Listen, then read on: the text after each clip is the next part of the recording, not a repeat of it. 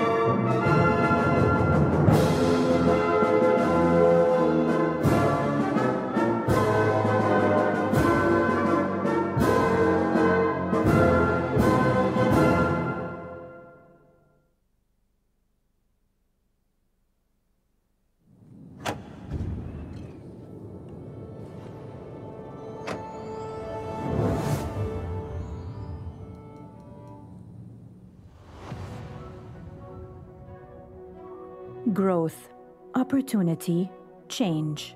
The ambition of economies and societies across the world. And one country embodies these ideals more than any other.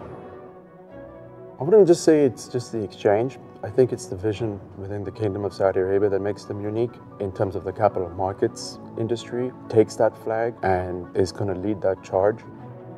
Saudi Arabia is today a beacon of financial opportunity. This nation is rapidly transforming towards Vision 2030. It doesn't end at 2030. When 2030 ends, there's 2040. When 2040 ends, and it goes on. I'm happy to be working in a place where my efforts will not be just reflected in the company, but will be reflected in the country itself. And Saudi Tadawul Group is driving diversification, greenities, and setting benchmarks. Are enabling entrepreneurs like myself to dare to innovate, to challenge the status quo, a window to IPO, and not only IPO, but to actually be celebrated. Our aim is to become a global financial hub, connecting markets from east to west, facilitating capital flows, realizing potential. The biggest strength that Saudi Arabia has is its people. Diversity of cultures, diversity of locations, from north to south and from east to west. As we're witnessing dimming economies around the world, Saudi Arabia continues to be a bright spot. Our ambition has never been greater, to become one of the top 3 exchanges in the world.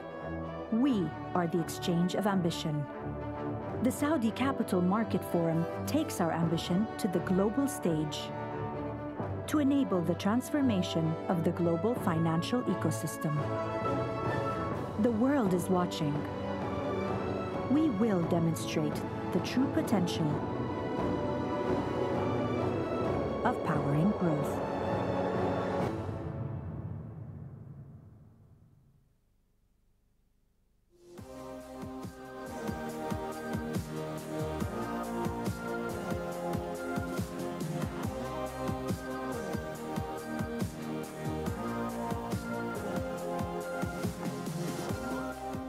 Assalamu alaikum wa rahmatullahi wa barakatuh.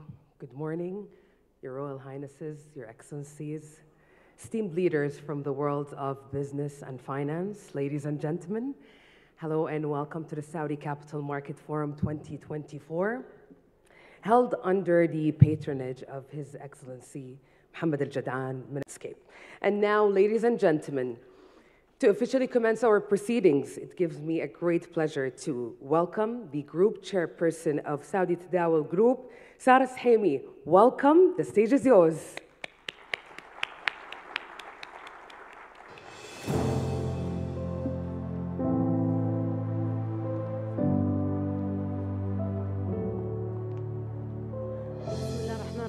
Assalamu alaikum jami'an. Good morning. 8th largest in the world by market cap, representing a milestone in our journey to become among the top leading global markets. This achievement is a testament to the robust listing activity we have witnessed, outperforming many emerging markets. In 2023, the MENA region, led by Saudi Arabia, was a bright spot during a globally quiet year for IPOs. with the kingdom dominating the region actively with 49 listings. The kingdom's unique position at the crossroads of continents and time zones facilitates a seamless flow of capital, distinguishing us from other emerging economies. The Saudi capital market serves as a vital hub, bridging East and West, and fostering cross-border collaboration. In fact, the number of qualified foreign investors in our market has increased by nearly 74 times since 2017, reaching almost 4,000 QFIs by end of last year, a growth rate unmatched by most emerging markets. On high liquidity, sophisticated infrastructure, and diverse investment opportunities have made the Saudi capital market the force it is today. These factors meant that last year, the portion of active emerging markets fund investing in the kingdom has more than doubled. As we look to the future, the Saudi capital market is set on becoming a top global market. At Saudi Tadawul Group, our strategic framework is centered on diversification, opening up our wealth possibilities beyond our growing equity market into debt, derivatives, commodities, and more. We are committed to enhancing our offerings and fostering increased international participation. The Saudi Capital Market Forum is a testament to both our belief and our story of what's more to come. I would like to extend heartfelt gratitude to our esteemed speakers for their presence over the next 2 days. I eagerly anticipate the wealth of knowledge and insights they will share, and I would like to thank our partners and sponsors who support. Ready, ladies and gentlemen, to navigate through the present and future trajectory of the financial sector in Saudi Arabia. The Development Program Committee, he's joined on stage by Naif Al-Adel, Group Chief Sales and Marketing Officer, Saudi Tadawul Group. Please, a big round of applause. To you, Your Excellency. To you, Naif. Thank you. And the Chairman of the Financial Sector Development Program, for his kind patronage, investor. But also what happened in this region and beyond is giving us hope. I mean, the government have led over the past few years a significant effort to de-escalate, particularly in the region, but even globally, talking to our partners and friends and allies to try and really de-escalate all these tensions. A lot of them successfully, some of them are ongoing. So I think we need to continue this bilateral and multilateral effort to bring more calm, resolve issues, and started resorting to what is called friendshoring, de-risking, and you call them so many names. It's basically protectionism. And protectionism is actually a very dangerous path to go through if you are not careful. It could basically means more inflation, more cost, more interest rate increase, and you just go into this vicious cycle, which is very dangerous. We are using, in Saudi Arabia, I can tell you, we are using the multilateral forums, whether it is the G20, the IMF, the World Bank, and others, to try and actually bring more collaboration and cooperation, and hopefully that will help the global economy. We are seeing reasonably good signs of that. From your perspective, Your Excellency, what are we doing as a nation to promote, enhance, and protect our economy and our capital market? Very good question, and I think it is actually timely because we started through the vision, Saudi Vision 2030, well before these significant developments, whether it is the COVID or the geopolitical tensions that followed. And I think Saudi Vision 2030 has been tried and tested through these difficult times. For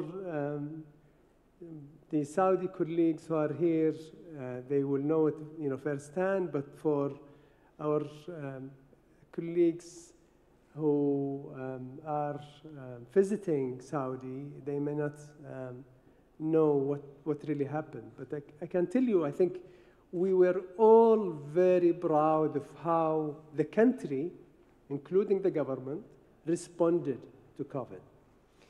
Whether in the humanitarian side, and how did we deal with the medical and humanitarian issues, but also in the economic side. I think basically COVID provided a very strong test of how Vision 2030 is doing. What the government was, how responsive the government was able to. So we got out of COVID very strong and continuing to grow. If you look at the non-oil GDP, it is growing in a very, very healthy numbers, 4% and north of 4%. We are expecting 5+.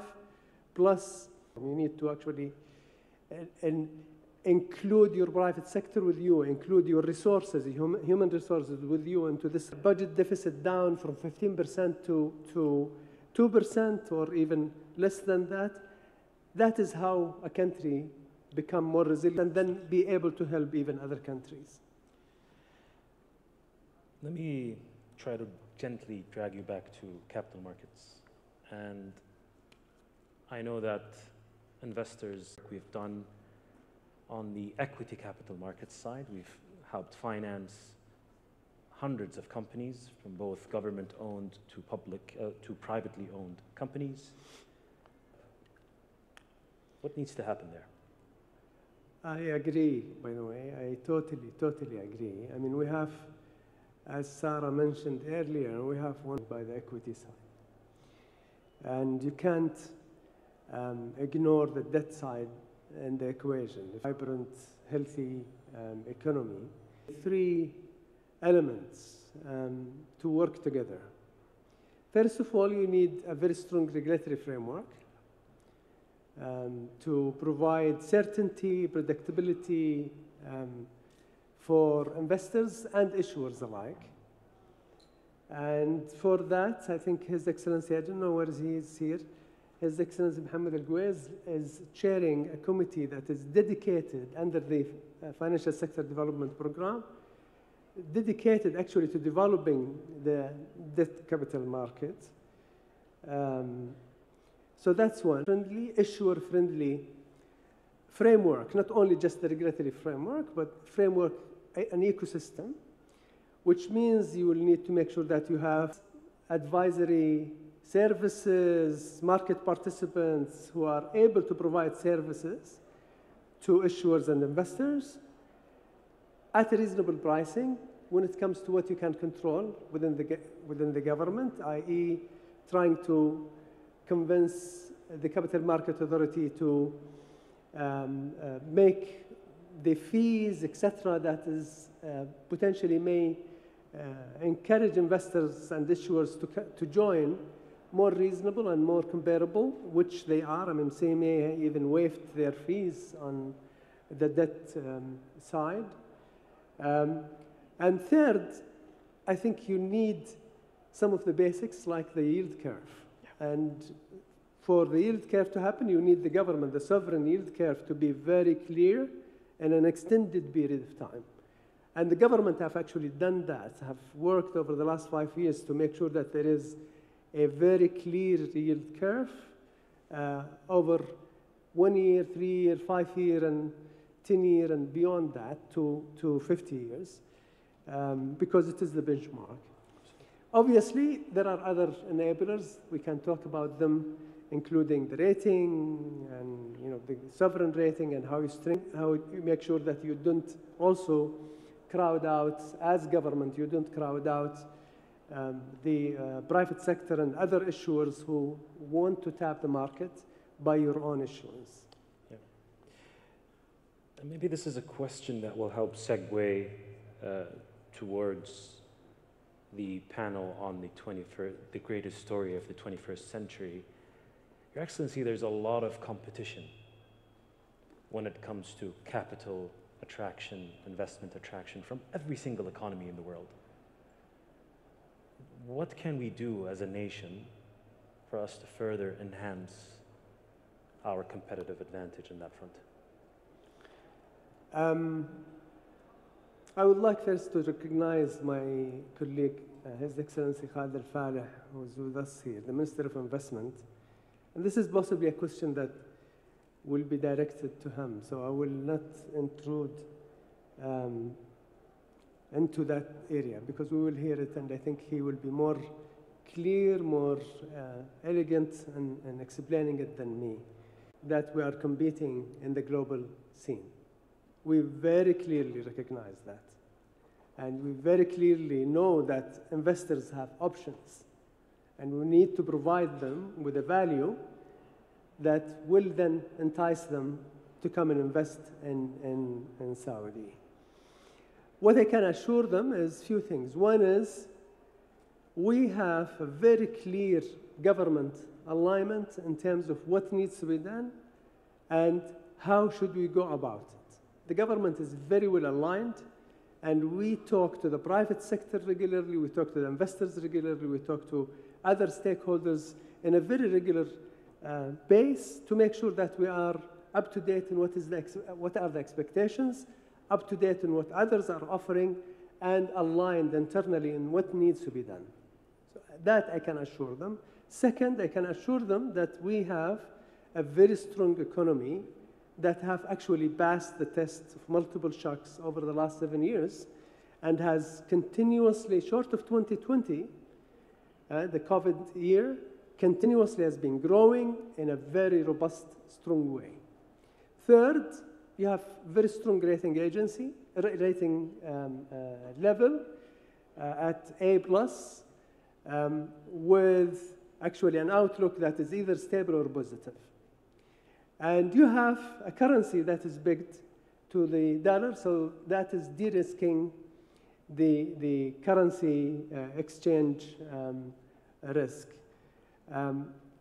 His Excellency, I'm sure, will even talk more in details of how the government looks at this and how we want to make sure that we are attractive to investors who have multiple options around them in the region and globally. Fantastic. I'll just touch on it very briefly. And a question that usually comes from investors is, are we moving at the right pace when it comes to regulatory reform in the country? Just a pace question. Yeah. I am an ex-lawyer, so I lived most of my life advising clients on their investments in Saudi, and then only things to be done very quickly. And so if you ask me personally, I think we are not fast enough. So please, Mr. Al-Gawez and even Tadawul, who have, as an exchange, their own regulatory requirements, you are not fast enough. But also for their defense and for the defense of government really at large, you need also predictability and stability. In years is tremendous. Absolutely. Between 16 and now, the landscape, if you look at it in terms of regulatory and legal, have changed significantly. 100%. Whether it is at the capital market specifically or at the financial sector as a wider scope, including the central bank, and now we have even the insurance and the insurance regulator, independent regulator, or at even the macro within the government, which I'm also sure His Excellency Khalid Al-Faleh will cover, the regulatory reforms that have happened at the macro level, which provides a lot more transparency, predictability that is needed. Absolutely. I know we've covered a lot, but we also are running out of time, unfortunately. Any final words for your audience, Your Excellency?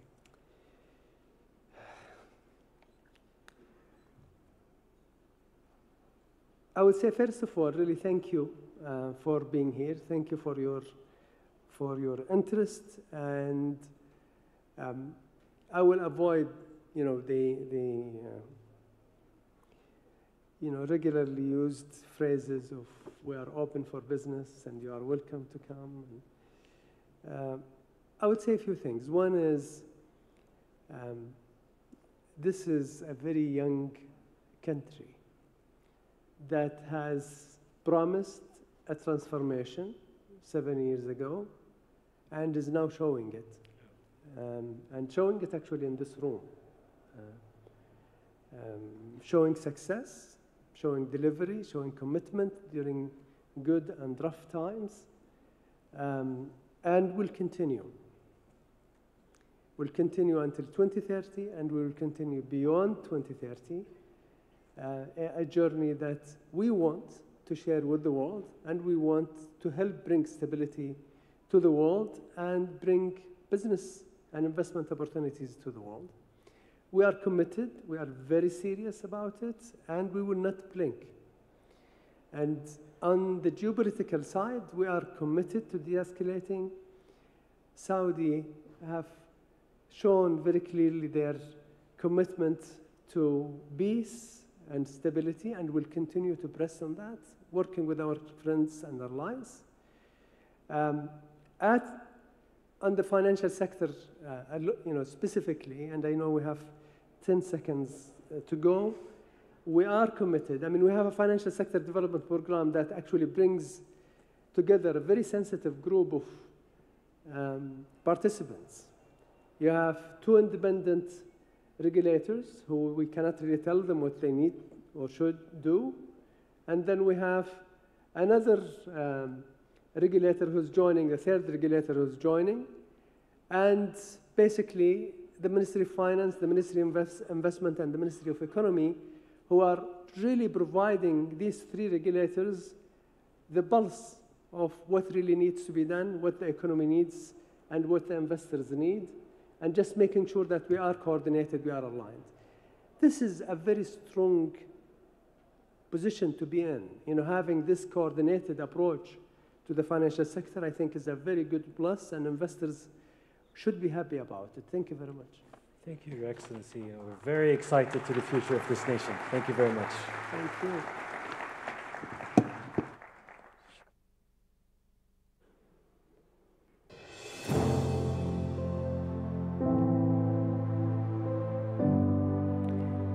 Thank you, Your Excellency and Naif. That was really insightful session, illuminated our understanding and also explained where the Saudi capital market can go from here.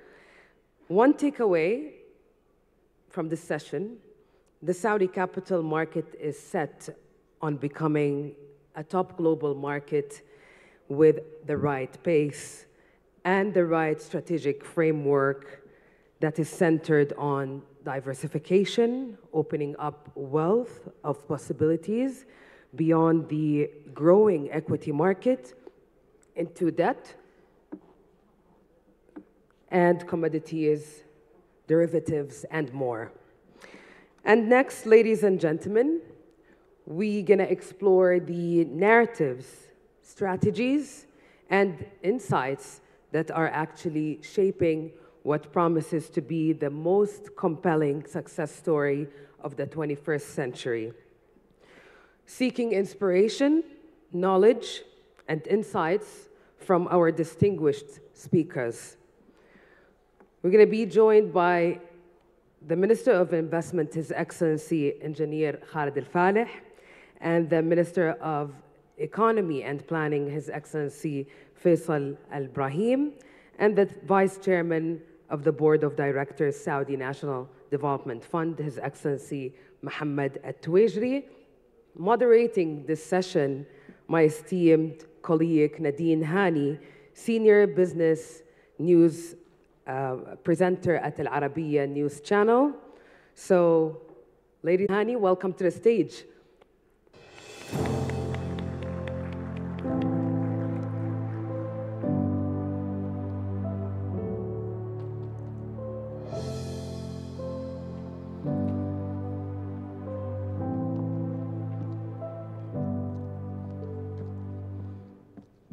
One thing to highlight, of course, Nadine, before passing the mic to you, that the kingdom's unique position at the crossroads of continents and time zones facilitate absolutely seamless flow of the capital market in Saudi Arabia.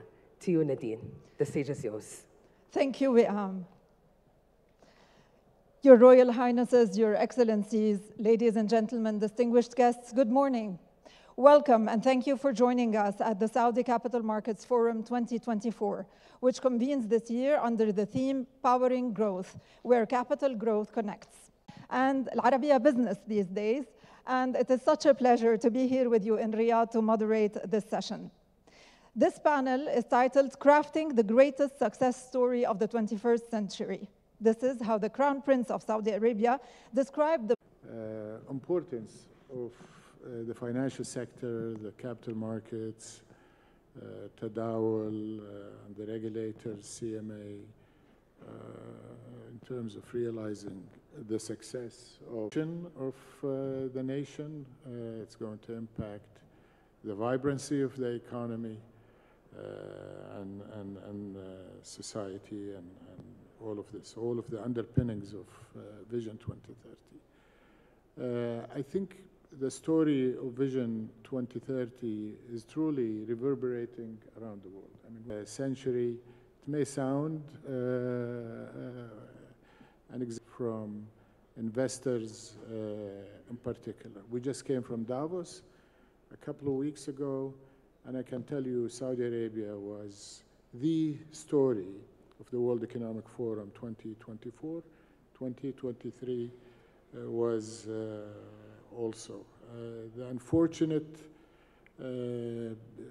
turbulence going on around the world, geopolitical, security, economic, that His Excellency stands out as a beacon of hope, as an island of stability, as a destination for global investor, whether they are companies that operate in their sectors, own assets, build projects, and stay with them for decades, or they're financial investors looking to get the proper risk-return trade-off in the Kingdom of Saudi Arabia. Now, going back to your question, what is the role of investments and how are we doing so far? The ambitions of Vision 2030, many of us in the Kingdom of Saudi Arabia, we really looked hard at those numbers and questioned. There was a lot of anxiety back in 2016 when we launched the vision. Are we going to be able to do it? Amazingly, we're ahead of target. Our GDP has increased from 2.6 countries, has leapfrogged to number 16. And going back to your question, the underpinning is investment. We, at the time of, beginning of this decade, end of previous decades, gross capital formation as a percentage of less than 22%. Third quarter of 23, we have the data. Capital formation is close to 28%. The target in the National Investment Strategy is to grow capital formation in the kingdom, which is, of course, all capital spending and investment, to grow it to 30%. So we've gone from below 22% to 28%. And the stretch target that we were worried as a Minister of Investment, are we going to be able to create that much capital in the economy? The other encouraging part when you think of a global story is that FDI is also growing, has grown by 52% since refineries have been the main source of FDI. And I think the amazing story and very few growth after investment. And this consumption, whether domestic or international, through the increase of number of travelers, is also providing a big pull for investments. All of this, what I just mentioned, is going to provide real assets available for the financial markets to securitize, to spin off, to create derivatives, to fund. that the organizers of this conference are more than able to grow and take it from being 9, 10 today.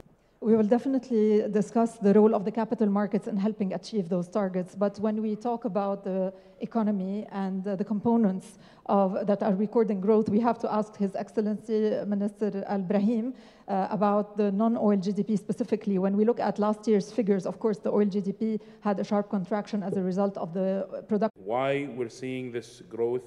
Of course, we had a record growth. We see non-oil activities growing at 4.6% according to the Statistics Authority's flash estimates. That's still healthy growth over the 5.9%.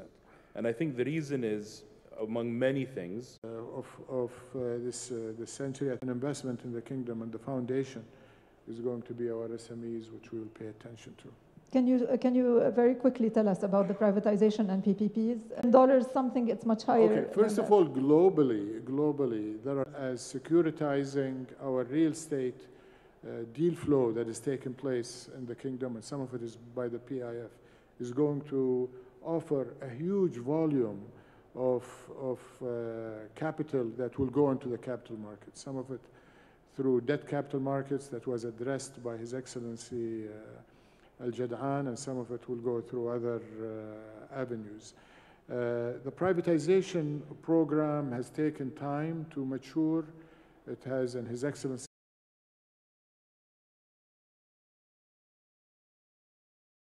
in the center of government, in the Strategic Management Committee, which is chaired by His Royal Highness. There's a lot of progress.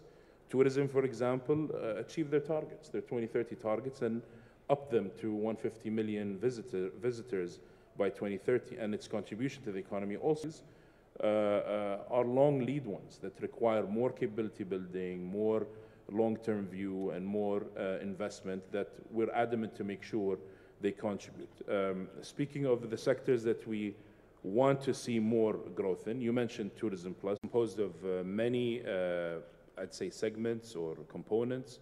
You have FDI, which is around 15 to 20% of that 12.3, 12.4 trillion real target. You have the private sector, PIF, and several other components. I think in the private sector, everything we're doing is designed to grow the private sector, so its contribution to the economy grows to 65%, but also have specific programs and initiatives like the National Incentives Committees and its work, but also Sharik, that's there to fuel more private sector growth and private sector investment.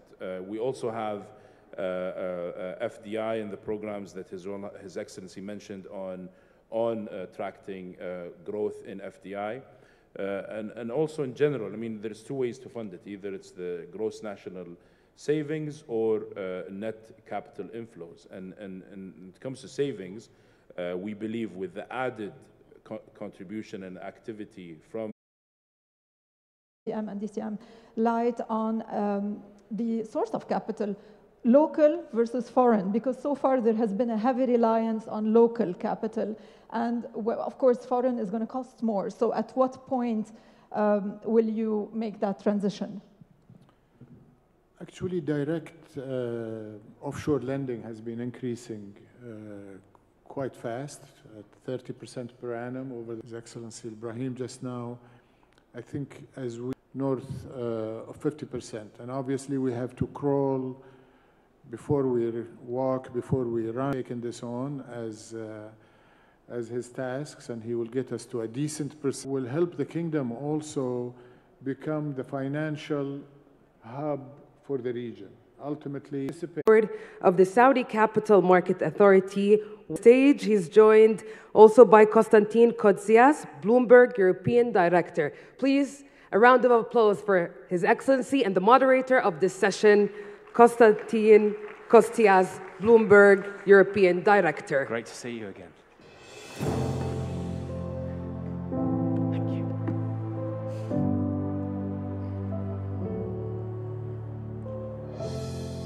Well, thank you for that kind introduction.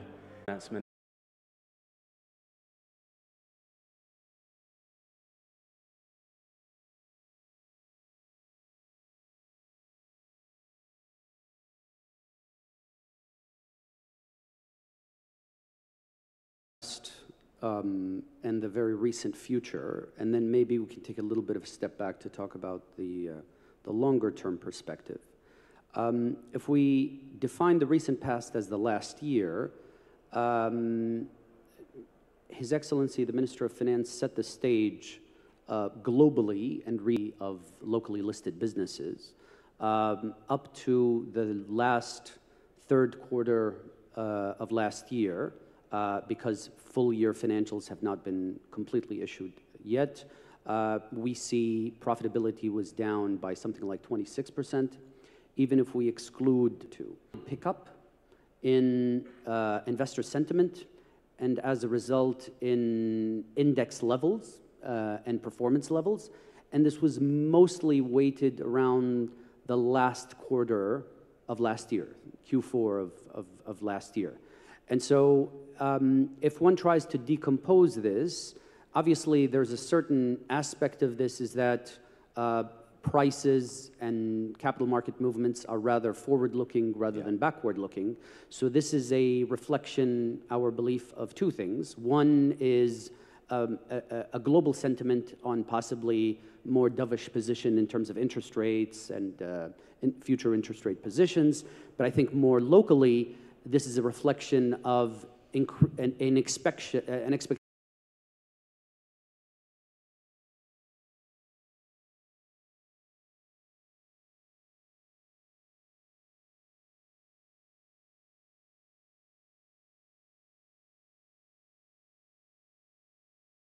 and I think some of their excellencies, the ministers talked about the importance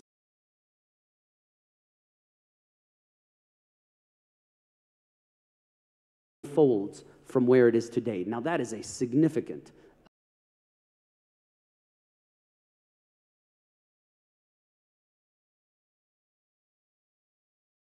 technology innovation.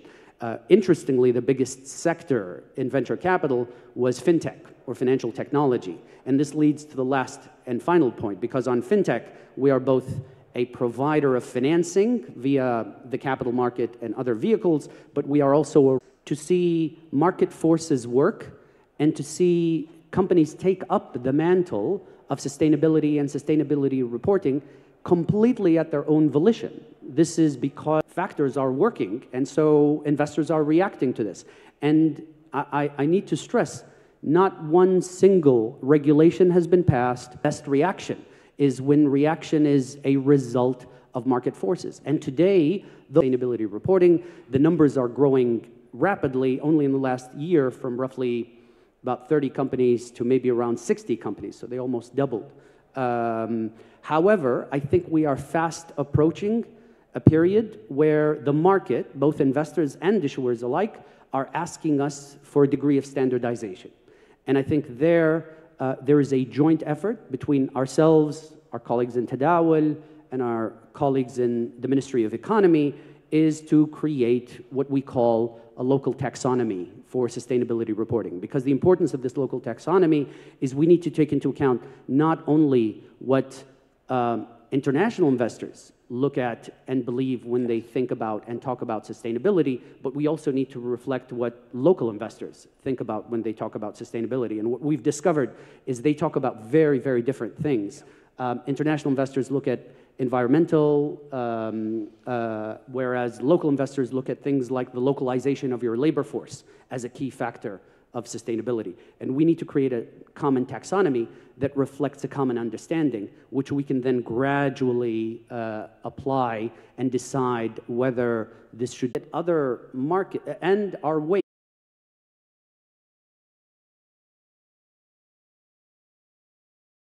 of market cap that is not free float. So as that, that will create two things. One is more liquidity, which is a key requirement in the Saudi capital market, but it will also result in more investor activity. And then last, but certainly not least, and possibly most important, is that a lot of these newer channels don't even have. Well, thank you very much indeed for that, Excellency. I mean, robust regulation and innovation, right? Thank you for your leadership. Constantine, present, and the prosperous future development. Ladies and gentlemen, we will now take a 15-minute intermission. Enjoy. We look forward to welcoming you all back here very shortly. Thank you.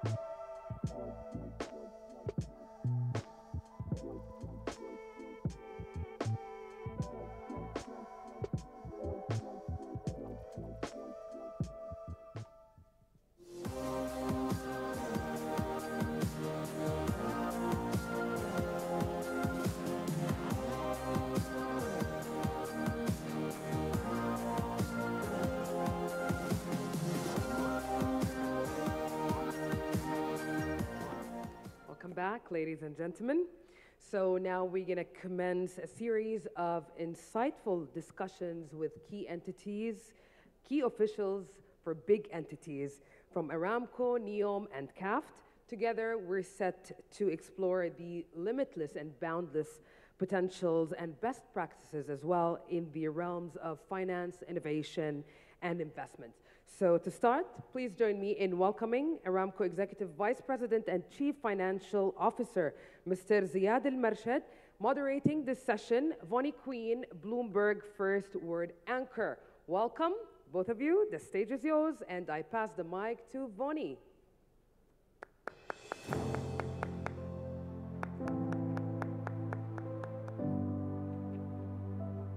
The stage is yours.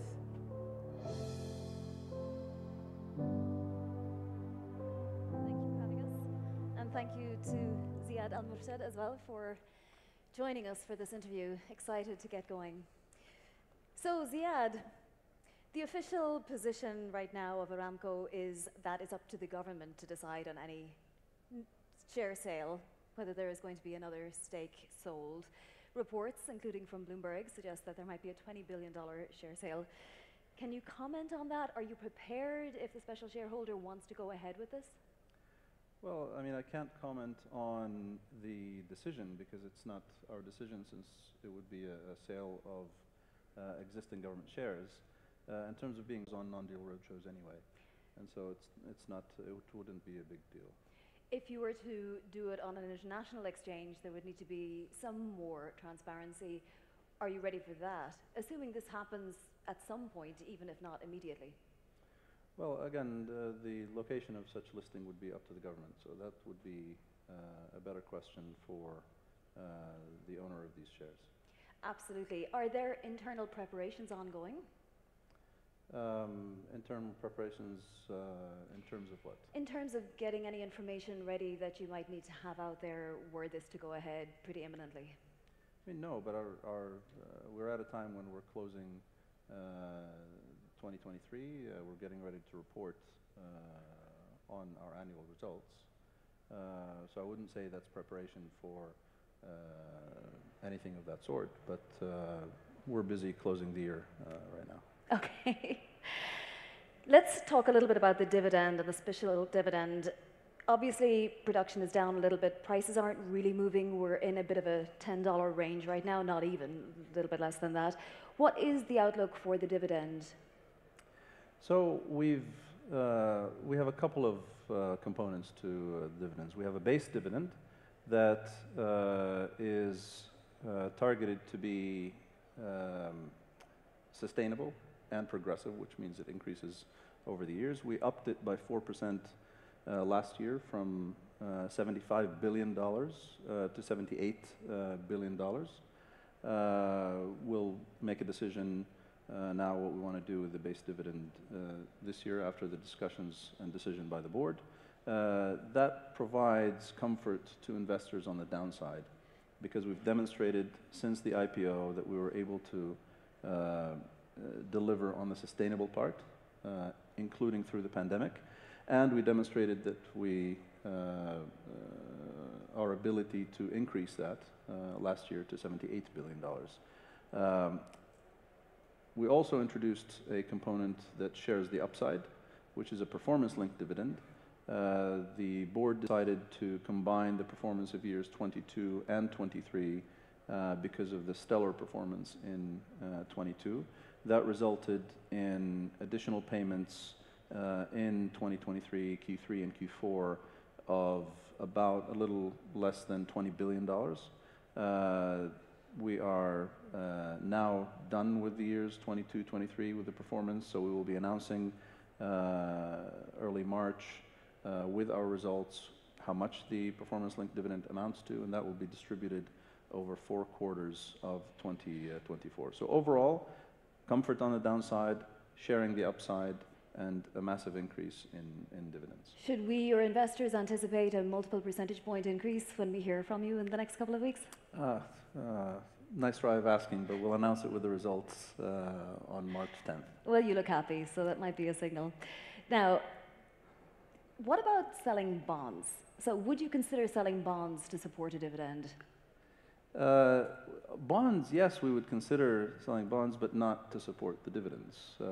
We made it very clear how we look at uses of cash and the priorities of cash that we have, and we also made it clear that it's not good business to borrow to pay dividends.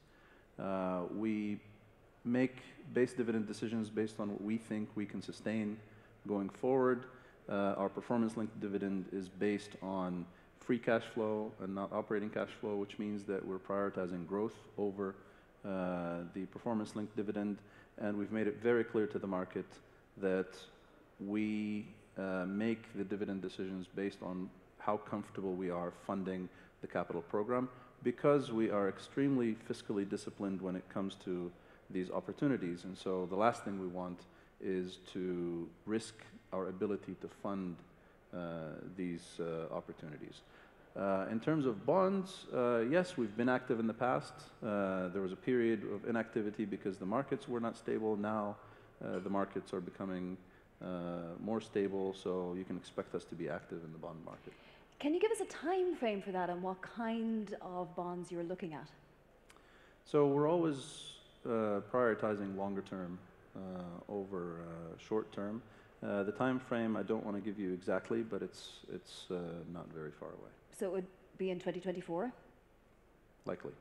Because Finance Minister Jadan this morning talked about the importance of the yield curve and building it out in Saudi Arabia, particularly right now with equity capital markets already pretty hefty.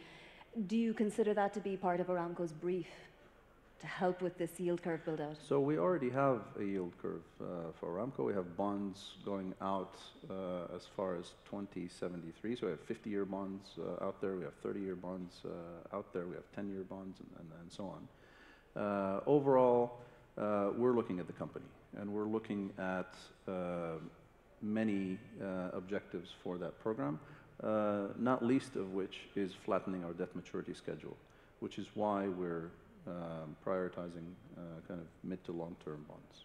When you say mid to long term, are you talking 10 to 30 years, 10 to 20 years, 20 to beyond? Maybe 15 to 50 years. 15 to 50 years? Yeah, sorry, our long term, not the normal long term. Okay, 15 to 50 years. And what kind of offering would you say would be, a good first batch, a good amount?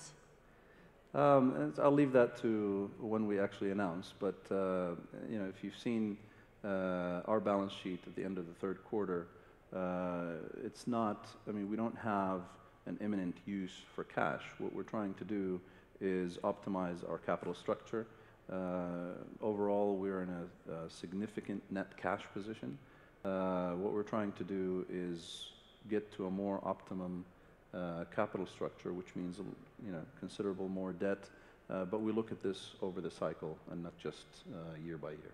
Speaking of cash, you now don't need to increase costs on producing another 1 million barrels a day, right? The MSC is now not going ahead immediately with its increase of 1 million barrels. What do you do with that cash that you now don't have to spend? You have to keep in mind that we were not capital constrained, which means we didn't have a funding gap to begin with. So we didn't have to cut attractive projects in order to finance the increase of MSC from our maximum sustainable capacity from 12 million barrels to 13 million barrels, which means that now that that is out, those projects that are deferred and therefore additional cash that's available do not automatically go to other projects, because we had already approved all the projects that we, in a fiscally disciplined approach, believe are good projects and create considerable shareholder value. So that to the extent that additional opportunities come to create considerable shareholder value, we'll certainly pursue those. But it's not like we've cut projects in order to pursue MSC 13 and therefore we're going to recommission this project. That's not the case. And I have to point out to you that these projects that are getting deferred are the projects that have not been commissioned yet. We are in an industry that takes 5 to 7 years to implement these projects, so the spending profile on these projects was mostly in the outer years. So not much in 2024 and maybe a little bit in 2025. Most of the spending was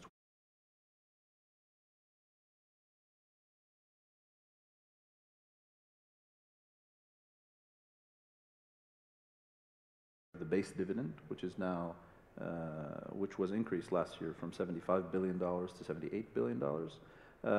We then go for growth opportunities, which, like I said, we're not capital constrained. And then comes additional distributions in the form of performance-linked dividend and deleveraging. But we've done a lot of deleveraging over the past few years, some significant deleveraging. So we don't expect to do much of that. So it goes back in the bank? Well, I mean, the fourth priority that I mentioned is performance-linked dividends, and those have a clear formula. And so I'll let you do the math. Okay. Excellent. Jafurah, it's one of the crown jewels, apparently, of your portfolio right now. Does that come online later this year? Are you looking forward to that new project? And perhaps some of this free cash could be put placed there? So we are extremely excited about Jafurah. Jafurah is the cornerstone of our gas growth. Jafurah is unconventional gas. It comes gradually fully on stream by 2030. Jafurah is interesting because it had, earlier when it came in, we challenged this project internally because we said, we want you to bring this cost down to Henry Hub. And then, or else we're going to pull the plug. And so Henry Hub is literally at $1.56 right now. Yeah. And so the team went back, brought it down to Henry Hub, and then we came in and we said, well, Henry Hub had dropped. And this was a couple of years ago. And so the team went back and dropped the cost again. And then we said, well, you can't use fresh water. You have to use seawater because we're in Saudi Arabia and water is extremely valuable. So we slapped on a very hefty water cost. And the team, again, met that of liquids, associated liquids. So there's about 650,000 barrels of liquids that are coming in with it. If you combine that with the rest of the gas program, the liquids coming, associated liquids from the gas program is about 1 million barrels. And then the gas mostly is used in Kingdom to displace liquid burning, which frees up another 1 million barrels per day. That's 2. And we're sitting on about 3 million, a little over 3 million barrels of spare capacity. That 5 million barrels of liquids growth is a massive opportunity for us going forward. Since you mentioned Henry Hub, let me bring up US policy and the idea that permitting is now at least on pause for the moment. What are your thoughts and your position on the US export position right now? So, I mean, it's a matter of general policy. We don't comment on regular policies. What I can tell you is putting a hold on something, combining that with our mid to long-term view. We're a long-term investor. We always tell our investors that we invest for the next 5, 10, 20, 25, 30 years. And so when you look at it from that time frame, the significance drops completely. Just on the outlook for supply and demand, it feels like the market has been trading in this range, right? We're above $80 a barrel on Brent, but we haven't moved too much on either side of that. You can give me a price target if you want, but if you don't want to give me an actual price in terms of forecast, what about supply and demand? Is there enough supply out there? It feels like we're awash, actually, in supply. And what does that do to prices? So I'd love to give you a price. It's just we don't have a target price. It's similar to how we look at interest rates. Our job is not to predict interest rates or target them. Our job is to make sure that we can navigate whatever the interest rates are. It's the same thing for prices. Our job is not to target a certain oil price. Our job is to be able to maneuver safely and thrive in whatever oil price that's out there. In that sense, we saw oil prices go up, we saw oil prices come down. Last year, everybody talks about a challenging market. Last year was our second best year since the IPO. Well, let me give you two figures. Citi has a price target of $60 a barrel. Bloomberg Intelligence says it would take $108 a barrel for Saudi to balance its budget quite happily. You know, obviously your preference would be for the higher one, but how are you prepared for the lower one? Well, I don't run the Saudi budget, so what we have is $60 is well above our costs. We have a lifting cost of $3 a barrel. In fact, we started focusing very closely at it because in the past 4 years it has increased from $2.8 a barrel to $3.1 a barrel. I know it's insignificant, but to us it's a trend that we monitor. That is way far. The margins are huge for us to worry about this. So are we prepared for different ranges of oil prices? Yes, we are. And you asked earlier about supply and demand. We think today there is sufficient supply. We think demand has recovered. Last year, the estimates are that demand was at an all-time high, and this year there's considerable growth by all forecasters. The world today is still depending on very little capacity. There's about 3.5%, actually 3% of world production that is in spare, and that is extremely dangerous to continue this into the mid to long term. If you recall, the problems that were had with gas is because gas didn't have any spare capacity. Oil is always a lot more stable, much less fluctuations because there is spare capacity.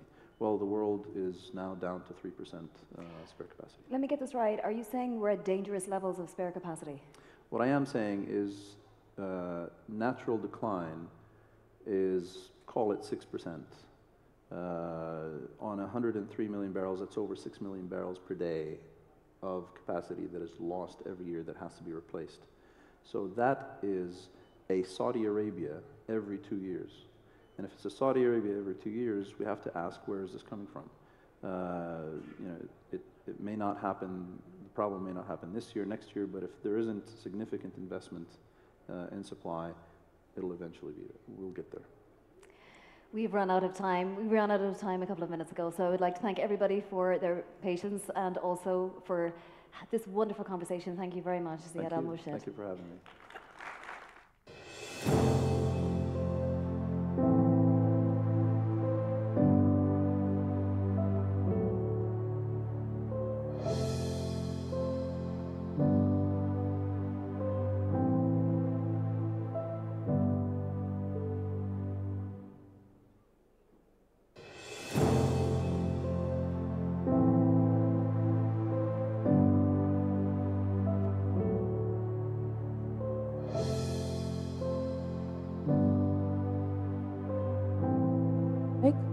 Test mic, okay. Ladies and gentlemen, now it's with great anticipation and enthusiasm that I introduce Dr. Manar Al-Munif, Chief Investment Officer for NEOM, a global opportunity with a bold vision to redefine livability, sustainability, and going beyond. Welcome, Dr. Manar. Please, a big round of applause, ladies and gentlemen.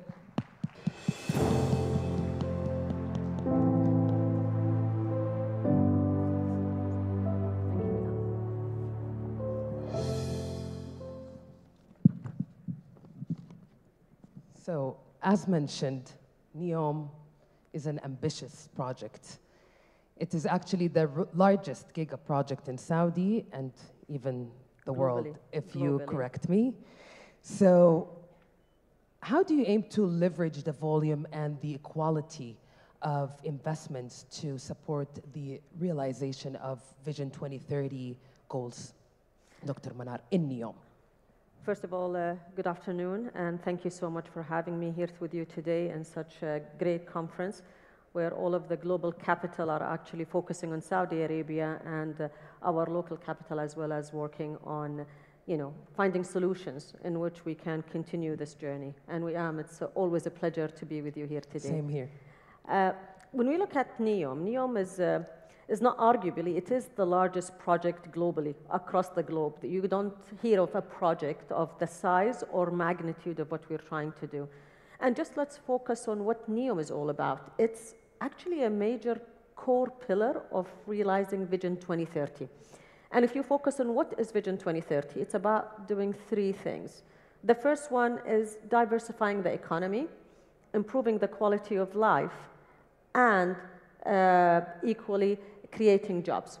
And if we look and convert that to what is NEOM doing today, from diversifying the economy, we've developed 14 economic sectors across multiple areas. All of these sectors are focusing on introducing the future of that specific industry and how it's going to actually focus on developing it. Equally, we're creating a world-class education system as a major enabler, and our primary focus is to create significant number of jobs, because NEOM, it's not only a region, it is an economy. That's the plan. Our plan, when we say we're going to be improving the quality of life, this is coming to life through our regions. We've launched multiple regions, from being able to scuba dive in the sea to actually, snowboarding. And yesterday, Trojena was snowing, so you can actually do the two things in the same day within an hour distance between them. So it's really just looking at all of the competitive advantage the region have and trying to create solution to improve the quality of life. And by improving the quality of life, you're actually focusing on creating a new standards of laws, regulation, progressive, that will focus on allowing the businesses to grow in NEOM faster than anywhere else around the world. And we all remember what happened during COVID. When you've just focused on creating a bit of flexibility, focus on what it takes to create a vaccine, we were able to get 6 vaccines across the finish line in 6 months. Usually it takes 5 years and a minimum to actually do it. So this is really where the power of laws and regulation that actually take a role to play in developing it. And when we speak about investment specifically and what we're doing, I would say NEOM is going to be the largest customer over the next 3 decades. And I'll give you examples. In logistics, we're going to be moving 375 million tons of, earthwork by 2030. And by 2055, this is going to grow to 2.2 billion tons. That's 5% of the global demand per year. If I look at steel, the heavy and jumbo sections that we need to build the line in, my demand, that is 25% of the global traded capacity. So if you're going to be the largest customer, not just to focus on the normal purchasing plan, completely the opposite, we're focusing as a global leader. And having NEOM as the land of the future, there's no doubt. Now the question, after what you shared, Dr. Manar, how does NEOM navigate the global investment opportunities while staying true to its sustainable and future-oriented vision at the same time? So that's the trick of what we need to do. Now, NEOM is going to be powered by 100% renewable energy. Now, obviously, the question that we get asked all of the time, why? And many people ask, like, Saudi Arabia is a big country. Why did you really go to develop NEOM? You could have developed it in Riyadh, in Jeddah, and the compatibility of the solar energy, which is the radiation, and the wind speed. We have the best wind speed, among the 3 top destinations globally in wind speed in NEOM, specifically where wind speed is around 11 meters per second. That is ideal. That is ideal, as this was my previous industry. And then when you have the sun, so you will be able to create a base load of renewable energy. The daytime you have the solar, the nighttime you have the wind. You will maybe need very minimal battery storage to make it happen. So that's the concept of why it's an 100% renewable energy, to focus on sustainability. And not only renewable energy, even water. We're desalinating water using zero liquid discharge. That means we will not put anything back into the sea to increase the salt concentration. We will use the water of the sea to desalinate and use the brine to produce other minerals that is required. This is again part of sustainability.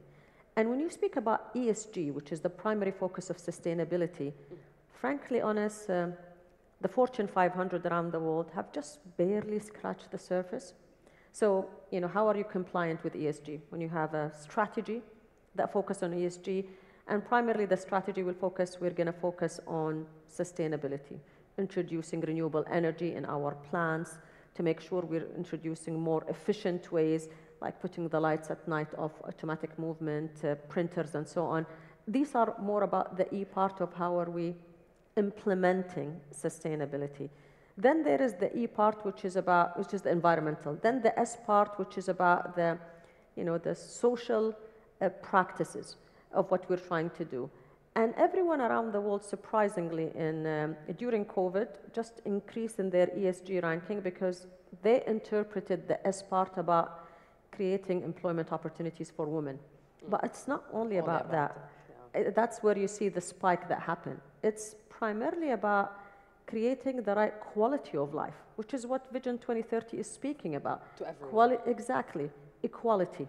That's the name of the game. Now, the G part is the areas that is missing globally, because the ability for you today, there is no standardized ESG taxonomy or standards or anything.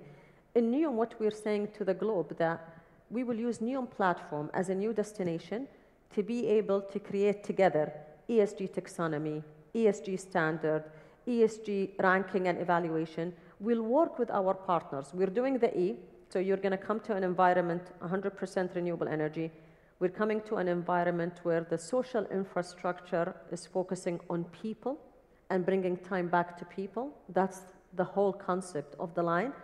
And on the G, let's work together to create this platform, test, validate, and then export it globally. Well, it seems like after hearing what you shared, Dr. Manar, sustainable investment takes off, and does it pay off as well? No, it does pay off a lot, because simply if you look at the use cases around the world, companies have improved significantly their profitability by implementing ESG, at least the E part and the S. Number one, if you look at, there are, without mentioning the trademarks, but actually by implementing energy efficient infrastructure, you will be able to save a minimum of 15 to 20% in your OPEX, which actually implies a lot of saving. Secondly, when you think about the employment, creating more flexible system that allow mothers, ladies, other people to work, create remote working, it improved productivity significantly. Everyone thought during COVID, productivity is going to go down. But actually, it's the other way around. It went up. And that just tells you what does ESG means. Now, the governance part is an area that we need to work about it. But if I look at what we're doing at NEOM, today it's all about ESG. It's all about sustainability. You can track our progress on a daily basis. You can go into Google Maps and see exactly how many trucks, how many people are working on the ground to make this dream a reality. So I don't think so it's drawing back. It's going to pay off, and significantly. Interesting. And there's no doubt NEOM is offering a global opportunity to redefine sustainability, livability, and going beyond that. Now, the question is, how do you select and nurture your strategic partners? Like, what do you actually evaluate in potential partners? So when you speak to a partner, you need to make sure you're compatible. You need to find someone that share your vision, someone that share your same goals, aspirations, beliefs. I cannot go and have a business with someone who believes sustainability is the worst thing.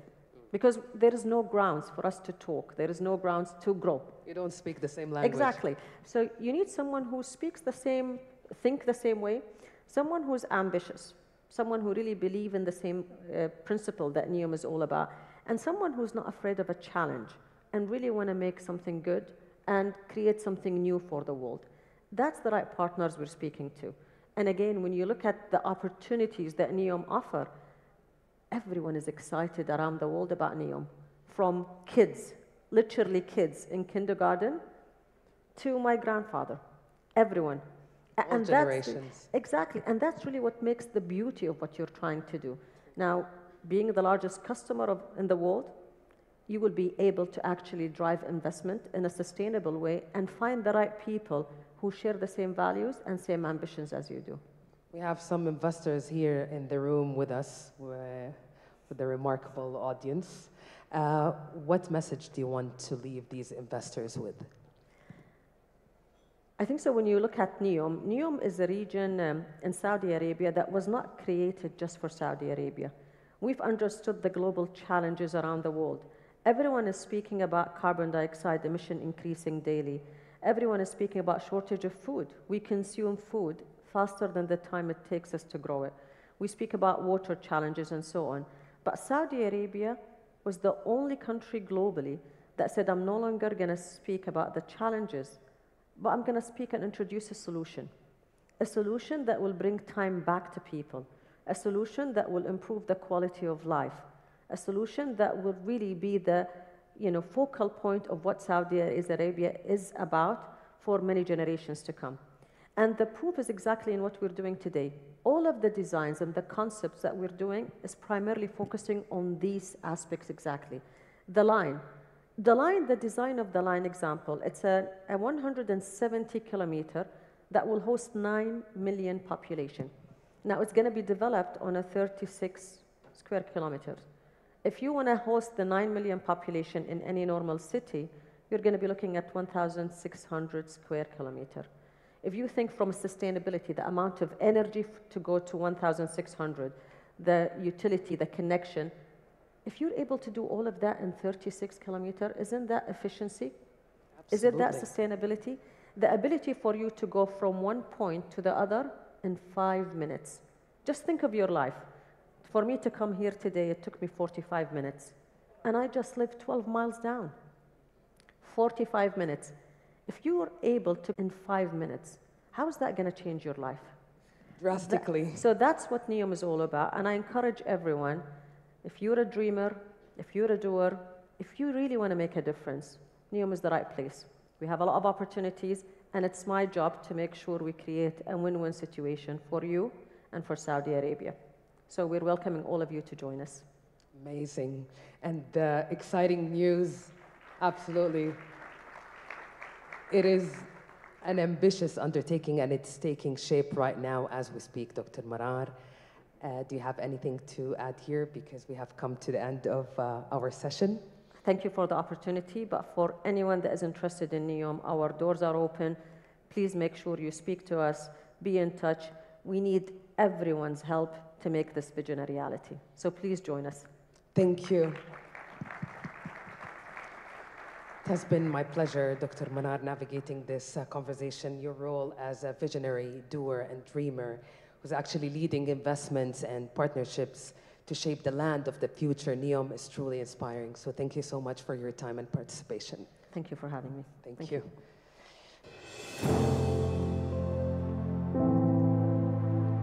Okay, ladies and gentlemen, I will now hand over to my esteemed colleague, Nadine Hani, for an insightful discussion with CAF Chief Executive Officer, Mr. Gautam Sashital. Welcome to the stage. I pass the mic to you, Nadine. Please, big round of applause. Thank you.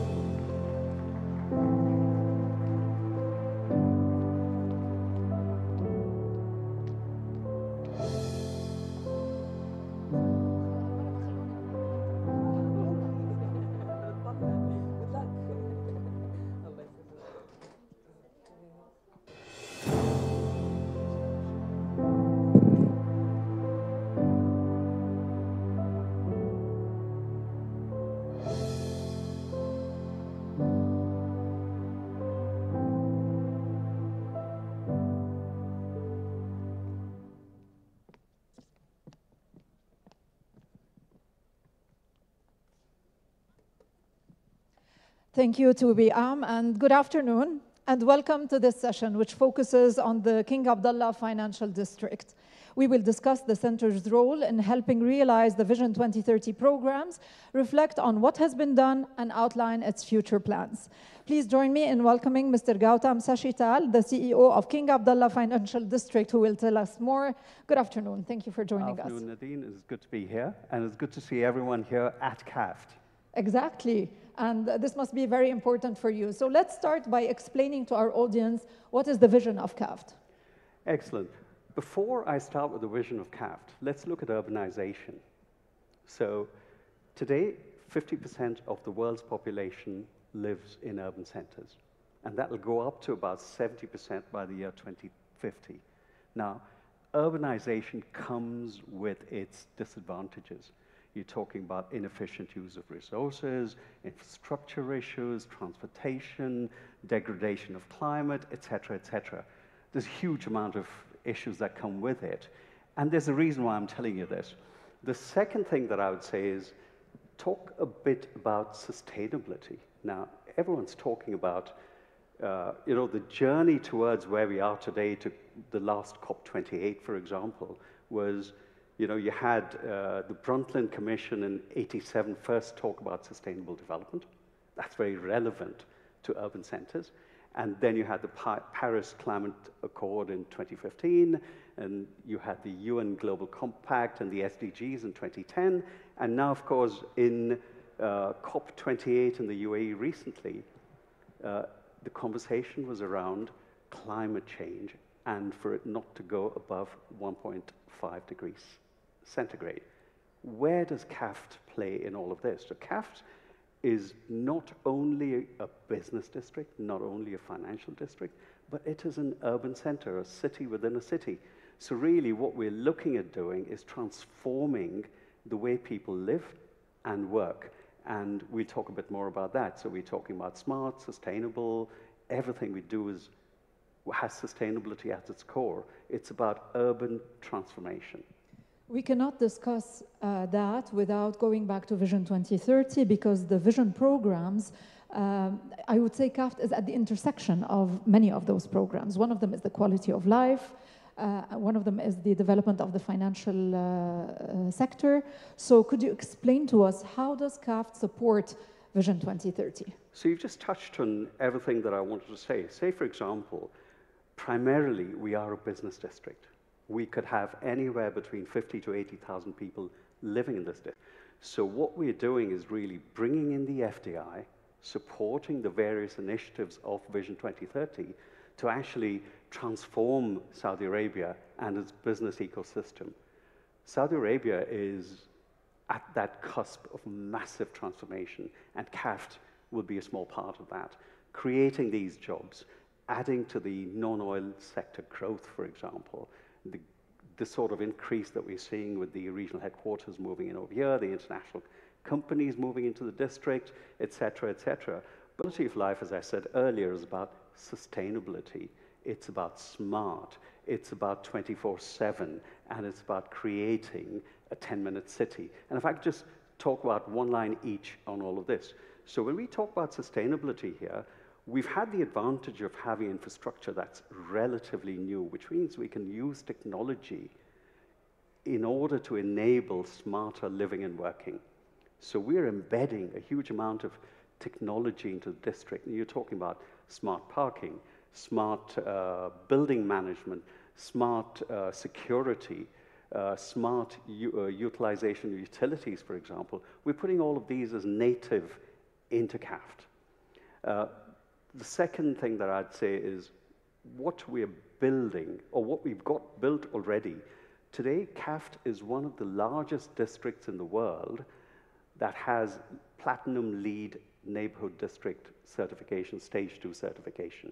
That is a huge... Could you explain what that is? Of course. Now, why is CAFT seen as so sustainable? Because we have infrastructure built as native to water recycling, grey water usage, et cetera, to make everything sustainable. But more importantly, as we build for the future, we're actually what we call sustainability by design.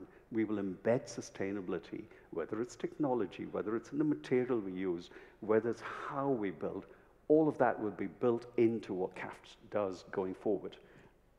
Now, this is very important, the sustainability part, but also we need to focus on it being a financial center. So, oops, okay, so this happens sometimes on air and you cannot joke about it, so now we can, actually.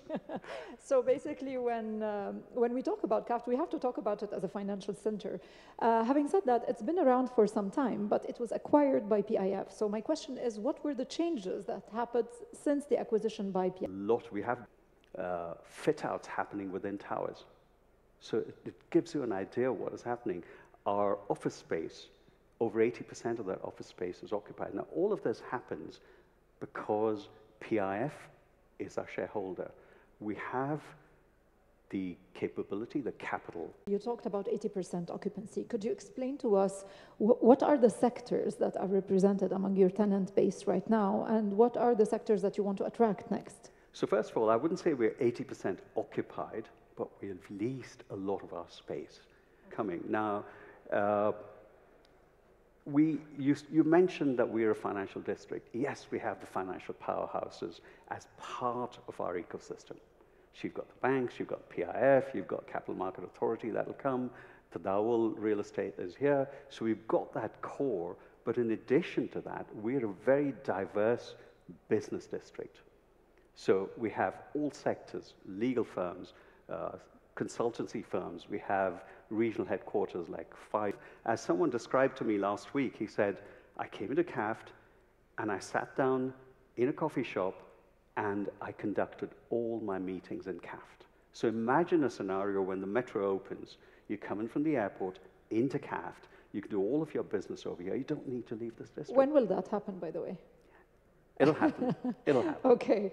I have 2 points here from what you just mentioned. You mentioned the headquarters moving into CAFT. We know that there is the regional headquarters program here in Riyadh, and it was applicable from the beginning of 2024. Have you seen an impact?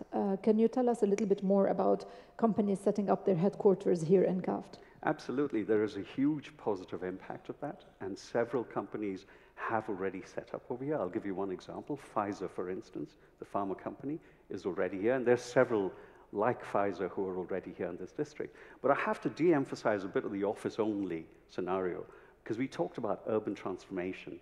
What we want to do is to create a 10-minute city. What does a 10-minute city mean?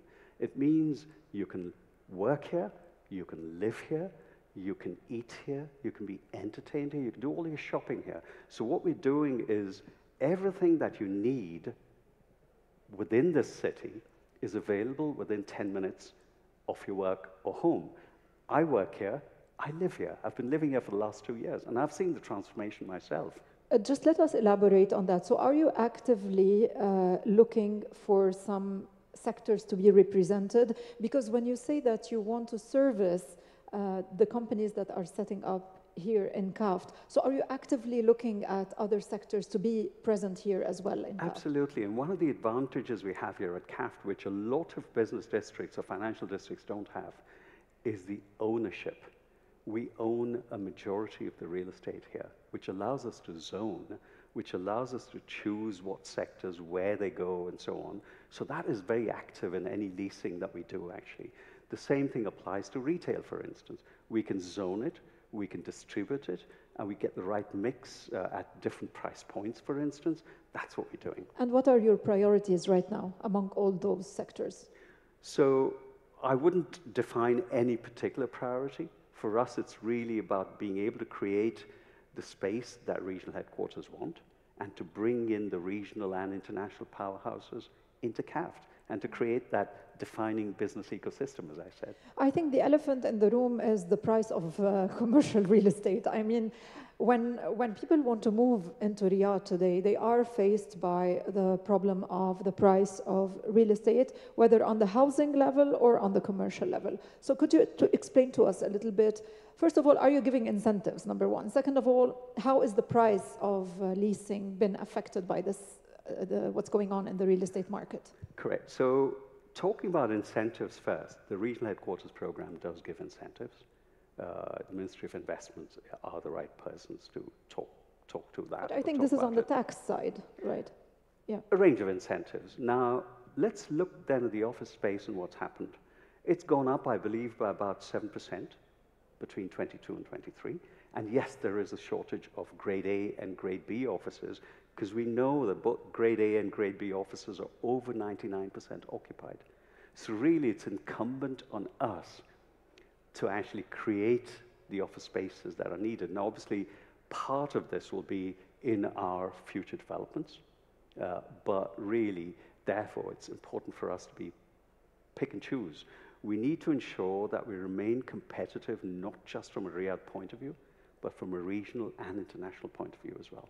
And that's something that we're always looking at. Can we, before we end, could you explain how much space is still available? What is the category of this space, and how are you looking to fill it up?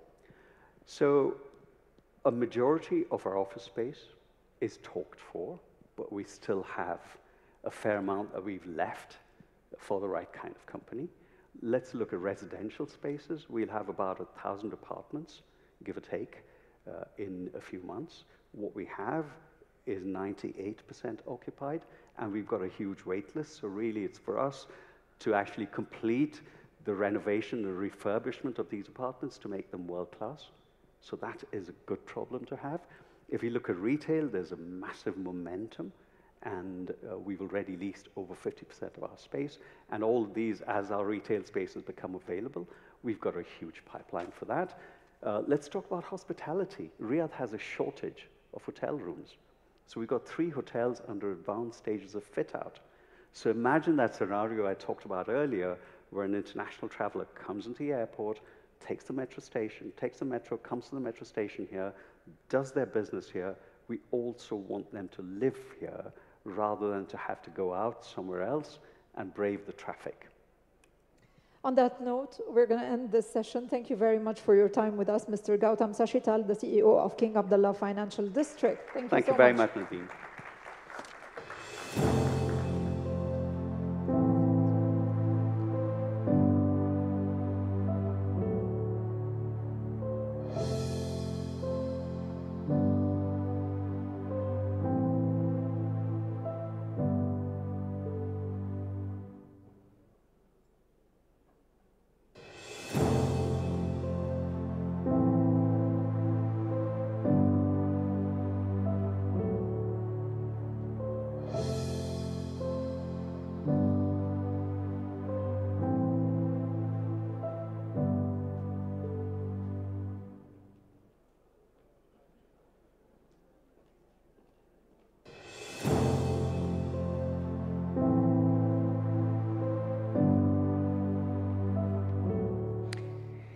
Thank you, Mr. Gautam and Nadine, for an insightful session.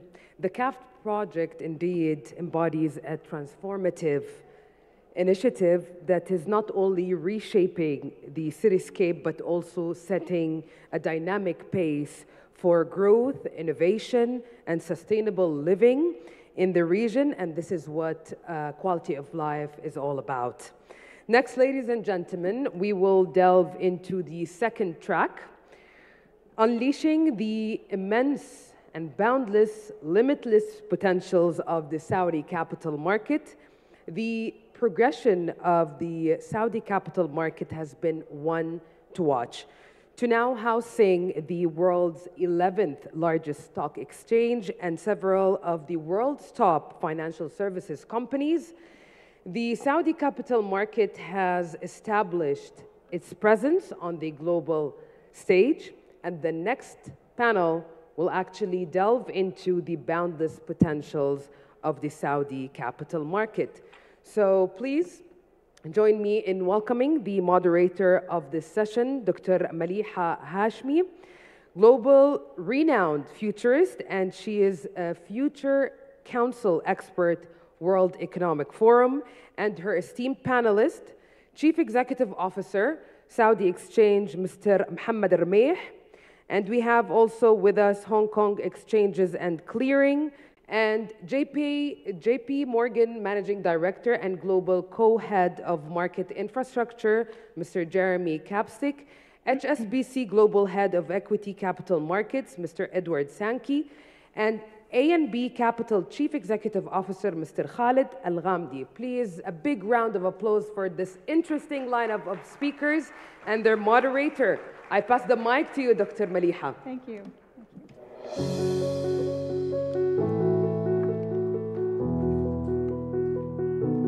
Bismillah ar-Rahman ar-Rahim. Assalamu alaikum and warm greetings to all the amazing speakers and guests from across the globe.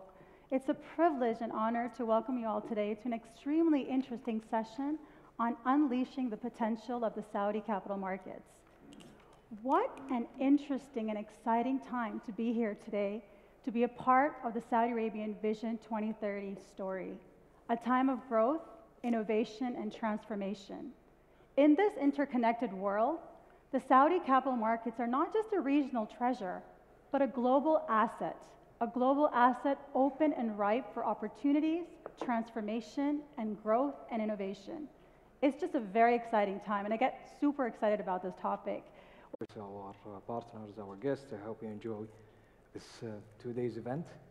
I know we're in a tough situation because they're the only panel left before lunch, so we'll try to make it. So the people who have been with us before the Vision 2030 knows the big difference that the vision had on the Saudi capital market. I mean, when it first got revealed, one of the main pillars is a thriving economy. So it makes sense that it will impact the Saudi capital market. And that's what happened back in 2018 when the government established the Financial Sector Development Program. And one of the main goals is to develop the Saudi capital market, because in an economy, you want to be more sustainable, rely more on the private sector, and less reliant on the oil revenue. You need to grow the private sector. And as the private sector need to grow, they need to get capital through issuance of equity and debt. And here where the Saudi capital market can help. And those are the three main areas. First one is through providing a platform where they can issue their instruments. And the Financial Sector Development Program does not work in isolation from other programs. Everything that has been changed, and I've heard more than 700 business reforms and regulatory changes took place to encourage investments in Saudi, to ease doing business in Saudi, and that definitely reflect on the Saudi capital market directly or indirectly. But for us, we want to help the private sector, whether you are established business or a promising startup, using the capital market to finance your growth, which will fuel the economic growth and also encourage innovation. In the past 3 years, we did more than 120 listings across all the markets. And we've helped finance more than $100 billion. And please remember this number because I'll get back to it in a minute. Another area that we're serving the economy is through attracting foreign investments. And I think His Excellency told the audience about the number of QFIs. So back in 2017, we had only 50 QFIs. We ended last year with more than 3,700. This is more than 70 times the number of QFIs. And guess what the number of investments, or the value of investments, the total investors, foreign investors in our market, it's around 100 billion US dollar. So I'm not implying that this exact amount help financing the listings, but it is essential to get fresh capital from international investors to invest in our market, because it will help in liquidity, even for the listings, the debt market, and in many ways. And also to validate if we are doing the right things. And we've been getting the feedback, enhancing our infrastructure. And this is the third area that I want to talk about, is the Saudi exchange. So we want to be at par with the leading exchanges globally. And we've done a few years ago, we changed our trading system to state-of-the-art, extreme. And now we're doing an enhancement in a very ambitious and very complex program, which is the post-trade development program. This year we'll be ending phase 2, and after that will enable us to offer more sophisticated product and services to our clients, and also to enable the market participant to offer more services to their client as well. and that will have an impact on the derivatives market, for example, but definitely will have better impact on managing liquidity within the capital market or within the financial sector in general, and also will enhance the clearing and settlement. So all the three areas will help the Saudi economy through the Saudi capital market to transform from becoming a regional leader to a global one. Amazing, beautifully said. I love the enablement, you know, the growth element and providing the platform. Thank you for that. Mr. Jeremy Capstick, welcome. It's nice to have you here today. Hope you're not too jet lagged. How has the Saudi Tadawul Group increased the kingdom's presence internationally via the capital markets, and what can it do to further expand that influence? Thank you very much indeed for having me at this terrific conference today. I think there's a few points around the international presence that Tadawul Group has provided globally. And the first one is Saudi Arabia and Tadawul Group got the fundamentals absolutely right. Number one, they had a burgeoning economy with lots of companies, world-class companies seeking capital for growth. They provided the connectivity to people with the capital wanting to invest it, put it at risk, and the provision of those services, infrastructure, so listing, the trading, the clearing, importantly, the settlement and the data. And then the third thing, which is really fundamental, which they got right, is the trust.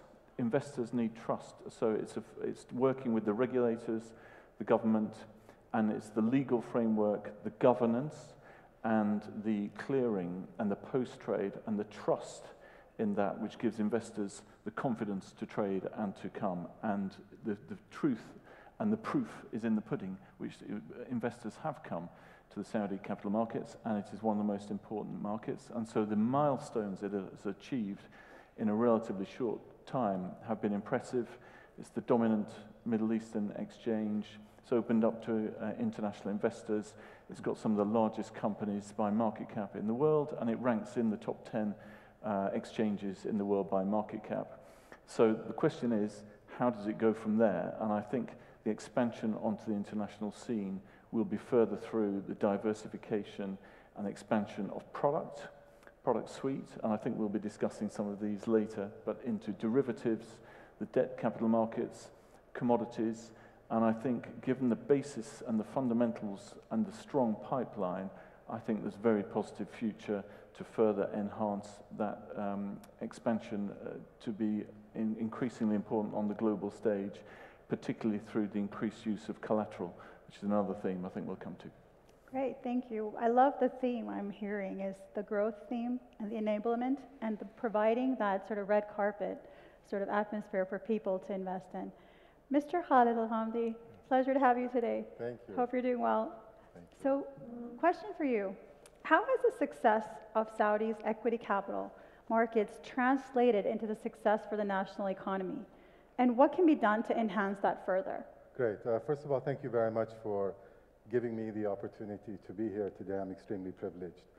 Our national economy has undergone and continues to undergo significant change since the introduction of the National Transformation Program, and so has our equity market. For example, and thanks primarily to Saudi Aramco, our market capitalization has increased from $450 billion at the end of 2015 to $3 trillion as at the end of 2023. We are now the 11th largest stock market in the world, according to the World Federation of Exchanges, up 10 positions from our ranking at the end of 2015. There are some dynamics that are worth noting just for the sake of context. For example, companies raised a total of $21 billion between 2016 to 2023, excluding, of course, Aramco, and this is equivalent to what was raised in the 8-year period prior to NTP.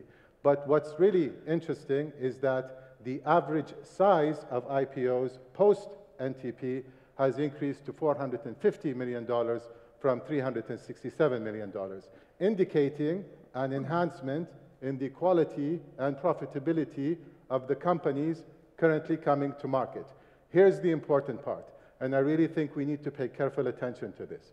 Although the amount of funds raised over the two 8-year periods are nearly the same, at around $21 to $22 billion, the use of these proceeds have been very different.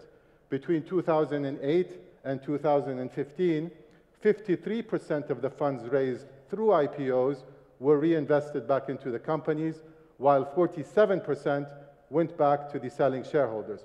Conversely, between 2016 and 2023, only 15% of the funds raised were reinvested back into companies, and a very significant 85% were pocketed by selling shareholders. Now, there's absolutely nothing wrong with that, and in some situations where the company is well capitalized, it's probably recommended. The point that I'm trying to make here is that ideally, proceeds should be used for expanding business lines, creating jobs, developing infrastructure, driving growth, generating tax revenues, maximizing shareholder value, etc., all of which have an impact and help, all of which have an impact on the national economy and help the kingdom achieve its aspirations. Ultimately, I believe that an incentivization framework should be developed to encourage companies coming to market to retain IPO proceeds and invest them into growth opportunities. Let me just underline this with one final example, if I may. The Numu market has been around since 1961, total direct listings of 28. 77% of the funds raised through the Numu market were basically cash outs by the company's shareholders, while the remaining 23% of proceeds were reinjected back into the company. I do not think that the Numu market should be used as a cash dispenser for SME shareholders, but rather as a venue to allow these smaller companies to grow. As the Numu market name suggests, Numu, growth. It shouldn't be about funding lifestyles, but about funding growth. If a founder of a startup or an SME entered the offices of any VC or private investor anywhere in the world, they would be shown the door if they suggested they'd be cashing out a portion of their shares. Cash outs should be prohibited on Numu, or at the very least, subject to certain conditions. Thank you for your insightful comments, Dr. Abdi. I'm moving on to Mr. Sankey. Mr. Sankey, how are you doing today? Hope you're well. Good, thank you. What are your views on the Saudi equity market? We're talking about a lot of interesting elements on growth, platform formation. What is your outlook on the coming periods ahead? Well, thank you, Dr. Hashmi, and thanks for having me as part of this panel. The capital markets of the Kingdom of Saudi Arabia, as we've heard, have really developed significantly in the last 5 to 10 years and are clearly a key pillar to support the Vision 2030 program. The investor interest that we have seen in this market, both locally but also internationally, continues to be very robust, which has enabled the last couple of years of some pretty healthy levels of equity issuance at a time when, on a relative basis, a number of other geographies around the globe have seen reduced levels of equity issuance. The investment that we've seen seems to be present across all corners of the Kingdom's Vision 2030 program, and the ongoing development of the capital markets and becoming and continuing to be a major investment hub globally is one of the key pillars of that. I think the developing and the depth and the breadth of the capital markets is enabling Saudi Arabia to achieve this objective and drive growth in a number of key sectors, and also act as that catalyst for Vision 2030. We at HSBC have been proud to play a significant role in supporting the development of the capital markets, being active in both the primary markets, whether they're IPOs, rights issues, accelerated offerings, fully market offerings, but also on the secondary side being custody and brokerage. And I think the focus on the importance of advancing the Saudi capital markets has been evidenced by a number of the initiatives that we've seen implemented to date. These not only build on the local market depth and creating a pathway for companies to list, but they also focus on opening up the capital markets for non-domestic issuers. You know, seeing the support that was there for Americana, for example, in their IPO, which was the first dual listing between Saudi Arabia and the UAE, and the development of a potential, DR framework, to enable dual listings of companies in Saudi, particularly those coming from Asia, I think is a really good example. So, we've seen an increased level of dialogue between, neighboring countries in the GCC, international markets, particularly those in Asia, in areas of cooperation, including, that building of a pathway for cross-border listings, either via DRs or through exchange connectivity, and those are becoming a key focus, and I think they will become a common feature over time, and I think will continue to grow the local markets. In terms of current conditions, the last year we saw a decrease in terms of IPO activity compared to the high levels that we saw in 22. We had 7 listings versus 17 in 2022. But saying that, we expect the momentum to really rebound through the course of this year. We've seen a couple of IPOs launch over the last month, and there's a growing pipeline expected to come, post the Ramadan period. So, I think that the progress that has been made in developing its framework and policies for capital markets in Saudi Arabia, I think we'll all agree that there's significant upside, still to come, through 2024 and beyond. But I think our feeling is that, this year and next year should be a busier market than we maybe had last year. Agreed. Thank you. Mr. Wilford Yu, welcome. What is your outlook on the capital markets, of complete global outlook for 2024? And how do you think it will impact the flow between Asia and the Middle East? And what role will Hong Kong play in all of this? Thank you for having me here. It's my real pleasure here. Again, I'm a returnee, a visitor here in Riyadh, and I have to say, every time when I'm coming back, it always pleasantly surprised me with all the changes that's going on. And once again, testifying the fast pace of the economic transformation. A fantastic question. We know that at the current moment, still we are at in a world where there's generally, I would say, unstable growth or uneven growth. You can see in global economies. And you're seeing also a relatively high interest rate environment in the US dollar related regime. I think those are still likely going to be permeate through quite a bit for this year from a market environment perspective, which means that for equities market, the investors likely going to remain selective, right? But having said that, if we turn around and look at where the growth of the economy is going to be coming from, right? We're pleasantly finding that Asia, for example, alongside with MENA, alongside with South America, that is likely going to account over 70% of the GDP growth for 2024, and that trajectory is only increasing into next year. So, and if you look at the resource balancings and the kind of investment horizon, there are plenty of rooms of complementary relationship that is there. And if you look at trade already is happening, right? A lot and accelerating for Asia with MENA, with South America, and that trade is just booming. On the other hand, capital market formations and the linkages are tremendous opportunities for us to work on. And that's why Mohammed and I, probably we talk on a very frequent basis about the cooperation and collaborations that we can help together, right? It's a very established international financial center.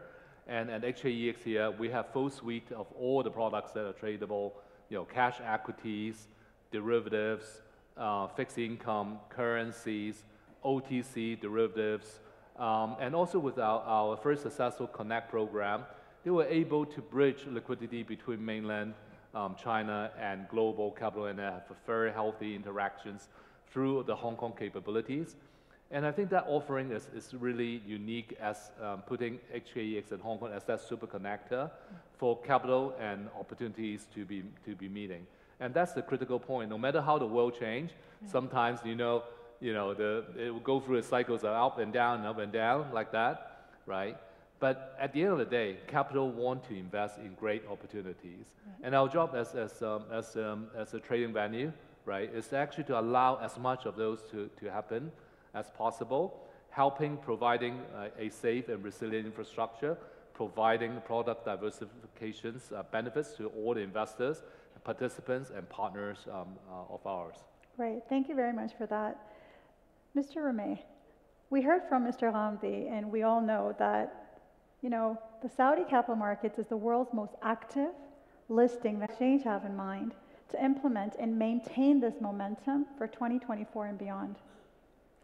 Certainly. So, absolutely to nurture the current pipeline more from the equities. And I think CMA chairman has revealed that the number of applicants have went up 30% from compared to last year. And currently we have 56. And if you compare the January, February of this year to last year, we're up 50%. Amazing. Because, we started 2023 with low number of listings because of the gloomy situation of the global economy, the rising of interest rates, but toward the end of the year, many applicants and listings got listed in the market successfully. And we are focusing now on how to increase the liquidity. And if you look at the market, it became very liquid and very dynamic. We are trying to increase the value of being a listed company at the Saudi exchange. And how to do that is by providing more services and enhancing the debt market, which is a strategic focus for the CMA and us as being part of the Debt Market Development Committee. And if a company can have access to high liquid, low cost, that means we'll bring more companies because it is the best way for you to grow and to maintain your business. That's one thing. Another thing that we are currently working on is a foreign listing. Any global exchange consider this as one of the major elements in increasing the number of listings because it serves many ways. One is provide the investors with different opportunities, exposure in different economies, want to have a diversification, and we've been blessed by the overall condition in the kingdom. Being very liquid with good index performance have attracted many companies regionally and internationally. And what we need to do is work on the DR. We are at the final stages of finalizing the DR framework, and we already have agreement with leading exchanges. Been visiting Hong Kong, and they've been visiting us. We started with the ETF. The first Saudi ETF got listed last year, and we're planning to have a Chinese ETF in our market. This is the first phase. And then we'll gradually be allowing foreign companies under certain conditions that could serve the companies and investors and the Saudi economy. And as we monitor how that is playing out in our market, we will increase the number of foreign listings. And also to provide more opportunities and vehicles for companies wishing to list. For example, in NUMO we have direct listing. The main market, not yet, but it is on the table. We want to put a framework in place that could serve the interest of the companies and their new investors. Another thing that we're looking at, but don't expect in the near future, which is SPACs. SPACs are amazing vehicles, but it has a lot of drawbacks, and we've been lucky to see the full cycle, the boom and busts of SPACs globally, and gave us opportunity to monitor it closely. This is a very efficient vehicle, but maybe will not be ready this year, maybe in a couple of years or even more. So there are many things that we are currently working on with the regulator and the market participant to increase the number of listings, but we're happy what we have to do, what we have now. If you look at the applicants, they are from different sectors. This is exactly what we need, not to be concentrated in a certain sector. Yes. The oversubscription numbers are amazing, encouraging more companies to look at the main market and the parallel market as well. Post-listing performance, outstanding. I think most of the new listings did more listing. So we are very optimistic we'll continue working hard with the Saudi capital market participant to grow it even further. Great, thank you. Beautifully stated. And I couldn't agree with you more. Witnessing the traction has been phenomenal for everyone across the globe. It's amazing. Moving on this topic to you, Mr. Ghamdi, how can Saudi Arabia leverage the capital markets to expand and strengthen its international standing further? Okay, thank you. Saudi Arabia has become increasingly more effective in reaching out to the international community, whether it be via the sports, entertainment, or tourism industries. But in terms of our capital markets, I think Tadawul and financial advisors, particularly those that have a regional presence, have a crucial role to play in attracting large regional companies to list on the largest and most liquid stock market or platform in the Middle East, following the precedent made with the listing of Americana. PIF is also in a unique position to play a really important and progressive role in enhancing our international standing, whether it be by listing some of their holdings onto international platforms, for example, SABIC, STC, and the likes, or by incentivizing some of their international holdings to list on Tadawul. One such example is Lucid. I know some of our bank accounts are hurting right now, but I think Saudi investors would see it as one of our own. Due to its ownership, PIF exerts a significant control over the company. We have an assembly plant for Lucid in Jeddah. It just makes sense. It would set a precedent of an American company listing in Saudi and would potentially set the stage for others to follow. Great, thank you so much for that. Mr. Senki, as a result of this continued focus on growth and development in Saudi Arabia, how do you see the Saudi equity market evolving in the future? Well, I think the answer to that probably comes in a couple of parts. The first would be the types of companies looking to list on the market, and the second is probably the modality or the specifics of the actual offering. And when we think of the first part in terms of the companies that could be actors, as I mentioned before, we're witnessing an enormous leap in demand for particularly IPOs in the country, which I think is a reflection of the efforts to strengthen the economy in line with Vision 2030 by increasing the contribution of non-resource and non-oil related industries. And so that unprecedented demand is fueled by a number of factors. Obviously, one being the continued confidence investors have in the long-term economic growth plan and prospects, transformation plans, shareholders and investors' appetite to build their exposure in a country and indeed a region that is growing ever more in terms of its importance on a global scale. And so, in line with Vision 2030, the sizable transformation of industries directly or indirectly within the kingdom is expected to further catalyze that capital markets issuance and IPOs going forward for government, but also important, I think, non-governmental entities across all sectors, including technology, healthcare, infrastructure, finance, food and beverage, education, all of which are on a relative basis underrepresented, but in terms of their relevance to the economy, have huge potential. So I think that when you have the push towards digital transformation and of business models and technology, as well as a growing and very sizable, as we were discussing before, Dr. Hashmi, the startup ecosystem in Saudi Arabia is becoming more evident. So I think we're getting closer to reaching, in a number of those companies, a critical mass which will lead them to list. So the second part, in terms of the structure of those offerings and the modalities, when we look beyond IPOs, there's a growing focus on the abilities for shareholders to monetize and access the markets through accelerated offerings and fully marketed offerings. There's currently a framework under consultation underscoring, the importance of that as a tool which will continue to deepen what is already a pretty deep and liquid market. In addition, there's going to be a focus on new areas.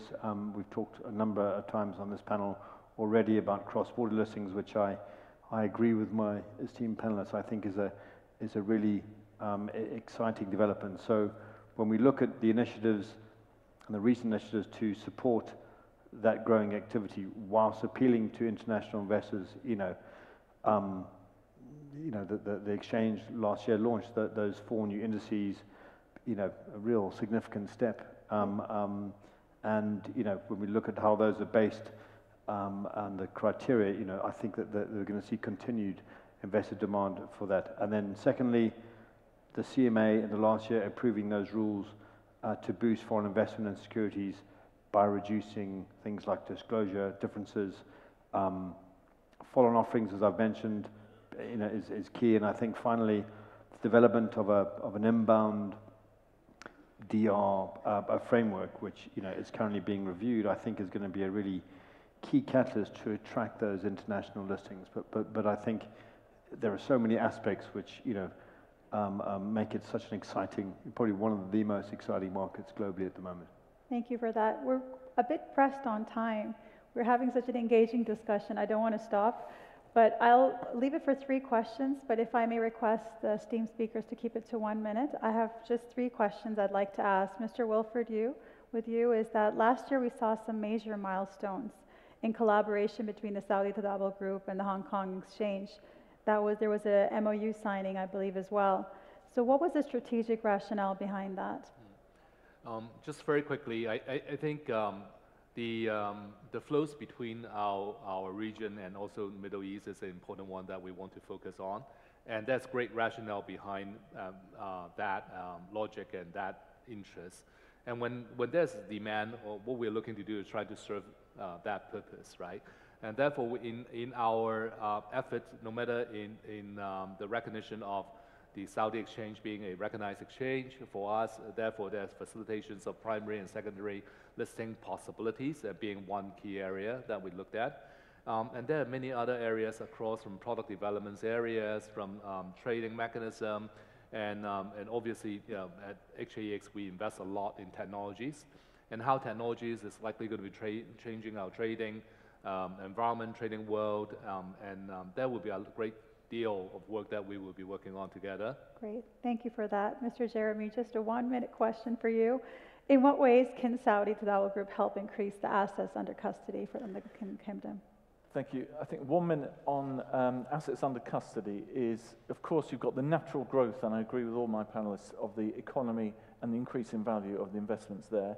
I think the other thing is the provision of new products, which we're talking about, ETFs, mutual funds, the expansion of the investment sector, the long-term life insurance, and I think if you fuel that, then the assets under custody will increase. And the other key point is the markets in the world who have the largest assets under custody manage not just their domestic markets, but global international markets. So that openness to giving people access to global markets will increase the amount via the expansion of those services. And if I may, just 3 more points on, I think, the tremendous excitement in the market and the expansion or unleashing the potential of the capital markets are threefold. Is one, we've talked a lot about the success of the equities, but the expansion of the debt market is something which is very much at the forefront of investors' mind and the regulator and the government. And investors want access to that. I like the way Tadawul is expanding through access of the international CSDs and eligibility of collateral for that, which will make the markets more efficient. The second thing is in equity derivatives, so the provision of single stock options and futures. And then the final thing is the commodities market, and the commodities is what we talk about a lot.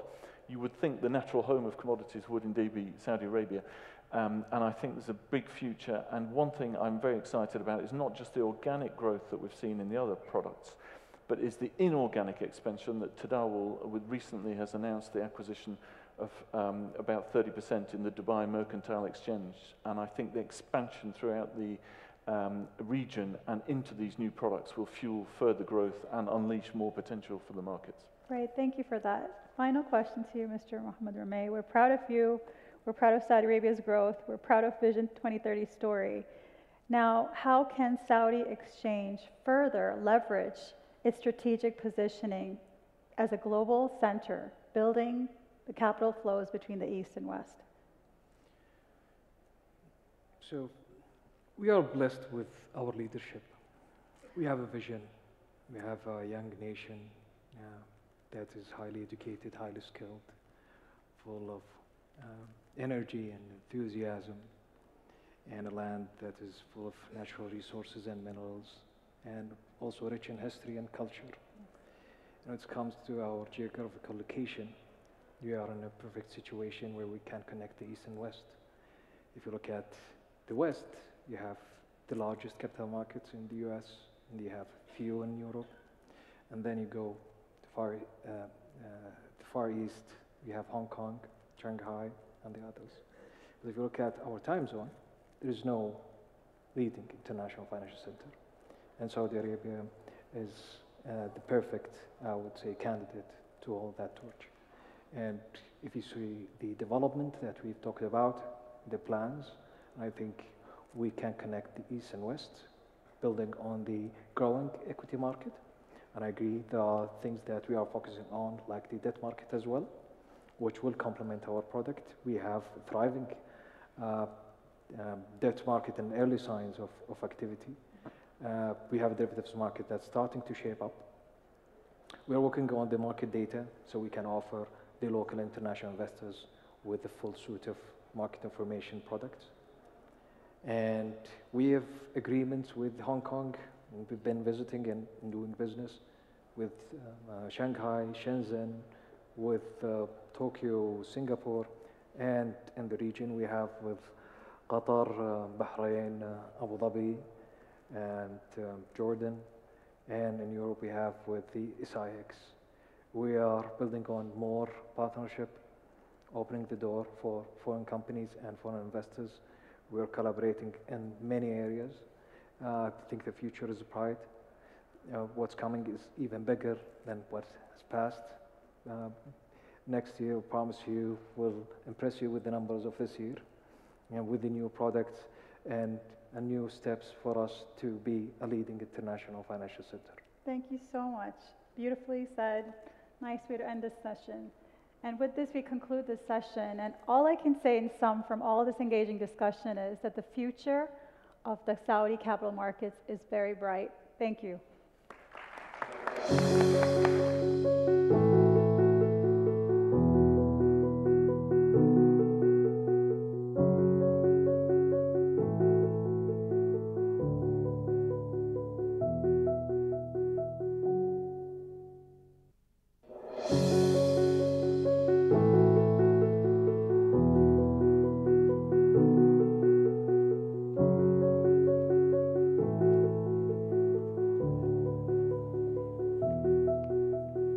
Thank you all for the great session. It's always valuable to hear from industry leaders. Ladies and gentlemen, to build upon the enthusiasm we have created since the morning, we're gonna announce upcoming series of announcements between various entities. This stands as a testament to the collaborative efforts, setting the stage for dynamic growth within the financial landscape of the region. So we're gonna start with the first announcement, as we're pleased to introduce Rajhi Capital as the first market maker in Numu parallel market. As you can see, showcasing on the screen, global tech company and Idarat Communication and Information Technology company. This will definitely support the availability of liquidity for both securities.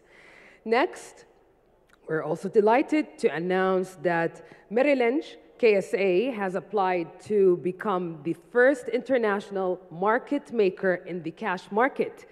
It was noted that they will start commencing their market maker activities on Saudi Aramco in Q1 2024. And the third announcement, the last one for now, we're pleased to announce that Awaid al-Usul has applied to the exchange membership with the right to conduct broking services and deal as an agent on the Saudi exchange this year. So congratulations for this groundbreaking announcements. I'll not leave you standing. Now we're gonna announce the break, the lunch break. So enjoy your meal and get some time to engage and network. We look forward to welcoming you all back here by 2:30. Yes. So see you soon. Thank you.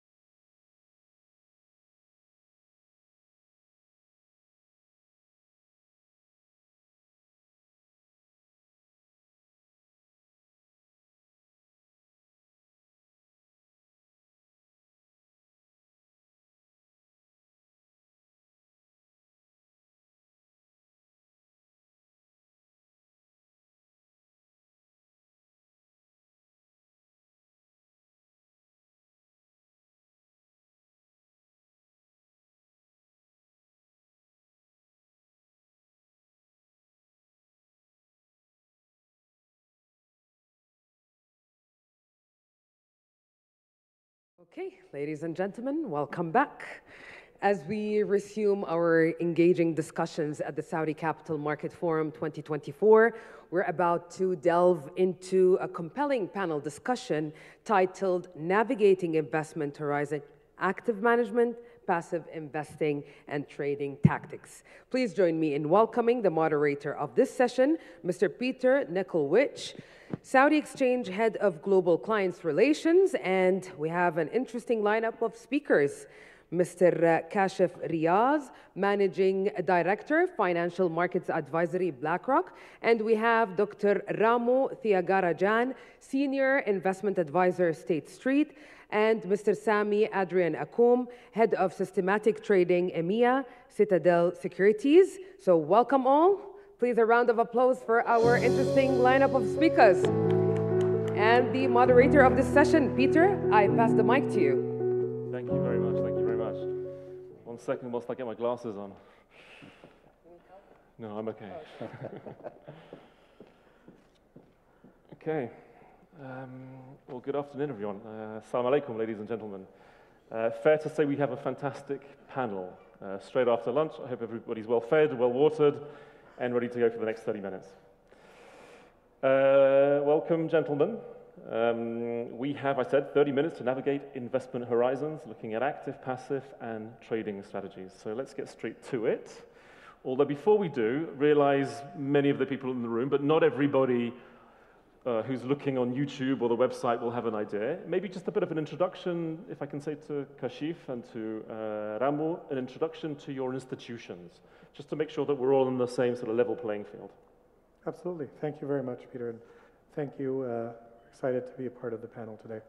So I'm with BlackRock. BlackRock, as you may know, is the world's largest asset manager with about 10 trillion of assets under management. In Saudi Arabia, BlackRock has been serving Saudi clients since the firm was founded just over 3 decades ago. We started our local presence in 2018. We're licensed by the CMA in 2019 and have a growing local presence and range of activities in the kingdom. And that spans alternatives and both equity and fixed income markets. For example, in 2021, we led a consortium in partnership with Hassana to help Aramco partially sell the Aramco gas pipelines. I spend a lot of my time with National Development Fund on the establishment of a new national infrastructure fund on an advisory assignment. In addition, about a year ago, we announced our intention to start a Saudi and GCC-focused infrastructure equity investment strategy, and that's hopefully the beginning of much more. Thank you. Peter, nice to be here. Thanks for having me. State Street is a global financial services company with a very long history of 232 years, one of the largest custodian banks in the world, one of the largest asset management companies, as many of you know. We have had a large presence and a long presence in the region. We have been in the region for more than quarter century, and we have many clients in the region. And in Saudi Arabia, it's for more than 2 decades. In terms of assets under custody, we have more than $90 billion of assets under custody here, more than $50 billion of assets under management. In 2020, we got the license as a legal entity and we'll have a trading arm and we'll have an asset management arm here. It's a growing presence. It's a very important focus area for us. And leaders from pretty much across the entire ecosystem of State Street keep coming to Riyadh to continue to be engaged with capital market participants here. So it's a very important area of focus. Sami, we'll get to you in a minute, if you allow me just to continue slightly. So in terms of what do I do at the exchange, it might be useful as well, just to give a bit of an understanding. So I'm in the CRD team, led by Bandar Ablahed. And we essentially have the remit to look after relationships with investors, QFIs, trading firm members all over the world. It's been incredibly busy. It is incredibly busy, attracting these QFIs from all over the world. And we've seen, for example, last year, growth up nearly 20% in terms of the QFIs. Interestingly, the fastest growth has come from Asia, albeit from a lower base, but just an interesting observation. But there is one data point that keeps sticking out to me when it comes to institutional investors. And that, I mean, it was something that was published in a fantastic country report by one of our members and gold sponsors. I'm not sure if I'm allowed to mention the name, so I won't. But ahead of the New York conference that we did with them last year. And their research showed that roughly 40%, 40% of GEMS funds, global emerging markets funds, are still zero-weighted Saudi. 40% of GEMS funds are still zero-weighted Saudi. So Kashif, maybe a question to you, as a representative of the international institutional buy side. Can I get your perspective on the market and any kind of potential evolution? Yeah, absolutely. So I think it's important to keep in mind that the Saudi equity market has grown rapidly over the last several years.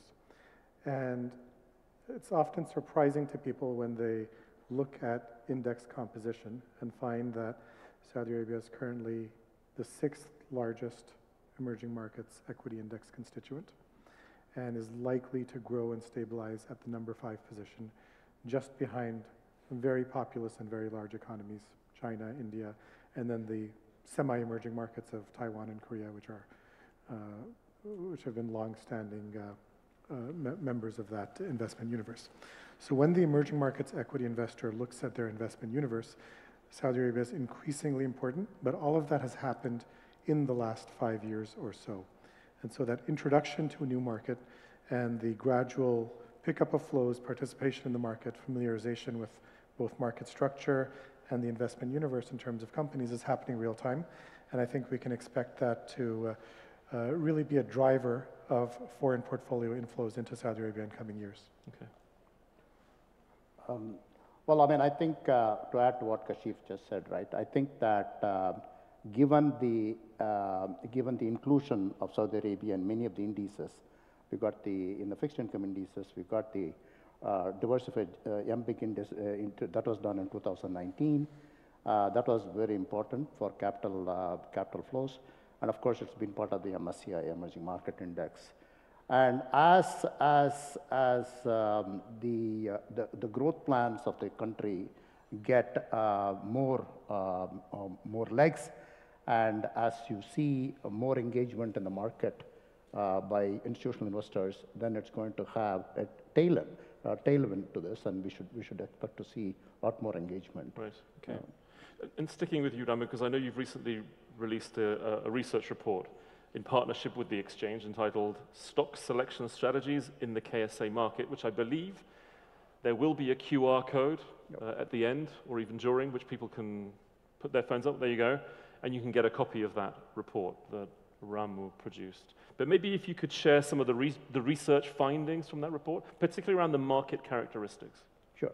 It was a very exciting project to work with the Tadawul Saudi Group. And we hope that it will be one of many that we'll do. As Kashif sort of mentioned at the beginning, we have seen a few different things in terms of the market characteristics in looking at the data over a number of years.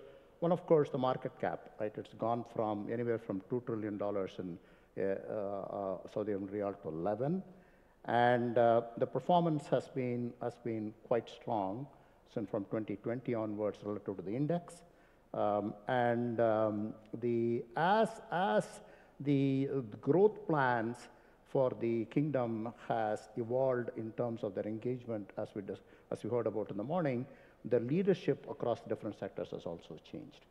Technology and healthcare has become the primary leaders in the marketplace. And the other thing that's happened is after 2020, we have seen a lot more cross-sectional dispersion in the return pattern in the marketplace. To some extent, that's driven by as we know, some companies being up 300, 400% in the marketplace in the last couple of years. And finally, one of the things that we noticed is that in terms of the trading pattern, most of it is from the non-institutional side, whereas the ownership is predominantly institutional. That means the participation in the marketplace has actually started to become a little bit more democratized, as you can, if that's a word. That's what has led to a different pattern of price discovery over time. Okay, thank you. Sami, your role is a little bit different on the panel, right? So for those of you less aware, Citadel Securities, not Citadel the asset manager, correct me if I'm wrong, Sam, that's right, are one of the world's leading systematic trading firms, and you provide liquidity to over 80 markets. Is that roughly right? now 120. 120, there you go. So at that point, I think probably, Sami, over to you for an introduction to Citadel Securities and what you do in markets, for markets, in partnership with markets. That's right. Marhabat kullan. My name is Sami Adrian Akoum. I'm head of systematic trading, EMEA. I mean, it's funny to say this because it used to be EU as of a couple of years ago, but it's kind of expanded to EMEA very quickly in the last couple of years. As Peter mentioned, Citadel Securities is a world-leading next-generation liquidity provider and market maker. We are active in more than 120 exchanges, 50 countries. We are the #1 retail liquidity market maker in the US. We are very active in Europe and Asia, so it is in equities, fixed income options. Our strategies and market-making abilities are being deployed across a various number of technologies for the last 20 years. And obviously, the Middle East is a growing region. I mean, it's funny, I've been coming here for the last couple of years, originally as to trying to find out more about the market and then build relationship, business partners, and then there's some people in this room that we can call friends at this point because we've been coming here for a couple of years. So Citadel Securities has a big mandate in terms of democratizing market access, increasing transparency, giving the ability for most of the market participants to transact in the most efficient way, reducing frictions. When we start trading in a new market, there's obviously fundamental that we look at. What is the ecosystems? Why do we think this is a good market to invest? What is the technology of that market? And I think Saudi is gathering a lot of these characteristics. Technology is very similar to what we've experienced in other markets. The market itself, the market structure is very unique. And I think, that was mentioned a little bit before, but like there's a great amount of dispersions. The volume is really spread across a lot of tickers, and we speak a lot about IPOs. So when we come here every year, and like it's very striking every time we have meetings with, equity research analysts, having different conferences about macro. The key striking point is really, IPO is really a keyword in Saudi, and sometime coming from a more European background, this is sometimes a word that we've almost forgotten. I think, the most notable IPO in the last couple of years has probably been Porsche, which has done a lot of noise, but here it's kind of like almost a monthly thing. So for the retail participants, there's always, what's the next big thing? What's the next IPO that we're going to be able to participate in? It's really refreshing to be here and see, that very young generation that's really willing to understand the capital markets, put some of the investment, some of the money in understanding what are driving these markets overall. So as a firm, we're trying to make that easy for people for different backgrounds. So it is asset managers on my side. So it is, retail participants. So it is passive investment managers to be co-living together in that big exchange with different ambitions. I was going to say something, because there are a number of exchanges markets here in the room and are probably watching online. What are the kind of things that you look for before you decide to enter a market? I mean, you touched on it briefly, but anything else that would be worth sharing? But also, what are potential kind of blockers or deal breakers why you wouldn't enter a particular market? Right, so obviously, entering a market is always an investment, and I think that's the case for most of the companies in this room, having an office, understanding the dynamics. Now, technology as a firm is a really important part of what we're doing, and so investments in the technology sides, the awareness that we have of a given platform, the determinism, our ability to kind of predict what are going to be the changes on the exchange side is really important. Now, that's actually a good segue to understand what could be some of the blockers. I think everyone in this room, we look for, and I guess in any investment manager overall, are looking for stability, predictability, determinism. And so what's striking when I came here for the first time 3 years ago, Saudi was something new at the time, I guess for myself personally, but what struck me the most was when you speak to the different actors in the economy, there's a very clear vision about where the country is going. A lot of different counterparts in the market, so it is from an exchange standpoint, so it is from an investment manager standpoint, regulators are very aligned towards Vision 2030. And that gives us comfort as a firm to commit capital and resources in that market because we see long-term potential and benefits of being present as an actor in that market. Okay. And deal breakers, challenges, anything you'd like to highlight? Deal breakers. I think the exchange has seen a lot of different evolution over the 3 years in terms of what the liquidity is like. Now, there's great challenges for the country in general. There's great challenges that the exchange itself has to, help the government and the kingdom with to make sure that we are, many actors, including the exchange, sustaining the growth that the kingdom wants and kind of fulfilling the ambition of the different parties.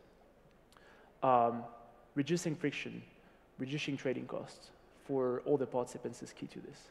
How can we reduce the spreads? And obviously, trading costs has many different dimensions.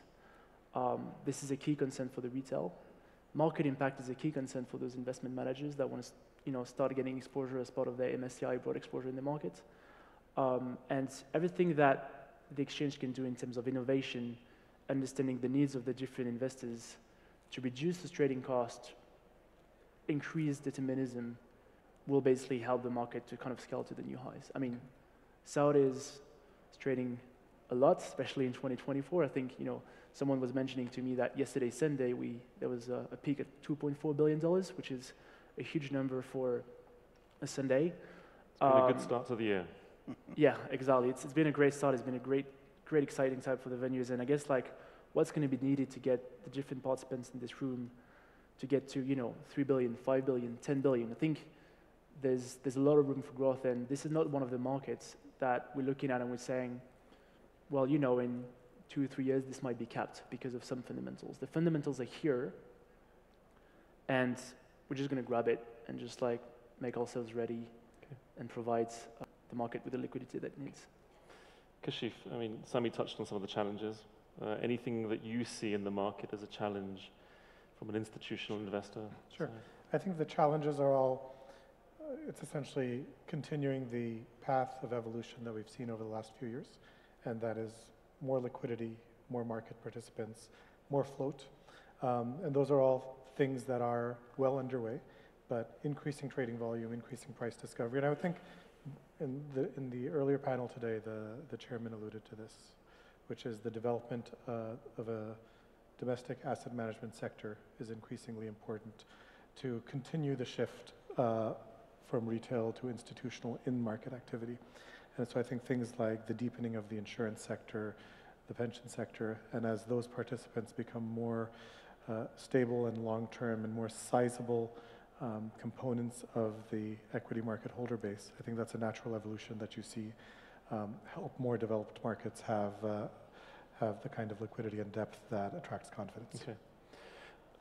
Ramu, maybe back to your research report, particularly the second half, where you looked at mutual fund performance, passive versus active, that age-old argument. Maybe just a couple of minutes on that would be useful. Sure. We looked at the data for the last 10 years, and when you look at the performance of the different funds over this time period, it's really a tale of two cities. The first part of the period, part of the analysis, which is from 2014 to 2019, the active net annualized return of mutual funds was not that big, around 1%. And the information ratio, which is a measure of skill, was not that high. But since 2020, it's been exceptional. The active annualized return is more than 8%. So when you look deeper into the attribution of what were the drivers of the active returns in the second part of the period, you find that the mutual fund managers had focused a lot on the momentum factor, when you look from a factor perspective. So the exposure was predominantly momentum. Momentum as a factor worked very, very well. They still had exposure to the value factor, but that didn't actually contribute much. It was driven predominantly by the momentum factor. And if we took a granular look at some of the funds, and you can see that a lot of the performance came from a few idiosyncratic and important factors. One is that IPOs, as was mentioned, was a big part of the market.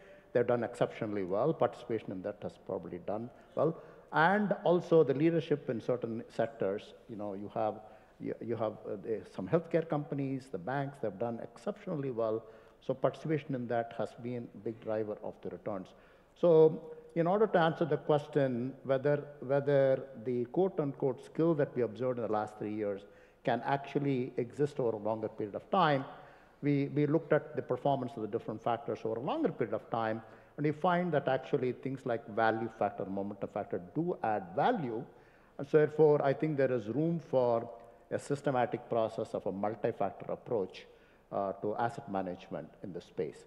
So I think to answer the age-old question is whether active management does add value or not, I think we need more data. I mean, currently the 3-year time period is a really short time period, and we know that's been driven by a few factors that many of us are aware of, such as the IPO and concentrated bets and so forth. Therefore, I think at this point in time, it's hard to say that passive cannot beat active, and we need a little bit more time. That's what we would do. Okay. Sami, back to you. So you've decided to enter a particular hypothetical market. What does that kind of evolution process look like for Citadel Securities? How do you kind of, you've decided you're happy with the regulation, the matching engine, you've got the colo facility, everything's ready, right? You're happy with the environment. How do you tend to evolve in that journey within that market?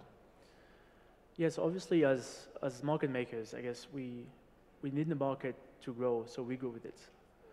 And so this means that from various advocacy standpoints, a lot of meeting with exchanges, we work hand in hand to take that market to the next levels.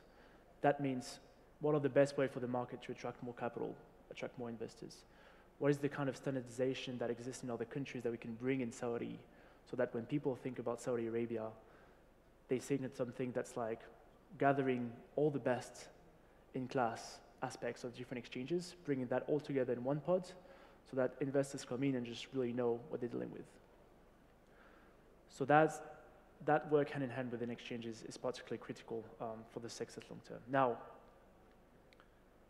obviously we mentioned IPOs again, which is kind of an easy way to increase the scope of products, but the world is very rapidly changing across different dimensions, and I think Saudi Arabia as a country can say it the most. And so the critical thing is trying to predict and understand what are going to be the next liquidity needs from the different participants in this room. We don't want to be in a situation where we fail to do this, and then at some point where we have new dimensions of liquidity needs, different types of investors come in the market, we don't have the ability to provide them with what they need. So that means developing new types of products, asset classes, single stock futures, options or thematics, developing the circuit bonds. I mean, there's obviously a lot of changing dynamics in the kingdom, and the thing that's going to be very critical is how do we, predict these trends so that we can be together with the exchange at the forefront of that demand. From an investor point of view, I guess, for more kind of selfish point of view, having a broad set of universe in terms of trading in instruments is critical in the sense that that gives us more ability to hedge, transport the duration of certain trades to different time horizons. Can I just jump in? I remember a mentor that I had back in London used to say that exchanges are like supermarkets, right? Sooner or later, you're going to need more than one product on the shelf. Is that what you're kind of... No, that's typically right. And I think, at some point, there's a self-fulfilling process that's happening. The more instrument you give to the markets, the more likely it becomes for retail investors to be kind of having some amount of involvement in the market, and it feels like, oh, this stock is doing an IPO, that I actually know this company because, my brother works there or my sister works there. And there's this kind of they can relate better. And as they gain more access and initial access to these products, they become more sophisticated. They start learning about the dynamics of the market, and then they kind of look around and say, what is else for that? What's out there for me to trade now? And so the more diversified the trading universe is, so it is on the equity side, so it is on the sukuk side, single stock futures, options, etc., the more likely the exchange will get to be touching and affecting, really the mind of the consumers in some way. They will relate. That was a little bit about the future from Sami. Kashif, what does the future look like for BlackRock in the kingdom? Sure. I think that when we look forward, what you can feel quite confident about is a growing financial sector. You can see the evolution that the equity market has seen in recent years hopefully be replicated across the debt capital markets, money markets, and a range of alternatives, where the investment needs of the country, both in the public and private sector, are such that the capital markets globally will be an important source of financing those. And as an asset manager, developing the products to serve those needs and to meet the needs of Saudi investors is a key part of our planned evolution. So as I mentioned at the outset, a domestic and regionally focused infrastructure equity fund is something that we have talked about over the last year, and we can see that to be the beginning of a broader local presence. Okay. So maybe final question to you, Dama, if I can, right? Where will this market be in 1, 2, 3, 5, 10 years from now? Your crystal ball. Well, the two-word answer is very promising future, right? I do think that there are two lenses that we look at. One is the economic lens. This is an economy which is a young economy. The median age is 29. The demographic dividend is very, very strong and promising. And you've got the kingdom, which is very focused on development and growth, as we heard from the Excellency ministers this morning. But as it was very well put by the chairman of the Capital Markets Authority, this economy is also going to need to be a net importer of capital, an exporter of capital. And there's a dependence on oil, as we well know. So diversification is part of it. Of course, access to the capital markets, as the exchange has been doing. We have seen already many of the indices incorporate Saudi Arabia into the country, and we have seen price discovery come a long way. We are really excited and looking forward to being part of this growth and development from an asset management perspective, from the custodial perspective, and from a risk perspective. Many of these are offerings that are needed for proper functioning of capital markets and price discovery. So I think it's very, very promising from that perspective, and we look forward to being part of that. 3 seconds to go. So gentlemen, thank you very much. And ladies and gentlemen, shukran.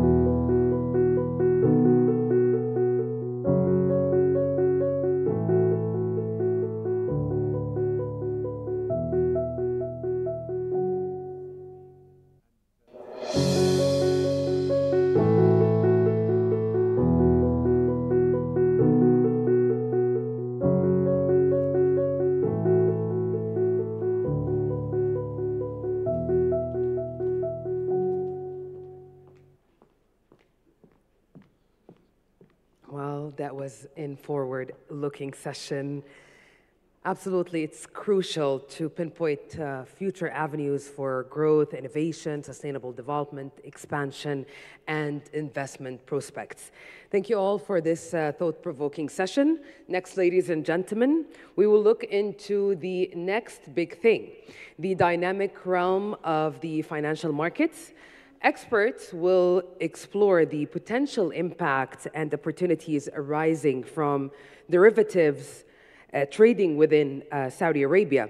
So please join me in welcoming the moderator of this session, Cassandra Heilbronn, Private Family Office Chief Executive Officer, and her esteemed panelists, Mr. Wael Al-Hazani, Muqassa Chief Executive Officer, and we have also with us Mr. Yazid Al-Nafjan, Deputy Governor for Financial Innovation, Saudi Central Bank, SAMA, and Mr. Mohammed Al-Shammasi, Diraya Financial Chief Executive Officer, and Elim Capital Chief Executive Officer, Mr. Liz Mali, and International Swaps and Derivatives Association Chief Executive Officer, Mr. Scott O'Malia. So please join me in welcoming the panelists and their moderator. And I'll pass now the mic to Cassandra.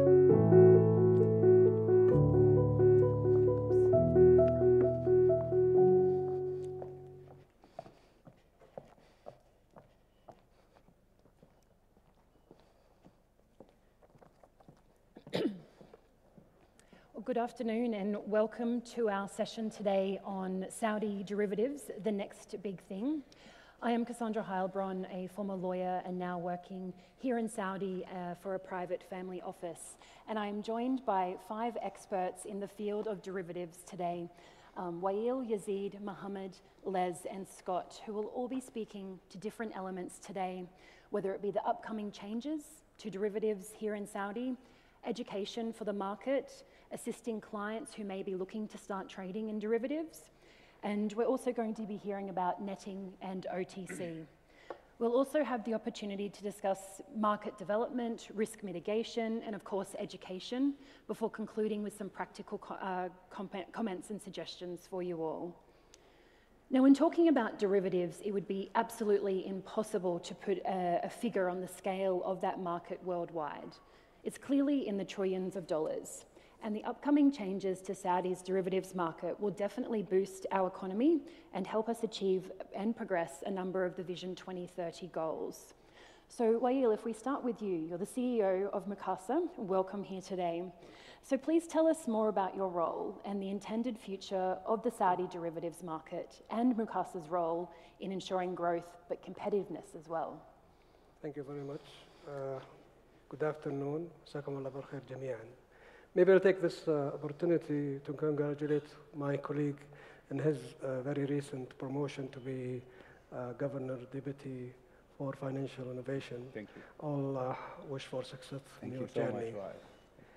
So talking about derivatives, maybe it's very important to talk about the intention of Tadawul Group to advance the capital market. And here, Tadawul and all of its subsidiaries, including Mukasa and the exchange, working very hard to advance our capital market. And introducing new products and services will not only elevate the maturity of our market, but also will introduce wider range of, I would say, investment goals and risk appetite.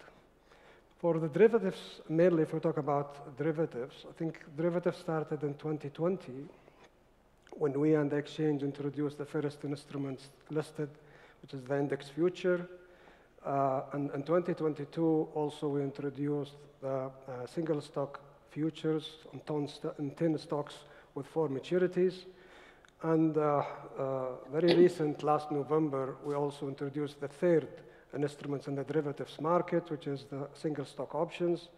And here maybe I'll talk more about the single stock because it's the most recent instrument in the derivatives market. So we have standard single stock options with 4 maturities, and we selected among the most liquid and largest listed stocks in the Saudi exchange, namely SABIC, Al-Rajhi, Aramco, and STC. And if you follow announcement yesterday, we introduced the 5th one, which is a single stock option on SMB Bank. And this has given us commitment of Tadawul Exchange and Mukasa to introduce more product and service on the derivatives side. We offered in the single stock options both cash settled contracts and also physically settled contract and IDA with American style options. All of these contracts are cleared in Mukasa. And the second part of our continuous effort to develop the market, I think we'll talk about 3 main streams that we are working with the exchange and IDA parallelly to enhance the market, I would say, structure. The first one is to continue offering more product and service on the derivatives market.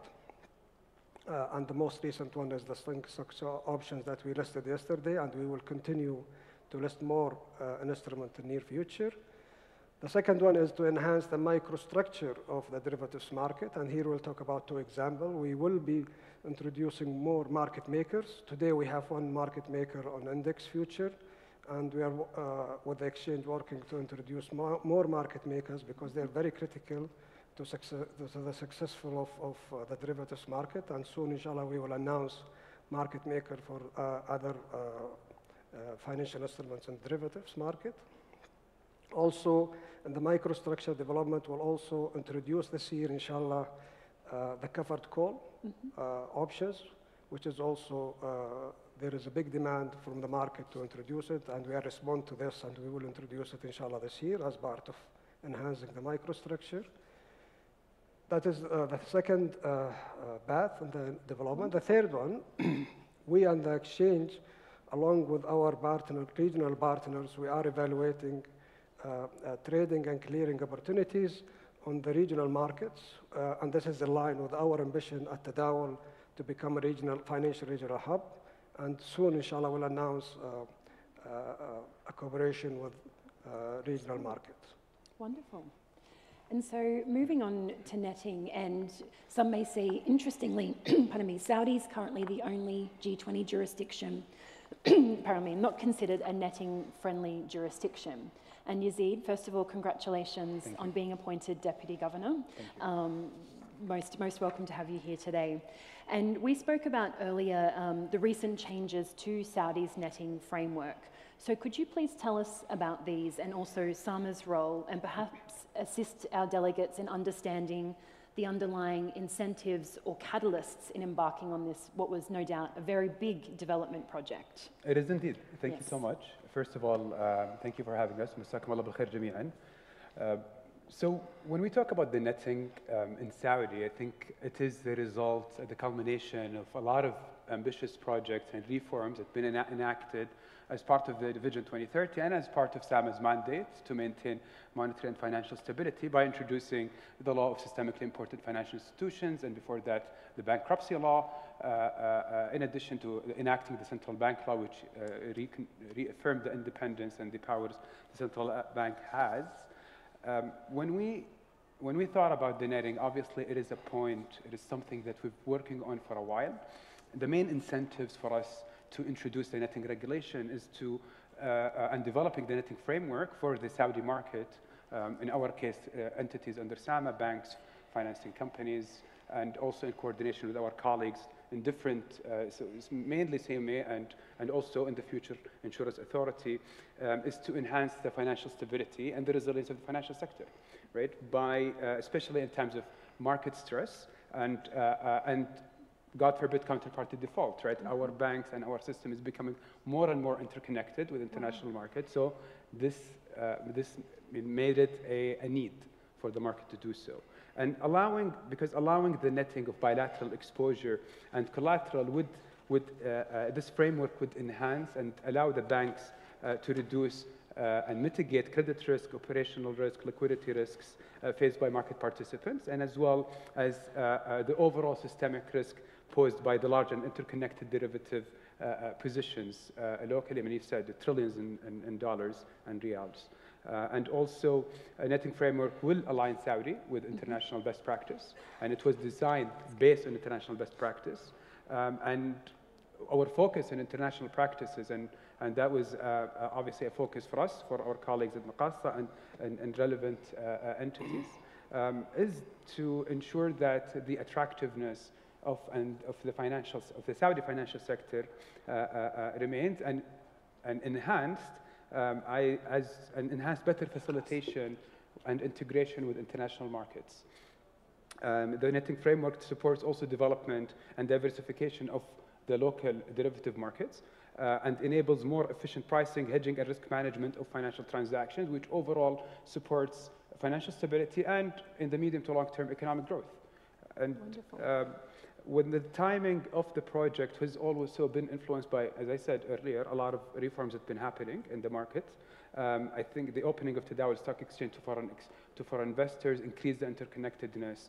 The opening of Maqassa as a key entity to allow this, as a clearinghouse, that's his main point, is reducing market risk, right? And maintaining market stability and financial stability.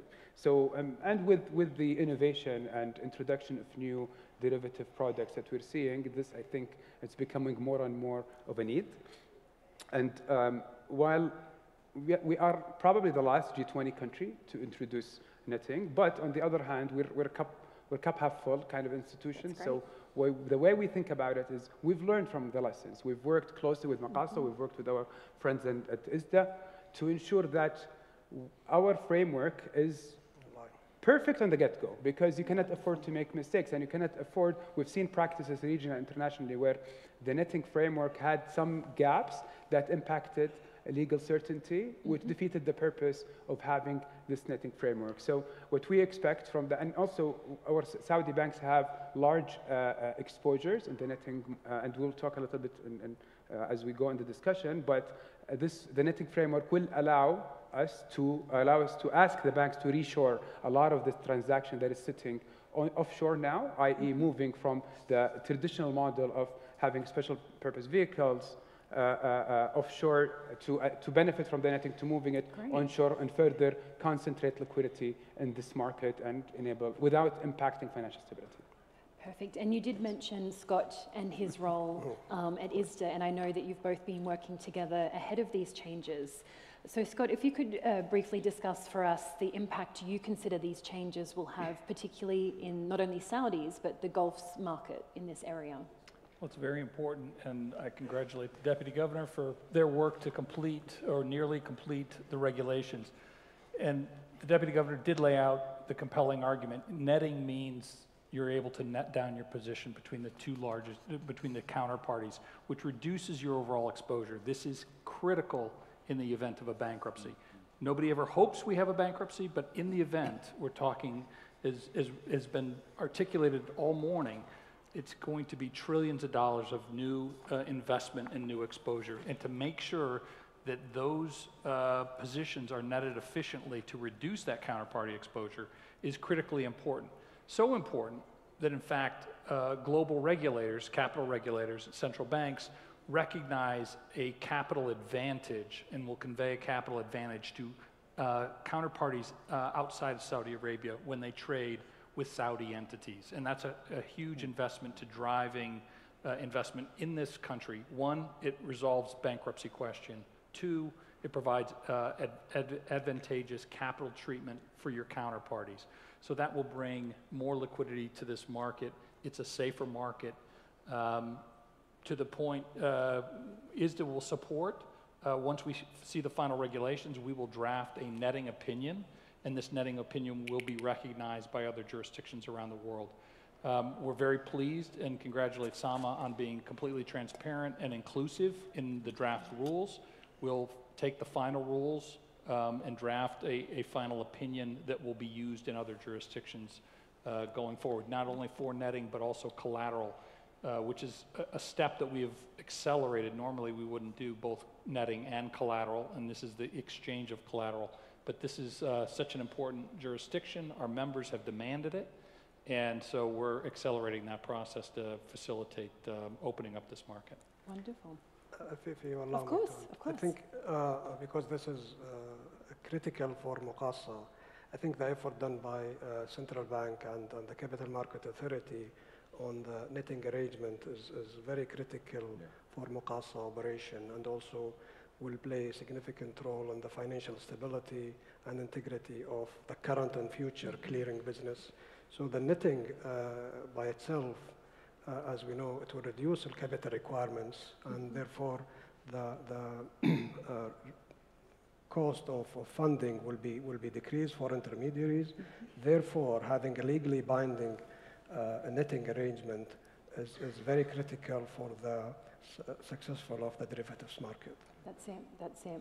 And I do want to speak more about OTCs, but perhaps if we move to Mohammed, just to talk about, I guess, some market development. And you're on the trading side at Dabaya Financial.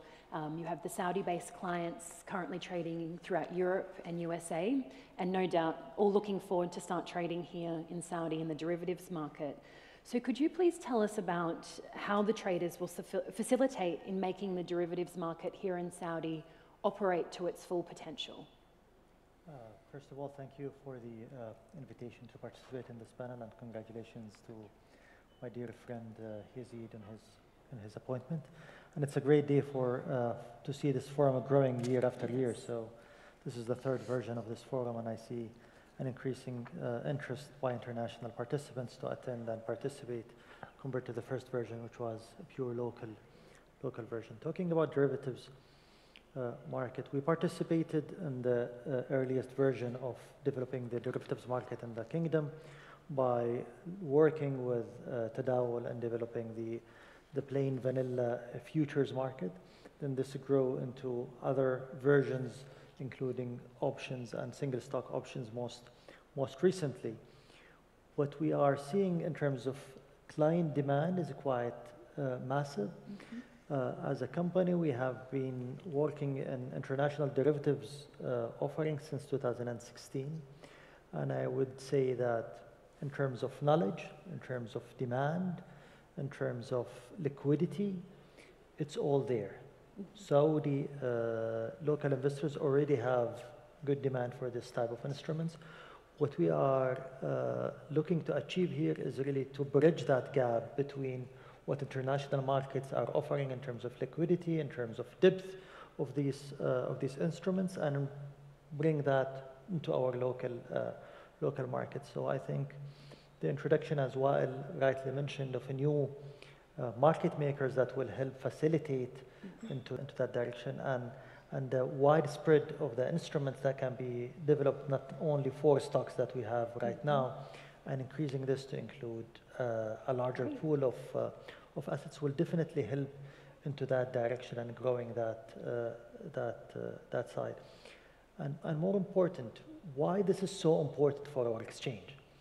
This is a pure mechanism that will help in channeling information throughout the exchange, helping the market participants with the price exploration, and really getting the different assets into the equilibrium pricing. So it's not only a new instrument that will help in really ticking a box and saying this, we have achieved this, but I think it's overall development for the exchange and for the capital market is quite important structurally that will help in balancing any imbalances. Perfect. And then alongside of that, there's certainly been some reception by the retail investors to the launching of the single stocks option recently. So Mohammed, what do you expect, do you expect the retail investors to actively trade in derivatives, or will it largely be institutions? I think for the, if we look at derivatives markets in isolation of what's happening in Tadawul. So local institutions has been really trading derivatives on other asset classes for quite some time. So when it comes to interest rates, when it comes to FX, and other hedging instruments that has been used really by banks and offered by banks, institutional investors for the past, I would say, 20 plus years.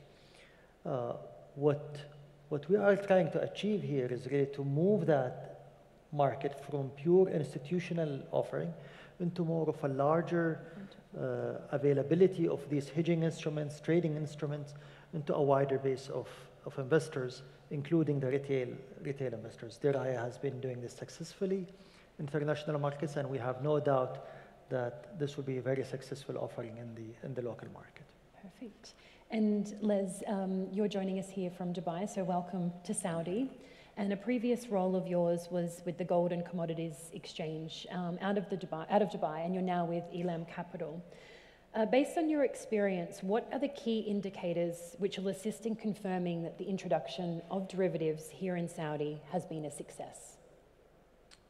Thank you for the question, Cassandra, and thank you for the invitation to attend today. When will derivatives be a success? What indicators do we have? I guess when we don't have a panel devoted just to talking about derivatives, right?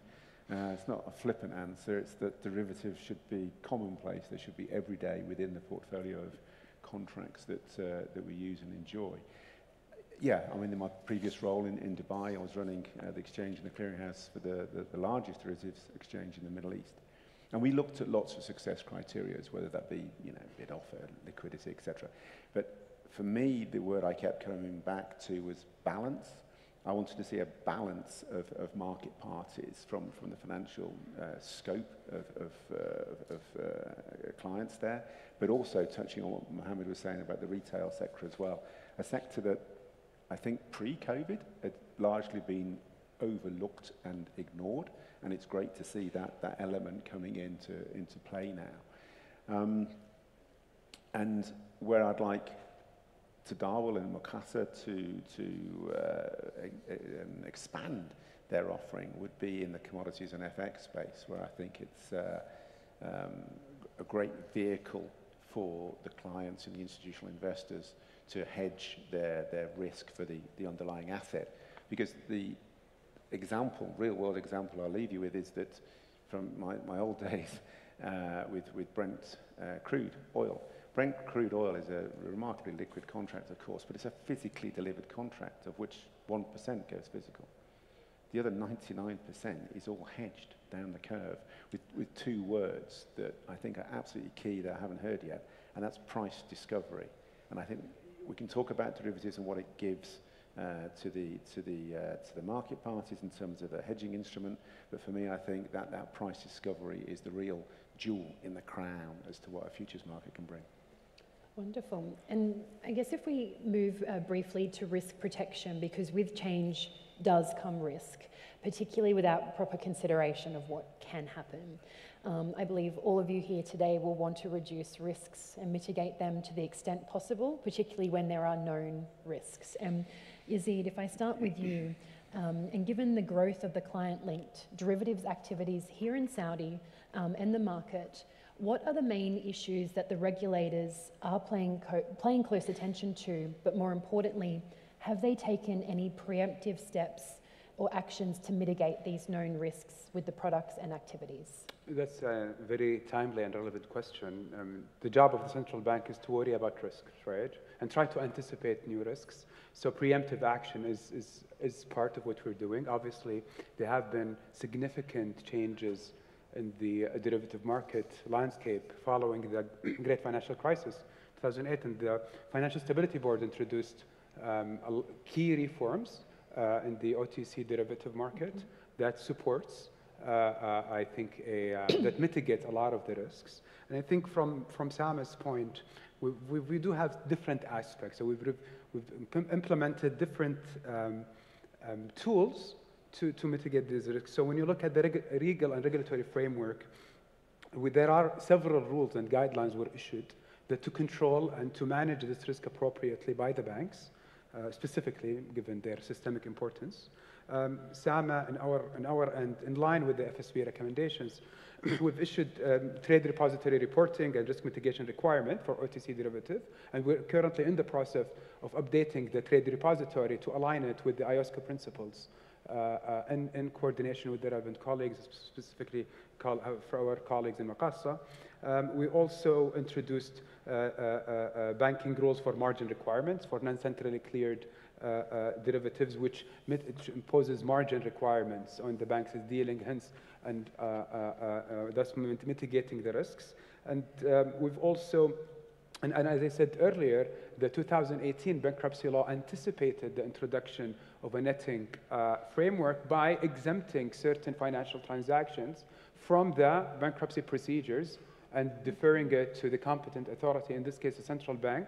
And that's the legal basis by which we've issued, or we're in the process of issuing the netting regulations, which we expect to be issued very soon. We've done the public consultation. We've done consultation with stakeholders, including ISDA, including Maqassa, colleagues in CMA. We're in the final process, just reflecting a couple of comments. Great. Hopefully in the next month or two, just fulfilling some legal requirements to be able to issue it. But that tells you that it's been in the mind of the regulators and the legislators for some time. And also,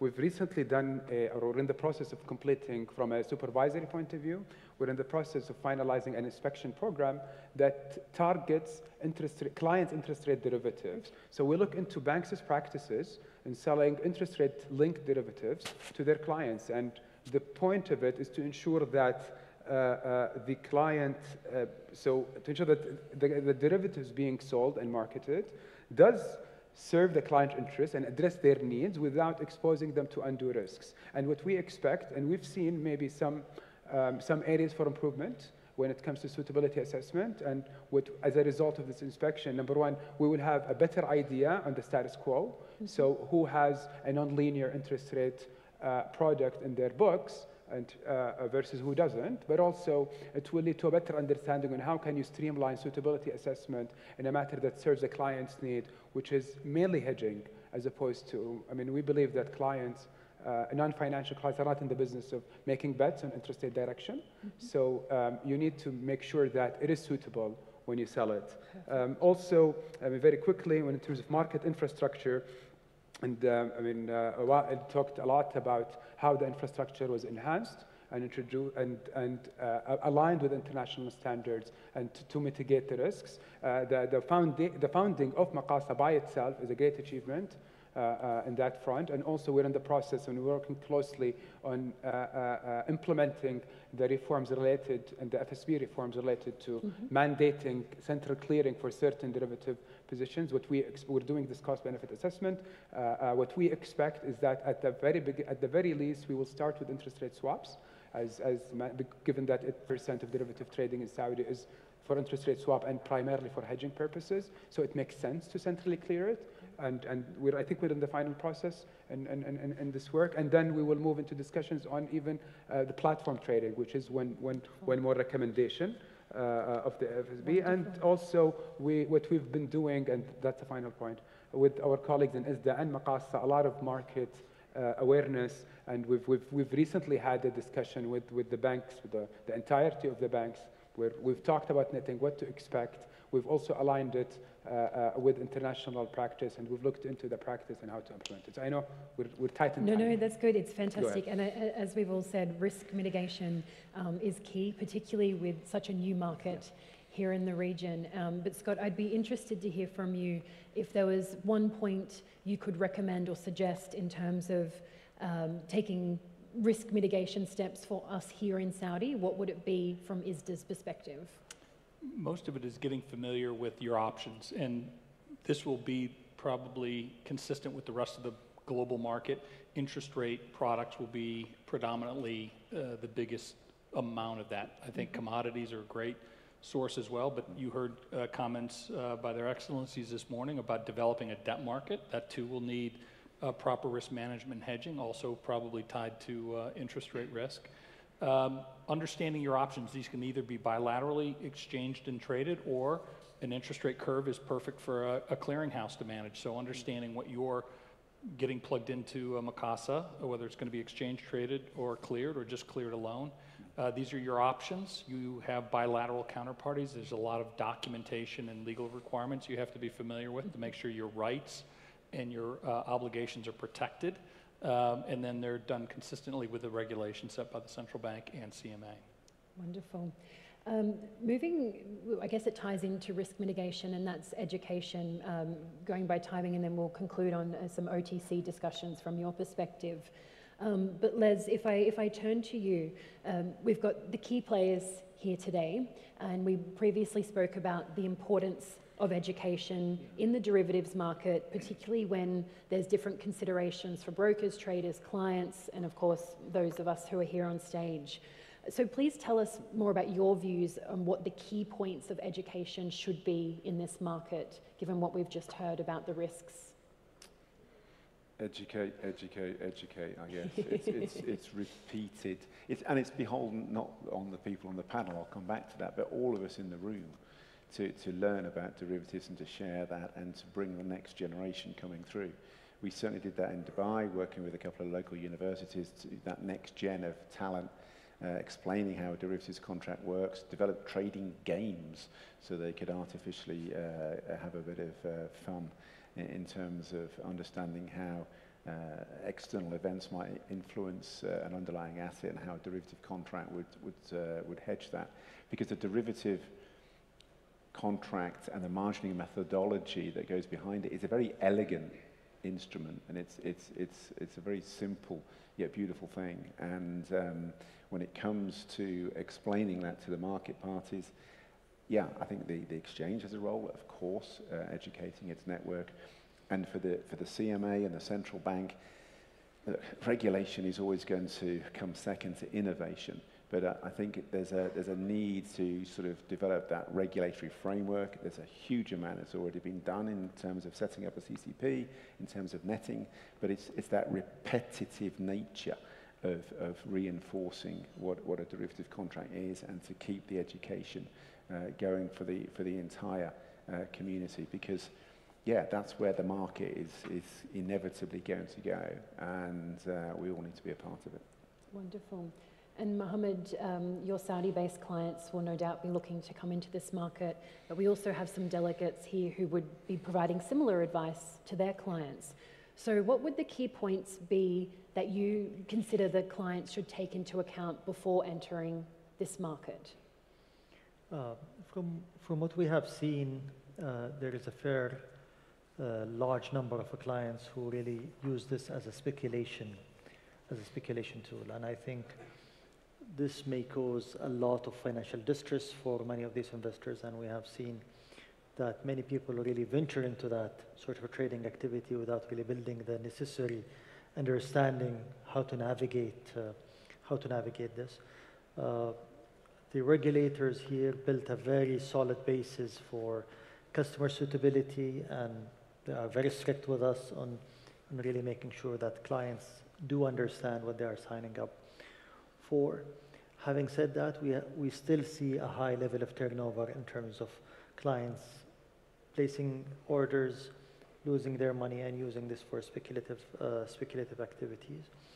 As we are moving now this into the local market, and I think over time we will see a much more activity happening on that segment of the market, we think that a continuous education process, publishing a regulatory framework designated for derivatives trading will be quite important to identify the roles, responsibilities, and obligations of each party on that process. Wonderful, thank you for that. And we'd mentioned OTCs. Yep. Would love to hear from you about what's happening. On the OTC, I think one of the core ambition of Muqasa is to extend its offering of product and services in both, I would say, side, on the exchange-traded instruments and also on the OTC.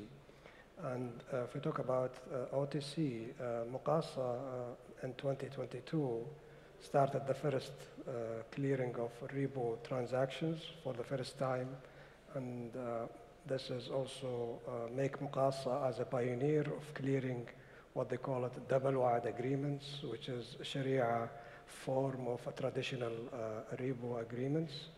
And this is the first product Muqasa cleared in 2022. As my colleague Yazid mentioned, Muqasa and very soon will introduce the first clearing of OTC derivatives instruments, and we will start with the interest rate swaps. We will provide clearing to those contracts, which is plain vanilla, fixed and floating, settled in Saudi riyals. And we are only pending regulatory approval, which we expect in hopefully in near future. We completed all the readiness with our participants, and we will be offering the service. As part of the service, actually, we will be providing to our members much, I would say, access to trade capture platforms, risk management, pre-innovation checks, risk management, settlement, fails management, default management, and collateral management. All of this will be part of the package that we will be providing to our members along with the interest rate swap clearing. And this will be only the beginning, as we agreed with the regulator. In due courses, we will introduce more and more. We build the infrastructure. We are ready to move. And it's only just a matter of introducing products in timely manner. Wonderful. And before we finish today, I do want to hear from each of you, I guess, about what you see for the future of the Saudi derivatives market, or what you're most excited about, whether it be new graduates out of university starting a career in derivatives, whether it be someone setting up a business such as Diraya Financial, or looking to attain positions such as yours with the regulators and Muqasa. So perhaps, Scott, if I start on this end, what are you most excited about? Saudi derivative market? I think the potential for growth, the regulations are now in place or will be in place very shortly. That's going to invite in new market participants and a growth of new market products, the rates products, the FX products, and the commodity products that will continue to grow with what is a very strong equities market already. So I think the future is very bright, and there's a lot of new interesting opportunities here. We'd love to see that. And Liz, what about you? The same. Scott's kind of stolen what I was going to say, but yeah, I mean, futures is where the market is going to head to, and the most exciting thing to look at are that product evolution, the contract map, the roadmap. It's wonderful to hear what Macastra is saying about OTC derivatives for interest rate swaps. That's excellent. But yeah, particularly, I think the applicability for commodities and FX will bring it back into, and interest rates will bring it into real world issues, and I think that's going to be that application is going to be very well appreciated by the market. That's it. And Mohammed, what are you most excited about? I still remember 20 years ago when the liquidity on the stock exchange did not exceed even a few hundreds of millions of riyals on a daily basis, and compared to where we are, around 10 billion riyals a day. So we have really gone through a long journey of really developing our exchange, and I think the same will be applicable to the derivatives market. If other markets really tell us anything, that the liquidity in the derivatives market is way bigger than the main exchange itself. So we think it's only the beginning of a new big wave happening within our exchange. So much to happen. Yazid? Well, as a central banker, I'll think about the risks, right? And I think that a deep and developed derivative markets will provide a very strong catalyst for risk management, enhanced and improved risk management practices, and will also hopefully, and because we're seeing in the market the types of emerging risks are increasing, so an overall better risk management framework supported by a strong derivative market will attract those university students, those smart people to come in and make risk management fashionable. As a former lawyer, I am all for risk management any time of the day. And lastly, with yourself? I think with the support of all stakeholders, inshallah, we'll succeed building an attractive and most liquid derivatives market in the region, supported by robust and efficient clearinghouse, inshallah. That's it. And given what we've heard here today, it's usually a very theory-intensive subject, but to take your words, Yazid, I think we've made it very fashionable. The future of the Saudi derivatives market is bright, and thank you all for participating today. And if you could please join me in thanking our panelists and experts. We hope to be working with you again. Thank you.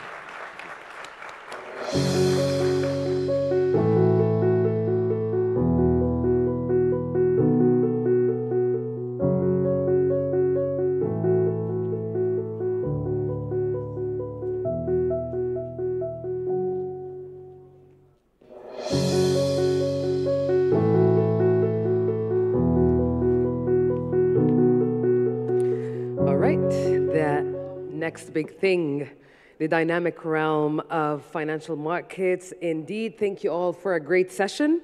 In a parallel stride of progress, the pioneering announcements from key entities illuminate the path towards growth, innovation, and sustainable development. We are pleased to announce that Al-Rajhi Capital, Al-Khabir Capital, and Al Jazeera Capital have applied to the derivatives exchange membership and are expected to start the brokerage services this year. So congratulations. And we're also delighted to announce that the launch of single stock options SSO contracts at the Saudi National Bank was completed successfully yesterday. What a momentum. This will enable local and international investors to effectively hedge and manage portfolio risks, as well as diversify the products available for trading in the market. So congratulations for this groundbreaking announcement. And next, ladies and gentlemen, let's build upon the enthusiasm and momentum we have just created now after these announcements, as we're gonna commence by kicking off the third track, the tech advantage, leveraging innovations in capital markets. So we will delve into the current role of technology in capital markets and also explore how we can unleash its future potentials. Our next panel discussion will feature experts who will share their insights with us on the transformative power of technology in shaping the capital market landscape. So please join me in welcoming the moderator of this session. Again, we have Cassandra Heilbronn, Private Family Office Chief Executive Officer. Welcome back, Cassandra. And her esteemed panelists, Mr. Mohammed Al-Nouri, WAMD Chief Executive Officer, and Mr. Paul Humphrey, BMLL Technologies Chief Executive Officer, and Mr. Nick Druitt, Bank of America Managing Director in EMEA Execution Services, Google Cloud, yes, to all of them. And we have Google Cloud General Manager Saudi Arabia, Mr. Badr Al-Madi, and also WEND International Chief Executive Officer, Mr. Casey G. Welcome all, and I pass the mic to you, Cassandra. Thank you.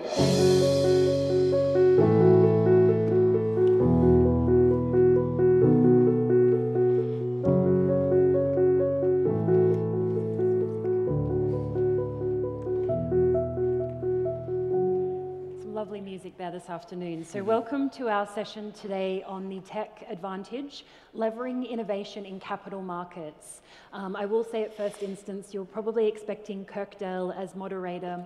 However, he's unfortunately fallen ill. So I do thank him for his work in preparing the panelists and questions for today. And I am joined by, again, experts in this field with Mohammed, Paul, Nick, Badr, and Casey. So thank you very much for joining us. And they all have, for the benefit of us, global experience on technology and capital markets. Today we're going to be talking about the current landscape of technology innovation, the trends, the role of AI, the importance of data, challenges, and risks. And it's interesting to consider that each time we speak about technology, particularly in an evolving industry such as the capital markets, what we predicted even 5 years ago hasn't necessarily played out in practice. But we can all agree that it is an evolving landscape, and the time between hearing of new technology and actual implementation is crucial to success. And Mohammed, I want to start with you and your role at WAMD. So it is the innovation arm, and we're all interested to hear about what you do, but also what is WAMD doing to leverage technology to enhance the efficiency of the Saudi capital market, particularly in terms of your key highlights? Sure. First of all, thank you for having me. I'm really delighted to be part of this panel and definitely this amazing conference. So we are in WAMD in the third year since we established WAMD. And so far the team has been progressing very well towards WAMD aspiration. As WAMD, we have identified 3 areas where we believe WAMD could help and enable the capital market to become more efficient and innovative. First, that we become more control on the technology capabilities on the market. Second, connectivity. And third, data availability. Since April 2021, the establishment of WAMD, we are progressing on the 3 areas. On the connectivity, we have launched co-location service in 2021. We started with phase 1 and phase 2. Within few weeks, we managed to close all space for capital market. Now we are in a stage of offering phase 3, and will be the last phase for the co-location. And as of now, all space offered already being booked by the market.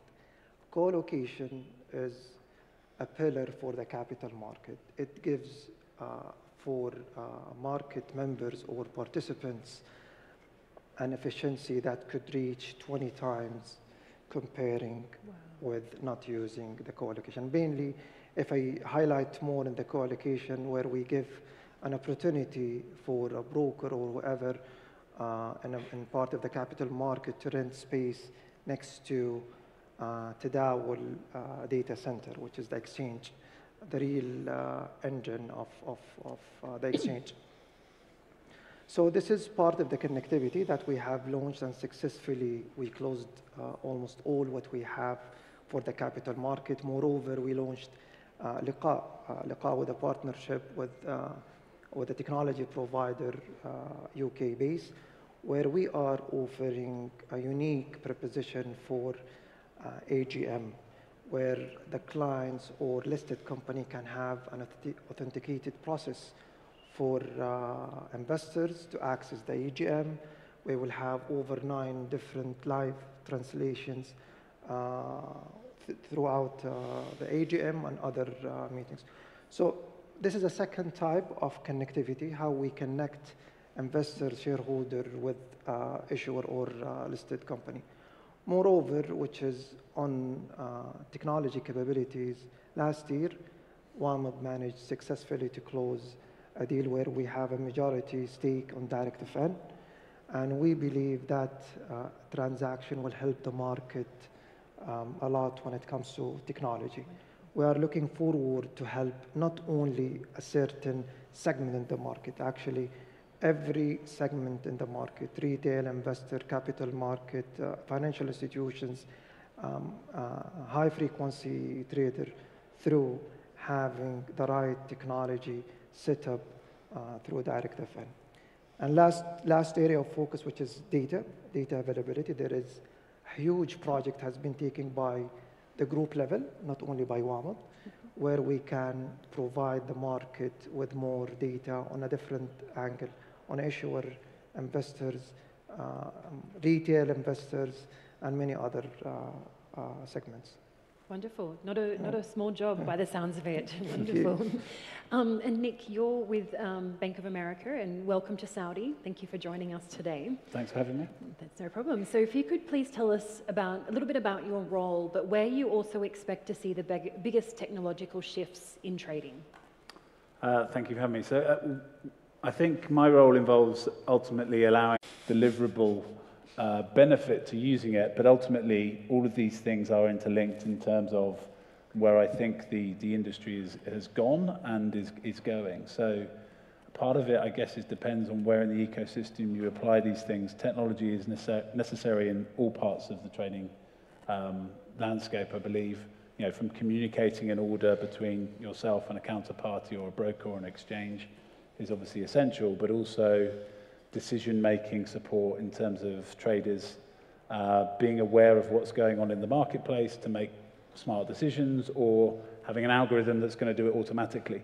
And again, increasingly we see people kind of automate that process between what a trader used to do and now an algorithm does for them. And that's also just part of the whole decision-making process around what to buy and sell. So, you know, once where you had a fund manager or a team of analysts trying to work out what to buy and sell, and that still happens, and it's still a very viable part of the investment process, increasingly they're either helping their decisions be made through the use of data and technology, or the data and technology is doing all of that for them and making those trading decisions for it. So I think that's where we're going, is just more of that, more of the same, and basically a better application of all of those things to greater levels of automation, although where that ends is difficult to tell. That's it. And we heard on the earlier panel there's actually been games made and derivatives to encourage people to start trading. So it seems that the world is endless in terms of technology and trading. And if I move to you, Buddy, you're the general manager at Google Cloud here in Saudi. So could you please share with us, I guess, a transformative example of how tech, even with Google Cloud, has empowered a leading finance to achieve significant breakthroughs, and what those outcomes have been? So the thing is, we're really happy as technology people to be part of such a conference. I mean, 20 years back or 25 years back, I would imagine that technology would be an essential part of such a conference. But today, due to the fact that technology is becoming really essential in the financial sector in general, we've seen a huge transformation in the model of financial services in general. Started with new products, even encouraging financial inclusion as well. Coming to the capital markets, actually we at Google look at the capital markets into personas here. So we talk about maybe the buyers, the sellers from the other side, also about the frame actually that we put in that exchange, which is the governance in general, and along with the stock exchange. So we deal with the buyer side, trying to improve actually or reach the alpha as soon as possible. We talk about also on the seller side, trying to generate a customer experience for unified platforms to trade easily and ensure also the right experience for customers. If we talk about the stock exchange, we're talking about new business model that now the stock exchange is trying to generate. Mohammed mentioned a very important case, which is the data in general. We do a lot of data monetization projects today with a lot of financial institutions around the world.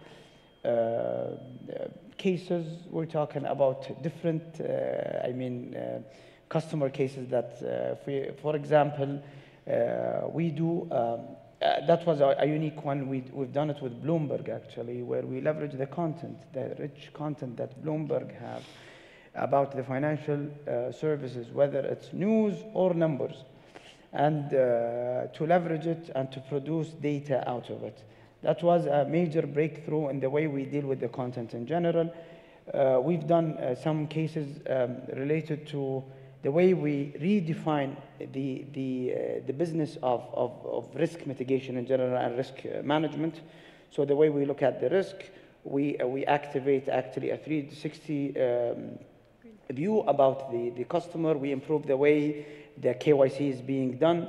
So leveraging the big amount of data that the financial institution have. Wonderful.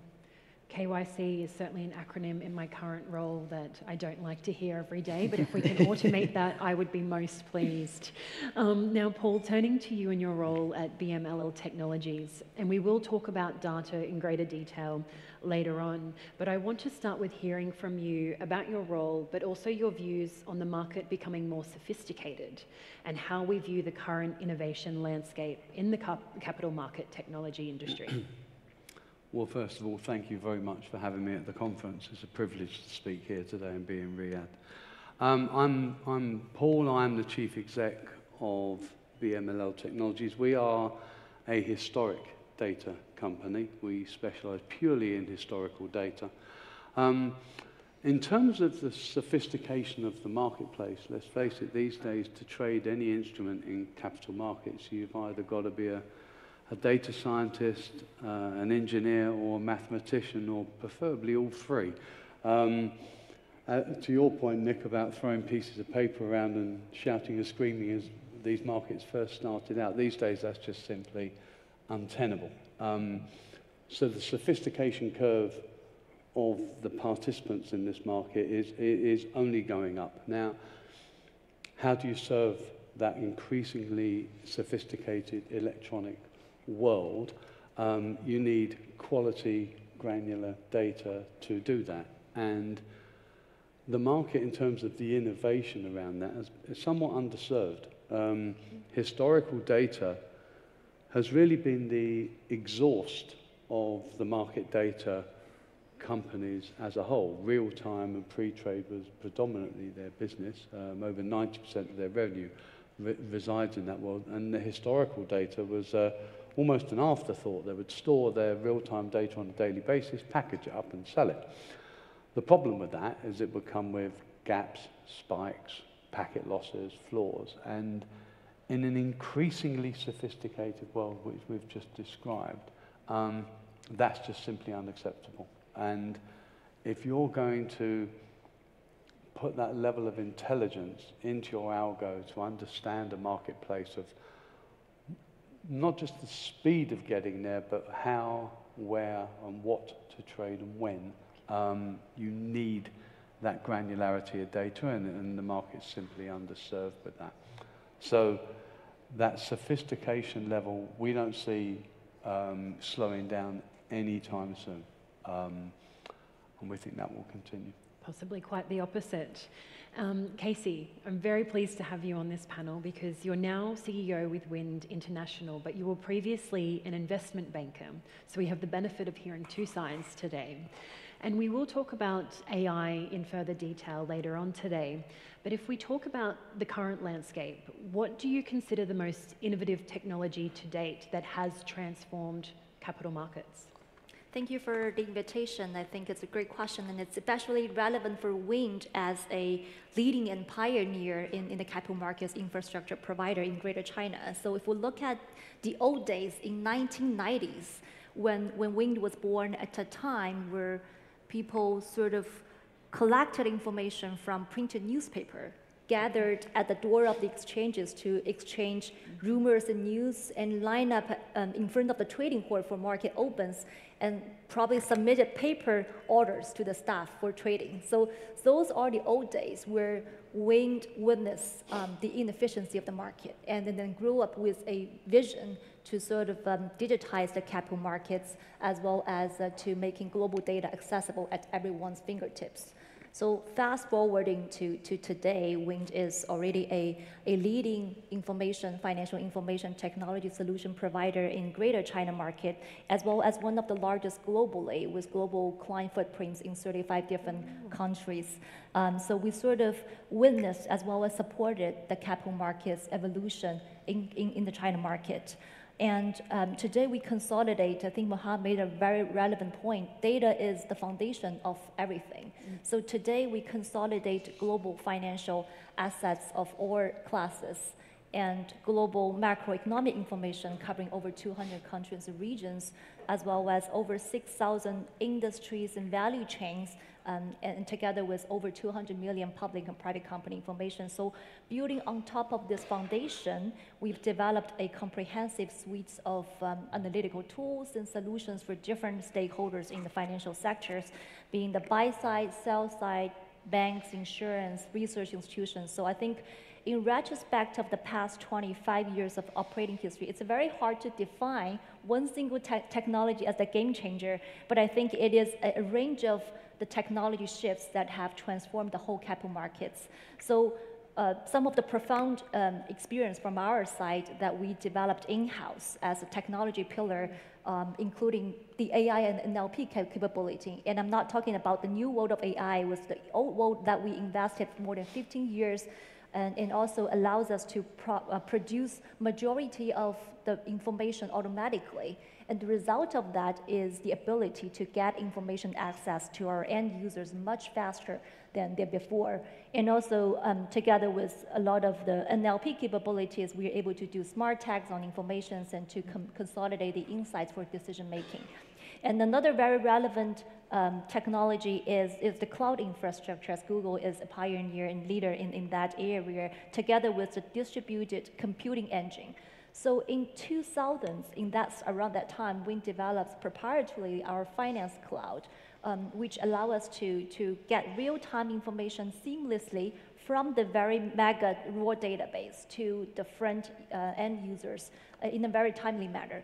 And together with the distributed computing engine, that supports a higher level of complex financial calculations, cross markets, cross asset classes, cross currencies, of different accounts, multiple layers of portfolio penetration, etc. So that is all that making data analytics possible. And last but not least is the big data analytics. I think it may sound like a very general and broad term, but in reality, it means distill insights as well as the relevancy, correlation, relationship amongst the explosive and noisy amount of information pool to make informed investment decisions. So I can go on, but I think there are a lot of technologies in pieces that together transform the capital markets, and that is the role that we play. It's actually incredible. And being able to make it real time and obviously help every party in the whole transaction from start to finish is certainly beneficial, and there'll certainly be no shortage of tech trends, and the potential for disruption will always be there for capital markets. And Mohammed, if I turn to you, what segments are is WMED focusing on in this area?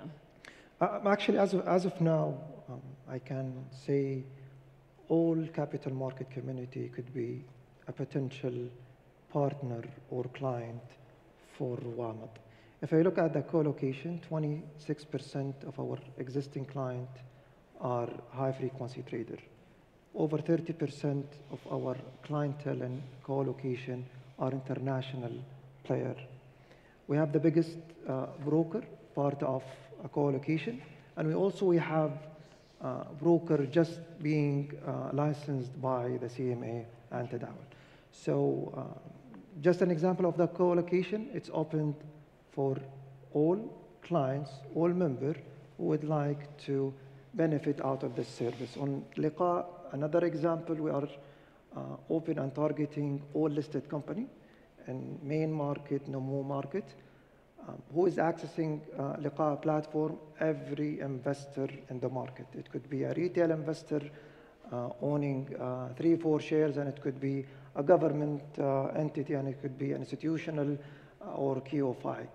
So in a nutshell, WAMD is targeting and serving, enabling the whole community in the capital market. When it comes to data, our aspiration is why we don't go beyond the capital market data, why we don't integrate real estate data, point of sale data, and many other data where we can provide it in a package for a different segment in the market. It could be the issuer, it could be an investor, it could be many other segments. And by the way, if you look at the data we have today in Saudi Tadawul Group, huge. We have over 1 billion trades. Can you imagine each trade, how many analyses, how many valuable data we could get? 100. We have over 300 million records for ownership movements. We have over 700 million settlement records. So the size is huge. However, our aspiration is bigger than what we have. We would like also to leverage other source of data that will allow us to get in a stage where every member in this community, I mean in the capital market, could get more information, valuable information that will enhance the experience of the issuer, of the investor, or price dissemination company. That's fantastic. And I did want to ask Butter a question about tech trends, but I think it would be good to go to you, Paul, given the mention of data. And I think you're our resident expert on data, which is fantastic. How has the focus shifted from speed to intelligence, where previously the emphasis was on first to post and to act on market data, but now it's about prioritizing the strategic use of data for making those informed decisions? Well, certainly my belief on that is that the speed race is almost over, and the race for data and analytics is now firmly on. To the point you made about the scale of the data we collect, end-of-day level 3 packet capture from over 100 venues around the world. Just capturing the IBM order book on NYSE is 7 million messages a day. There's 16 venues, lit venues in the US that trade the same stock. They will all have 7 million messages too, and that is one stock out of 6,000 stocks. You can see how this multiplies up. So to understand that, it used to be the preserve of only the most sophisticated high-frequency firms. And one of the beliefs was that they were faster than everyone else because of the size of their machines and the width of their pipes and all of that. It's part of the story, but it's not the complete story. They had an army of quants mining this data, engineering it to make it usable, to put intelligence into their algo.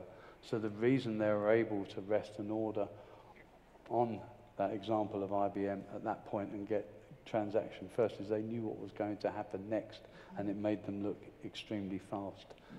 80% of a quant's time is typically spent scrubbing, munging, gathering, and organizing data. And if you're lucky, 20% of their time deriving something actually useful from it. And it really turned into an unfair playing field. That's one of the things that certainly we do, is we've tried to democratize that environment to give that quality of level of data to those that are unable to manufacture it in such a way. And we talk about the advance of AI. AI relies on quality data. If you're putting rubbish in, you're going to get rubbish out. It's quite as simple as that. And like I said, it's been the preserve of only a handful of firms for many, many years, and it's only recently that that's really changed. Absolutely insane figures that you've just given us there. And I will go back to you, Butter, when we're talking about the tech trends, but also I'll integrate some points on data, because I would like to hear how Google Cloud will play that pivotal role in changing or shaping even the future of innovation in the tech markets. But what are your views on the use of data in such a disruptive technology? So, I mean, we at Google believe that we're a company that born in, to make the data more accessible to people in general. So now we believe in openness, for sure. So what we do right now, that the fact that we are in Saudi now, we're getting closer to the customers in Saudi. So this enables the whole financial system community to be close to the kingdom, and also to stimulate that innovation ecosystem that we have. In terms of the way we look at it, definitely, I mean, every day in our phones we use Google technology, Maps, YouTube, and we see the amount of intelligence that has, and building the customer personas that are there. Actually, in Google, what we're trying to do, we're trying to reflect that on a bigger scale, on a more of a sectorial, industrial, way of looking at things.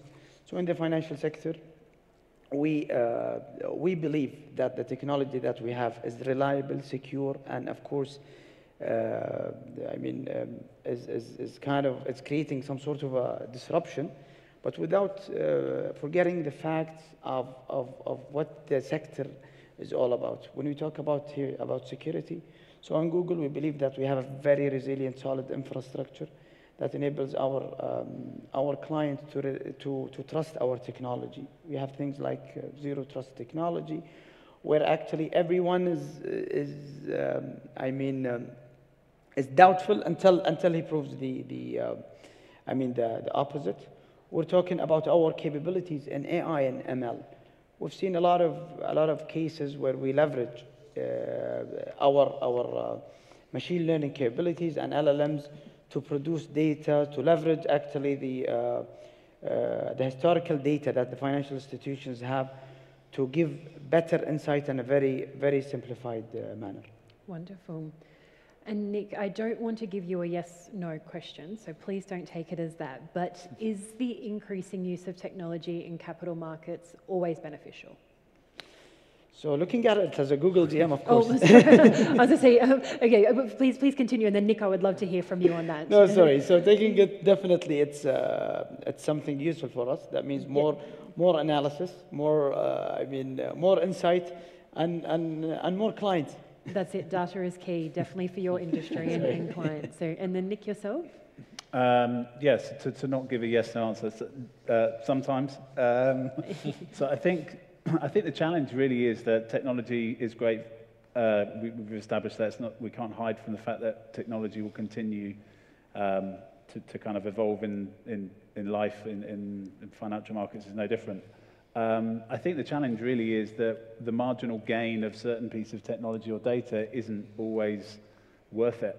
So because these buzzwords are so ubiquitous and everybody's looking at similar things, the cost of an alternative data set diminishes very quickly because the more people you sell it to.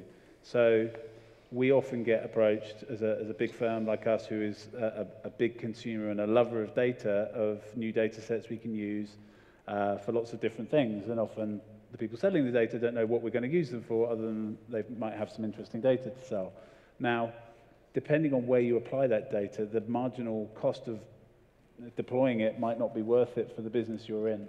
And also, as I've already said, you know, the availability of data, you know, is something that you have to be very aware of, and who's using what. So I think as a firm and as an industry, people are very careful now about AI and the application of AI, and does it create the potential for disruption in markets as well as good? Because obviously, if you look at the asset management business in general and take away AI and technology, you've always tried to employ smart people to make smart decisions based on the information available to them.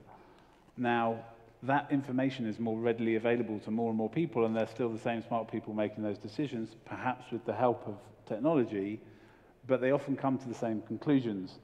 And that's where you find crowding, you find these situations where there's potential for market disruption. So I think we have to be careful about how those things are applied. The potential for, you know, we look at the stock market now in the US, and most people are calling it some kind of bubble, potentially. You've got companies that have, you know, NVIDIA is the best example, obviously, given how big it's become and how much the stock has rallied, and the fact it reports earnings this week, of the computing power required to manage all of this data and come up with AI models. It's literally the epicenter of all the companies that do that. They provide the chips to do it. So, you know, at the same time, you've got to worry whether we're getting a bit ahead of ourselves, because the cost and the effort to deploy all of this is significant. It's not easy to do this, especially in big organizations. So I think, is it good? Yes, generally, but at times, you know, you've got to pick and choose your battles, what data you deploy, what methodology you use to do that, and whether there is the marginal benefit for the business you're in to go down that path. And it's great that you mention artificial intelligence, because I do want to speak and hear from Casey about that, because it is inescapable, but it certainly is on a spectrum at the moment in terms of how much it is implemented. So I wanted to hear from you about AI and its role within capital market innovation and what impact it will bring, but then also you mentioned Wind is a leading Asian financial institution and technology solution provider. So what has it been doing to capitalize on such technology to better service the capital markets? Sure. Wearing my historical banking hat, I understand the operations of the finance sector. And then sitting in my current role, I feel more excited to sort of not just providing value to one institution, but to the tens of thousands of institutions with our capability. So I think there are 4 major areas that AI can really add value. On lead generation, for example, helping the companies to identify potential new revenues with deep learning, with knowledge graph kind of technology, able to help corporate banks to identify quality small and medium companies with financing needs, or helping financial advisors to identify the fast-growing companies before they even become unicorns. And also, AI can help in the world in customer engagement. I think a lot of corporates are using that. The mass affluent adoption today is when it comes to use robots to provide customer services through analyzing the text and sentiments. And in a more advanced stage of the customer engagement, where we provide to the wealth advisors to help them automatically analyzing the portfolio healthiness of their clients and providing some rebalancing recommendations by analyzing their, for example, risk appetite, market movements, etc. And it can also help in the area of productivity enhancement. And that is a tremendous area that we can unlock the value. There are a lot of tedious and repetitive work in the finance world, and then we can certainly use AI to improve that. So for example, in the work of a research analyst, AI can help right now to sketch out the whole research framework and distill some data insights to match with the framework of these theses. And also, as investment bankers, AI can also help to generate part of the pitch book or company profiles just within simple clicks. And in the very tedious work of, for example, risk management, operational management, AI together with the knowledge graph can help to identify potential fraudulent transactions, related party transactions, and when it combines with a massive database, it helps you to do some of the due diligence and EKYC, as you mentioned. So these are all the things that we had yesterday. And I have to say that the world has completely shifted today with the new generative AI, world where we see a lot of challenges landing in real financial sectors. And it's critical to provide the most accurate information by marrying a large language model for the finance world and together with a massive database to come up with very accurate information where in finance world there is zero margin of error. Okay. A lot of challenges there, and I guess we'll come back to you, Mohammed, just briefly. Could you elaborate on the challenges that are being faced in the digital transformation and how WAMD is working to overcome these? I will make it short. Thank you very much. Thank you. Thank you. I think one of the challenges, limited technology provided in the capital market. As if you look at the market, even in the region, not even in Saudi, in the region-wise, there are few companies to provide technology for the capital market. And moreover, most of them, they provide system, not solutions. Mm-hmm. And this is the second challenge, how you can convert them from being a provider for a system to a solution. WAMD closed a transaction last year by having a controlled stake in DirectFN. We are working with the leadership of DirectFN to start this journey, which is basically not providing system to provide a comprehensive solution. We give the space, we save the energy resources for financial institutions to focus on their business and leave the technology part as a solution to DirectFN or any other companies. This is one of the major challenges on the technology. The second one, when it comes to data, not every user of data, for financial institutions, they are maturing from the technology side. So just an example, when we develop a list of packages, we are not expecting everyone would like to receive it on API format. Some of them, they are still not being ready on that. So we are considering it in our journey, in our program, how we develop a package that's suitable for the market, and moreover, how we deliver this package on a way that the end user can use it easily. That's fantastic. Okay. Thank you. And Paul, I want to briefly hear from you on building versus buying and why buying alone in real time doesn't always work and the challenges that brings. I've seen too many times people try to fix poor quality data with technology. If you've got poor quality data, buy good quality data rather than put technology to work to try and solve that problem. To Nick's point as well, if you've got a proposition, you've really got to answer the so what these days. It's all very well having a proposition. If you can't prove the value add of that proposition, then it really does fall somewhat short because there's a real cost for people to transition. I also think that one of the benefits mentioned in terms of the cloud, often or not, you think of the scalability of storage when we're talking about huge sets of data here, but one thing that often gets overlooked is that access to unlimited compute power. I mean, when you look at having this data quality ready, full market open the next day, embedded into your algo, I know we perform something like 400 million data checks overnight to make sure that data is ready. Without the use of a scalability of cloud, we'd never be able to do that on-prem. So I do think that if you're looking to solve a data problem, solve it with data. If you're looking to solve a technology problem, solve it with technology. I've seen those cross-pollinate before and it doesn't work. Well, it's a perfect segue into our closing question for you all. And I think a key takeaway from today is data is key, but you also have to be prepared to help and assist all types of clients, all types of industries, and certainly what Casey has described as the work over the last decade has certainly led to this moment for the disruptive changes with capital markets and tech. So starting with you, Casey, I guess in the next 12 months, the next year, what do you see as the biggest technological shift, or what do you anticipate to be the biggest technological shift for capital markets? For us, it's always the application of AI. So there are many challenges, and I think if those challenges can be received, there's tremendous value to be unlocked. So we have been working to prepare ourselves to be disrupted.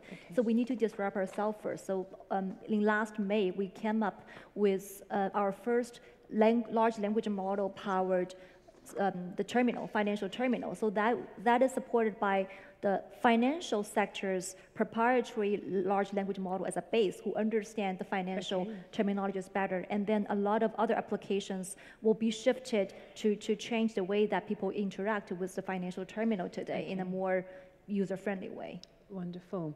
And I guess for you, Badr, in one sentence, what do you think will be the biggest technological shift for capital markets in the coming year? I mean, definitely Gen AI. Gen AI would be, would be up. I mean, the uprising star and the horizon. Okay. Nick, and yourself, what do you see for the clients? Yeah, I agree. I think also, consolidation. I think That's a good point. a little bit at it's expensive to be good at this, so you're getting consolidation around the bigger players in certain areas, and then also I think you get the barbell of lots of smaller innovators coming through because they solve those problems that people want to outsource. So I think you get consolidation in that.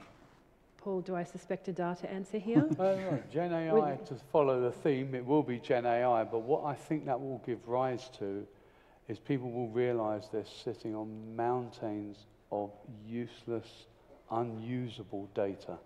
And I think that will change. I think the need to fuel AI with quality data will suddenly get people to look at what's in their warehouse and go, it's not fit for purpose. Wasn't expecting that. That's good. And Mohammed, next in the yeah, definitely AI, and we have to build the foundation right, which is the data. So it seems from today, AI and data are key, and it's what we all need to look forward to over the coming 12 months, particularly for capital markets and innovative changes. So thank you to our 5 experts and for those who traveled here today. If you could join me in thanking them for their time. Thank you.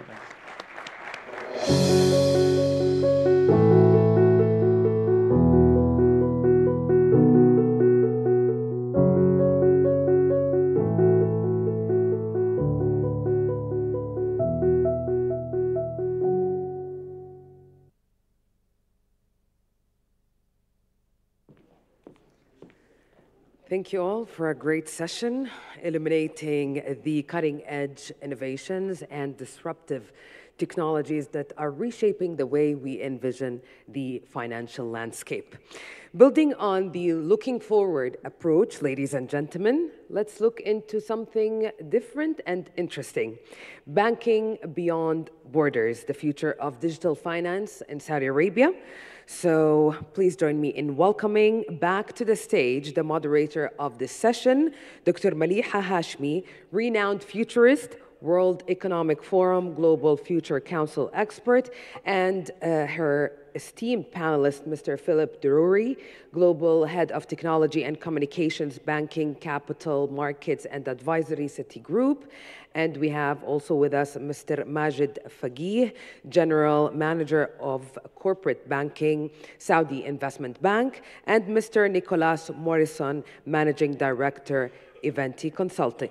So please join me in welcoming the moderator and her esteemed panelists. Welcome all to the stage.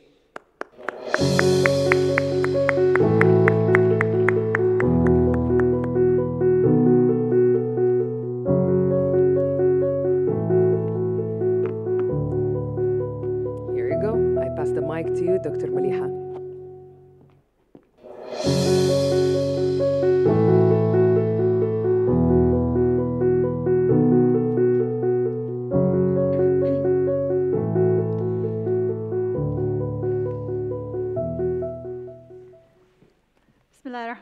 Assalamu alaikum and warm welcome to all the visionary thinkers, speakers, and guests today.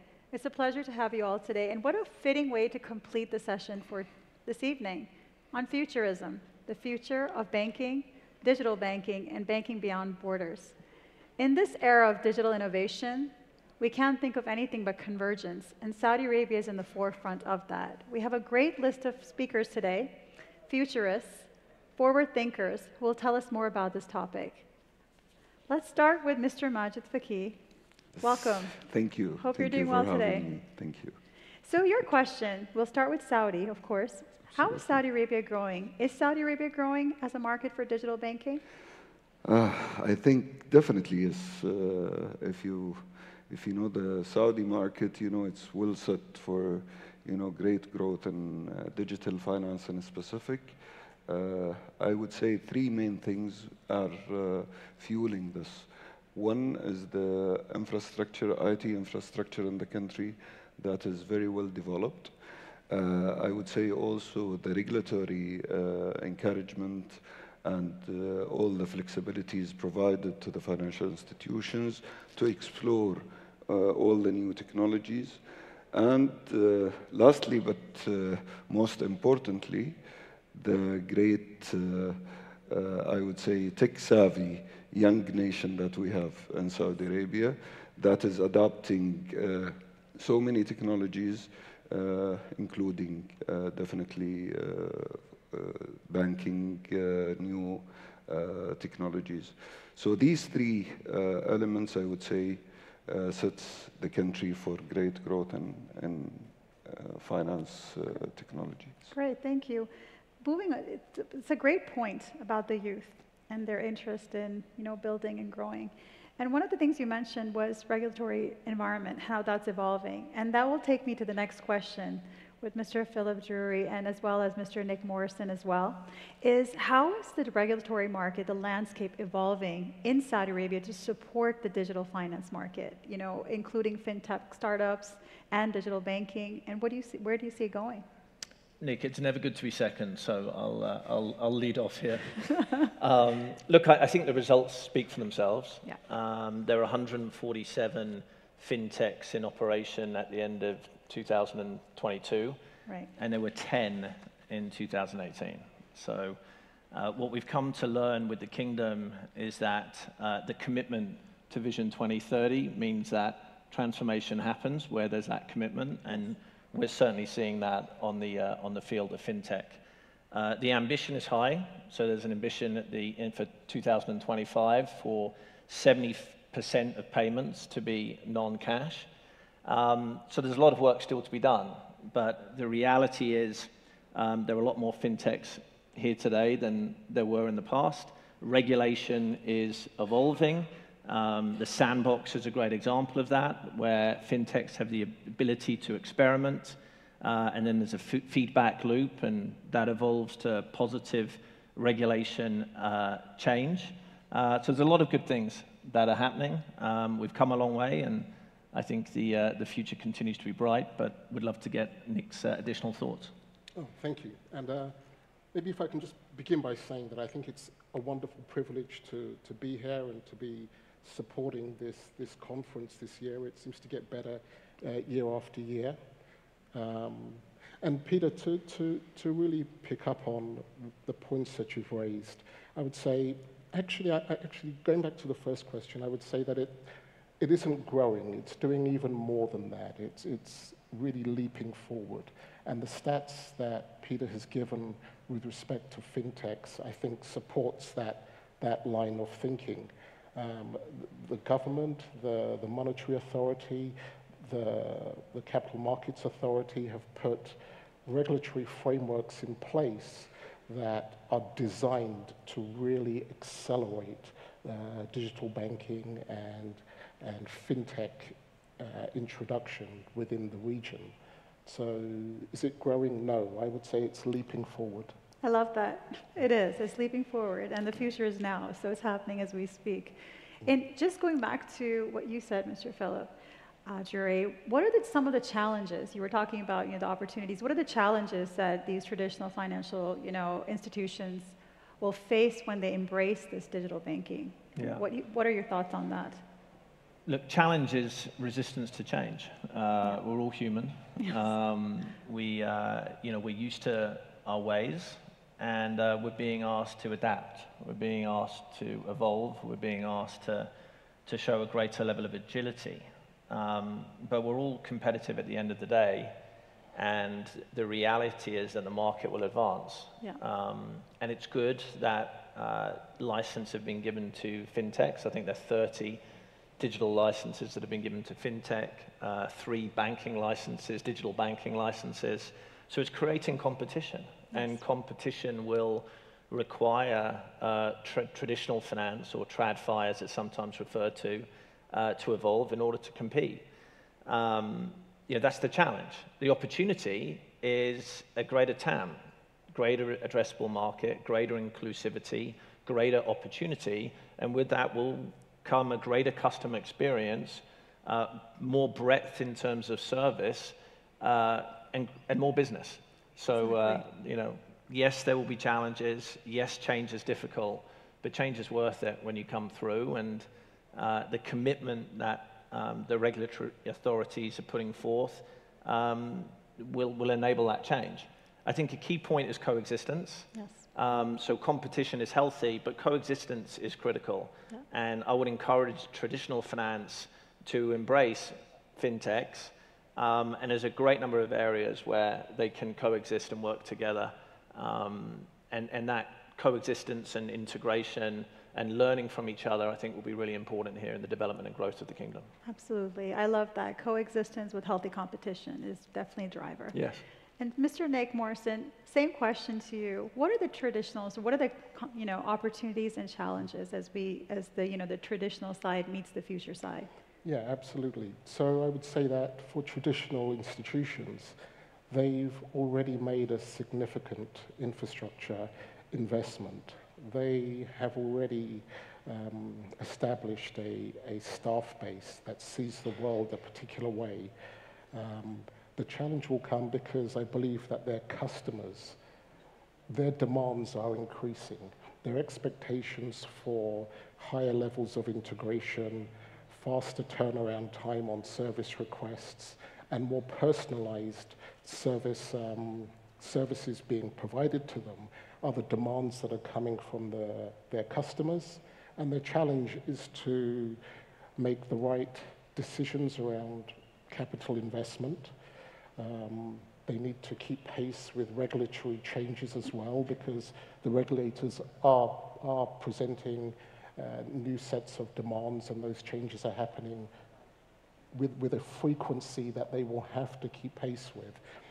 But as Peter has indicated, the challenges themselves open up opportunities, and those opportunities will lead to these traditional institutions being able to optimize their operational platforms, optimize their processing, in all likelihood move to a lower cost operating base, and of course deliver more to their customers. So there are a huge amount of positive incentives there to encourage them to continue to take those moves forward. And I would say in closing on this point that the other opportunity that is available to the traditional institutions is to identify the right strategic fintechs to partner with for change. Nice. Beautifully said. Thank you. Mr. Majid Faki, what are the established banks doing, at the moment in this digital banking space? I think there is so much going on in banking in Saudi in specific, and as mentioned, it's a very agile and dynamic sector. What we have noticed that a lot of banks are building capabilities in the digital arena, whether in-house or through joint ventures, and embracing, all the new fintechs and trying to make the maximum out of these new technologies coming out. I think most of the banks, if not all, have already digitized most of the journeys. Now it's going beyond that. It's not about the customer journey anymore. It's about linking that journey to the customer lifestyle and ensuring that you can meet the expectation at the right time of the customer instead of waiting for the customer to come and approach you. So I think definitely banks are investing and will continue to invest in the infrastructure, and they're following the international developments and the fintechs and what's happening in the Saudi fintech market as well. You know, in the past, the barrier to entry to the finance sector used to be huge. Yes. Today, a small fintech can come in and change the whole way that you look Right. at things. So it's definitely very interesting times. Actually, in this day and age, the only thing that's constant is change, right? So we have to Absolutely. embrace it, right, in one way or other. Mr. Philip, Yes. how can Saudi Arabia further promote financial inclusion through digital financial initiatives? You mentioned that, you know, it's important, but what can we do? How can we ensure more access for all segments of the population? I think it's perfect sequence of questions, well, not planned, but Majed, I think, touched upon it. I mean, we've up to now, we've been talking about, you know, how the financial institutions are going to have to change, TradFi, fintechs. What we've not talked about is the consumer of financial services. So, I mean, there could be a long answer, but what I would focus on is customer adoption. Yeah.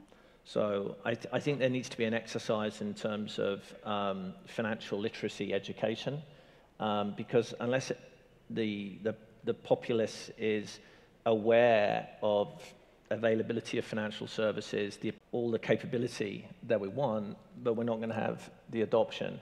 Now, I don't think that area has been neglected. A great example of that is the usage and adoption of buy now, pay later, where we've seen explosive growth over the last couple of years. They're two fabulous private companies, homegrown, you know, that can potentially be, you know, future IPOs, and the kingdom should be proud of them and is proud of them. But that's an example of customer awareness and consumer adoption, and a great example of inclusivity. Yes. Continuing that financial literacy, also making sure we have the right guardrails, obviously. So, you know, with evolution and technology and capability, needs to come security. Open source banking is a great initiative to provide greater security in terms of providing data to third parties. Right. But look, the answer is adoption, financial literacy, in order to have the demand to meet with these wonderful capabilities that are fast evolving in the kingdom. Beautifully said. I love the adoption and education. That's definitely really necessary, specifically for the youth. And I know personally that buy now and pay later is so famous and it's getting such a vibe that people are loving it. And that's the change that we're talking about. We need to adopt it immediately. Yeah. And I know, Dr. Maliha, you do a lot in leading healthcare. I always think well-being is financial well-being and health well-being and state of mind. But the two are frankly very, very interrelated. Right. So if you can reduce some of that stress related to financial endurance, then it feeds into the well-being and the health aspects of the kingdom as well. Absolutely. It's beautifully said. We're digital citizens. Everything is converging, and you need the mental and the financial fitness and the hygiene both ways to go forward, right? Agreed. That's great. Mr. Nick Morrison, question for you. So what collaborative efforts are being made now between like financial institutions, fintech startups, and government agencies to drive this digital finance forward? Thank you. I think that is a great question, and it connects very closely to the point that has just been made, in that from a government perspective, we have the FinTech Saudi drive. We also have the Digital Academy that the government has put in place. These two initiatives by themselves are doing a huge amount to drive education, to drive promotion of fintechs, to drive the development of infrastructure, and to help the education and development of many of the young folk within the kingdom. And some of the collaborations of note, and I think I'll reference two. There is one right now with where a fintech is working very closely with their Arab National Bank in order to use a lot of their data analytics in order to provide a more tailored service to their clients. So this is a case where you have a traditional institution that is working very closely with a fintech in order to deliver that level of change. There is another bank that is working again with a fintech, but in this instance, it is to establish a digital payment system targeted at small and medium-sized restaurants across not just Saudi, but across the Middle East and North Africa. This is a great example of steps towards democratization of digital services across the region. And a lot of that leadership is coming out of the kingdom, and I think it's something to be very proud of. We are. We're very proud of that and excited about it. Yes. It's moving to Mr. Majid. What would you say are the main areas of interest for digital banking at the moment? Well, I think focusing on the user experience and the customer journey is a big thing. I think banks are looking at new ways, different ways. The Saudi Investment Bank established an innovation lab to reimagine the banking for customers, because it's not anymore what it used to be. You have to keep up with so many factors. And I think we are in the country, I think there is a lot of focus on the financial sector is very important in the Vision 2030, the stability of the financial sector, and all what was mentioned about inclusion, financial literacy, and I think it's in the heart of what banks are doing to ensure that they support the vision and the aspiration of the country. It's our vision. I think all of us are proud of what has been achieved, and we would do all what's possible to support, achieving further successes, inshallah. Inshallah.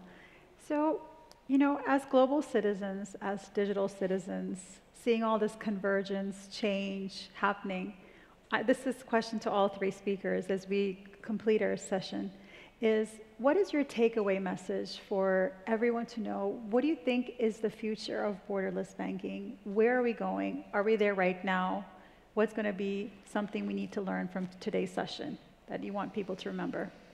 Look, I think embrace change, but also be patient with regulators, because you want to have change that is sustainable. Right.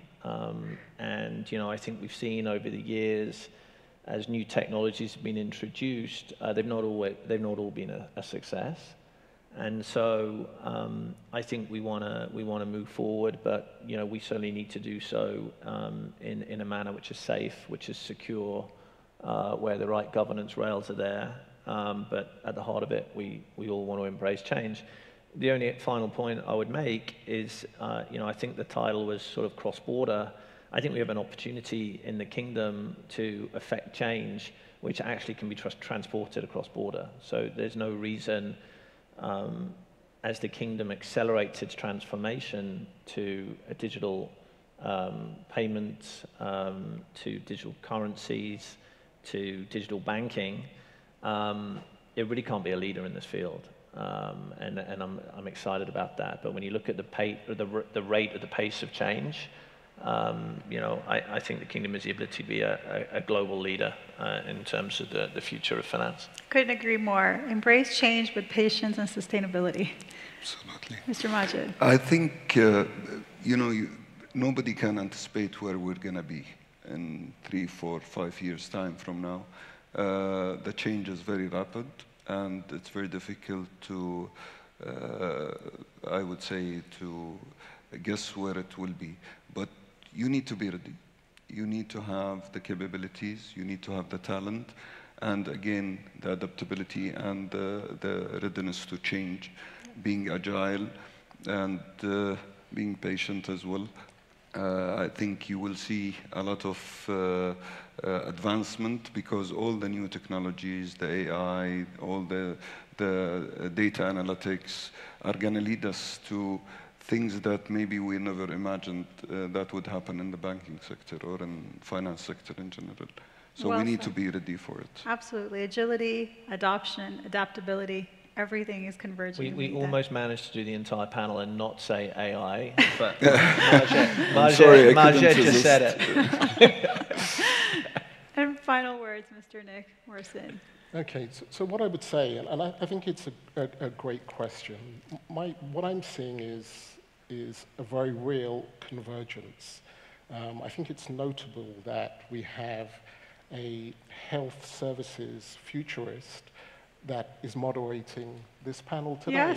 Yes. and for me, that speaks volumes about the extent to which we are seeing convergence.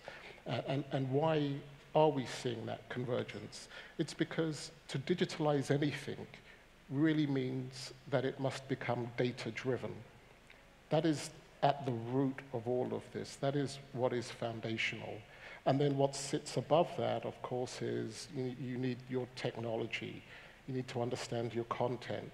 You need to, of course, work well with the regulators because data is something that needs to be managed and protected. It doesn't matter whether you're coming from the healthcare industry or the financial industry.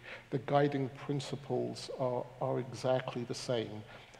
So it is that convergence more than anything that we're seeing, and the technology and also the specialists that are needed to guide institutions through these transitions. We're seeing the overlap there as well.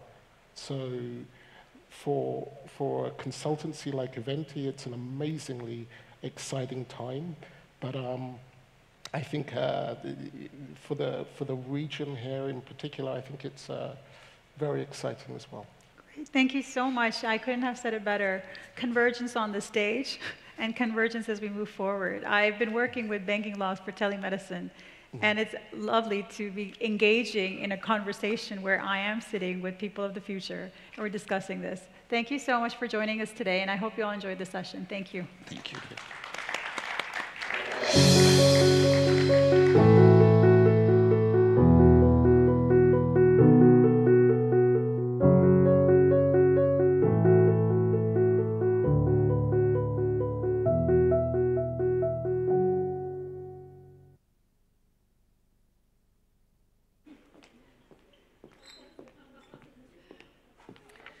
All right, thank you all for this insightful discussion. Dr. Maliha and your esteemed panelists, focusing on the future of banking in a global context. With that, ladies and gentlemen, we mark the culmination of day one of the Saudi Capital Market Forum 2024. I want to express my gratitude to all of the speakers, moderators, participants, and of course, all of you, our audience. You are a remarkably interesting crowd of people. We look forward to welcoming you all back here tomorrow for day two, and I'm delighted to hand over to my colleague Wadad Talib, who will be your master of ceremony for day two of the Saudi Capital Market Forum for this year. Thank you all. We'll see you tomorrow. لكم مني أطيب تحية. كانت معكم وئام الدخيل. شكرا لكم.